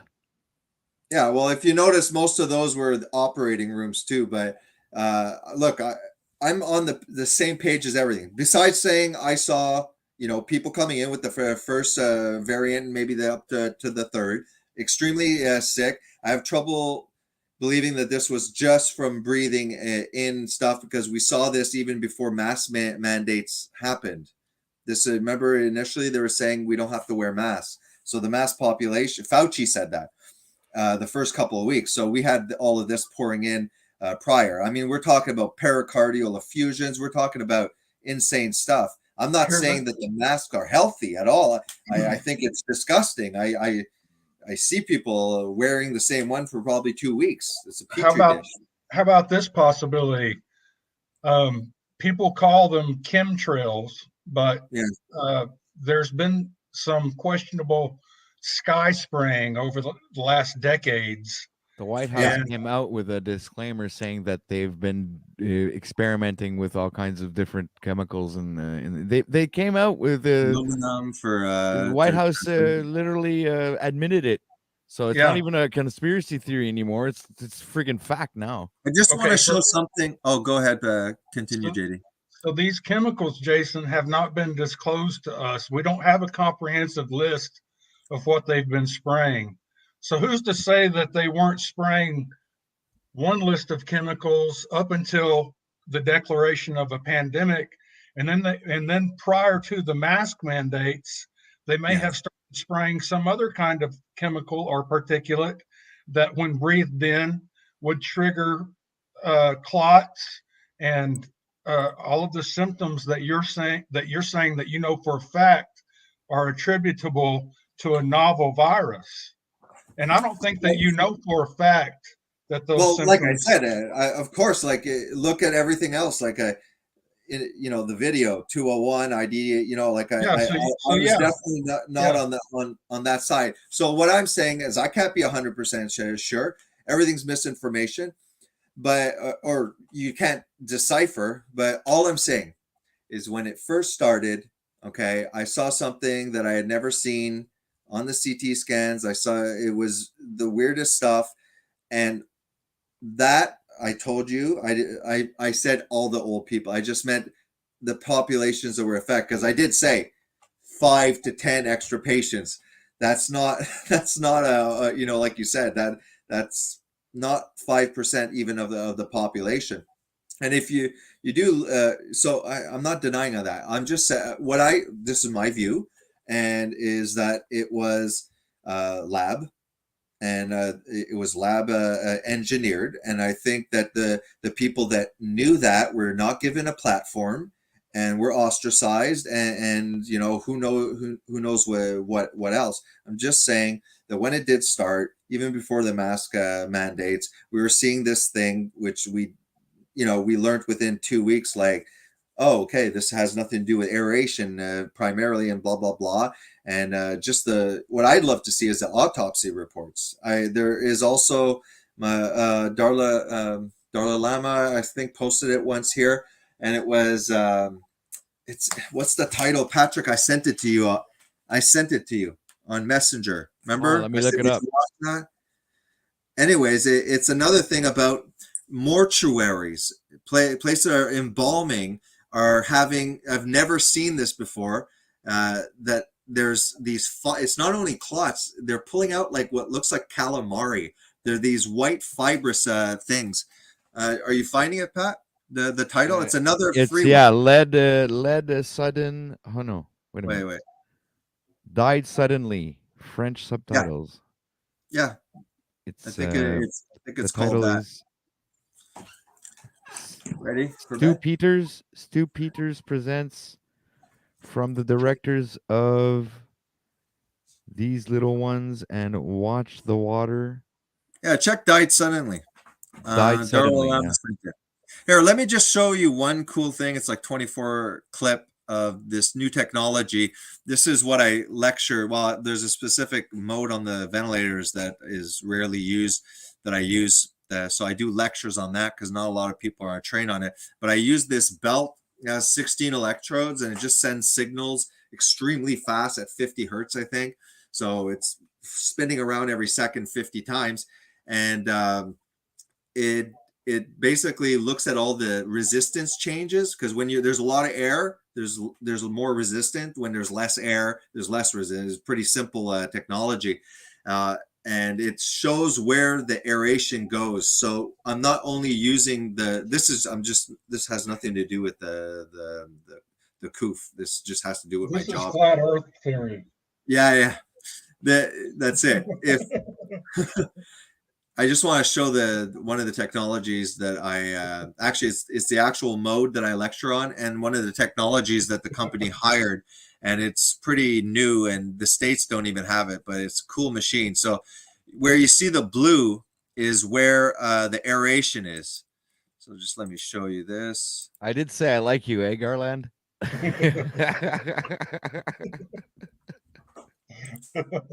Yeah, so this is my work site, Palma Vista 500 guided APRV, and there's a 24-second. We're gonna have to go soon. My wife just got up, so it's time to watch TV and stuff. Time to go to bed then.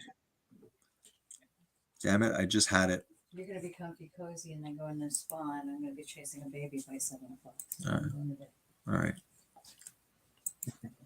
Nah. Yeah, I'll be watching TV then.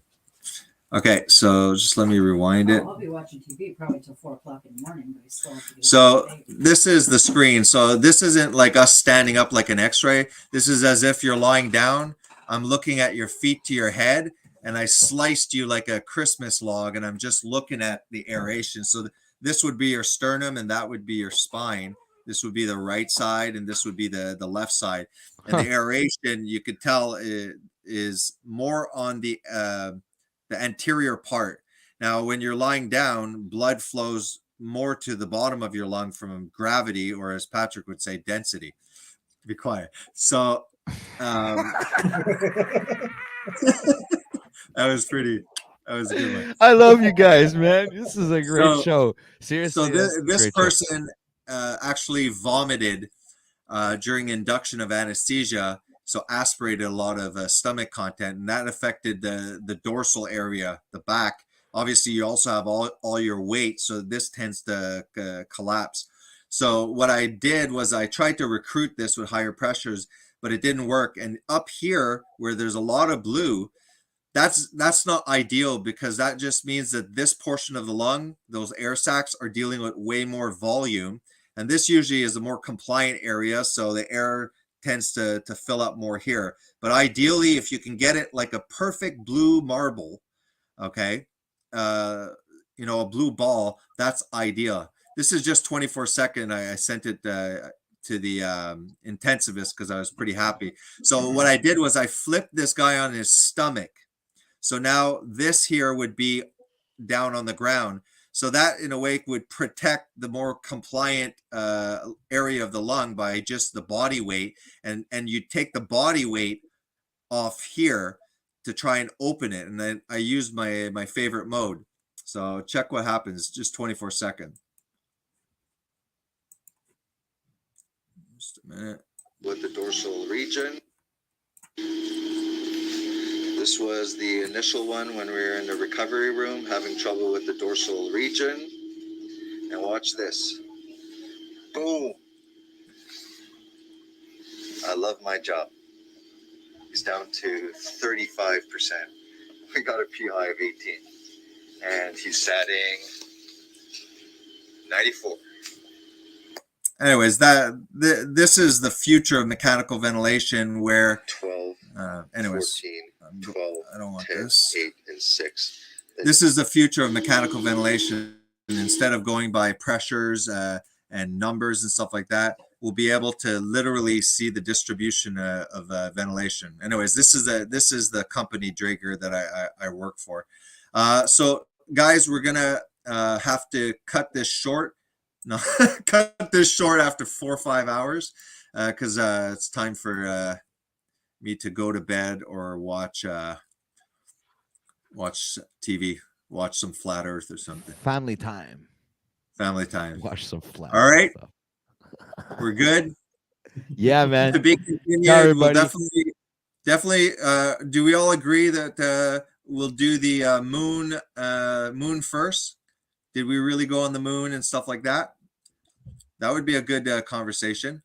And then well, it's up to you if you I mean, everything's on the table. We're allowed bringing what we want to the Yeah, well, like I said, the best part for the flat Earth is, look, the documentary. No, you said we're talking about the moon now. Yeah, the moon. Okay. Bring your best. Right. We can't talk about the moon without discussing the flat Earth theory.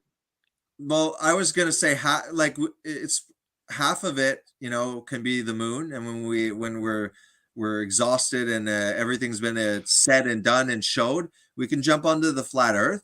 But if possible, teach Pat knows how to share screen, right? Like, it means you could present, Pat. He'll teach me how to do that. We can have whatever we need popped up. But when it comes to the flat Earth, instead of debating on one point for like 20 minutes and other people never even heard of it, let's just play a documentary point per point, stop, comment, and let the viewers decide. I want to present the documentary. I have a really good one. When you say about the moon, what do you mean? He's going to say that it doesn't exist. It's not physical, right, Pat? That's what you're going. It's a hologram. Yeah, exactly. Somewhere along those lines. knew that. It's not a So physical thing. how You are we can't going land to on it. discuss the moon without acknowledging that Pat believes that it's a portal? Well, let's Everything has to be on the table. If we're talking about the moon, we have to. Everything has to be. First of all, let's start with debunking or discussing. First of all, are we able to even get to the moon? You know, just more like yeah. Let's start with the moon landing. The moon, you know, NASA. We should start with the moon landing. That should be sort the of stuff. perfect And then starting after point. we can go to more esoteric things if we Can want. we watch more of that Apollo 11 press conference? Yes. Yeah, and we'll have time to gather stuff that would together. be cool too. Yeah, and you know, we can keep the esoteric aspects because you don't want me blabbing about Genesis, and you don't want you going on and on about like it's recycling souls, and it's like we can do that at the end because that's basically that's probably the information that I'm going to bring on the table. So I'll present it last. First, I want you to present. Neil be more occultish and ancient cosmology. Probably. Okay, well, fair enough. We can do that. I mean, if you, obviously, if you don't think it's solid, then it's not. That's why I'm more to lean towards the ancient cosmology. But let's first of all go ahead, JD. Okay, I think that the moon is actually a large cow fart.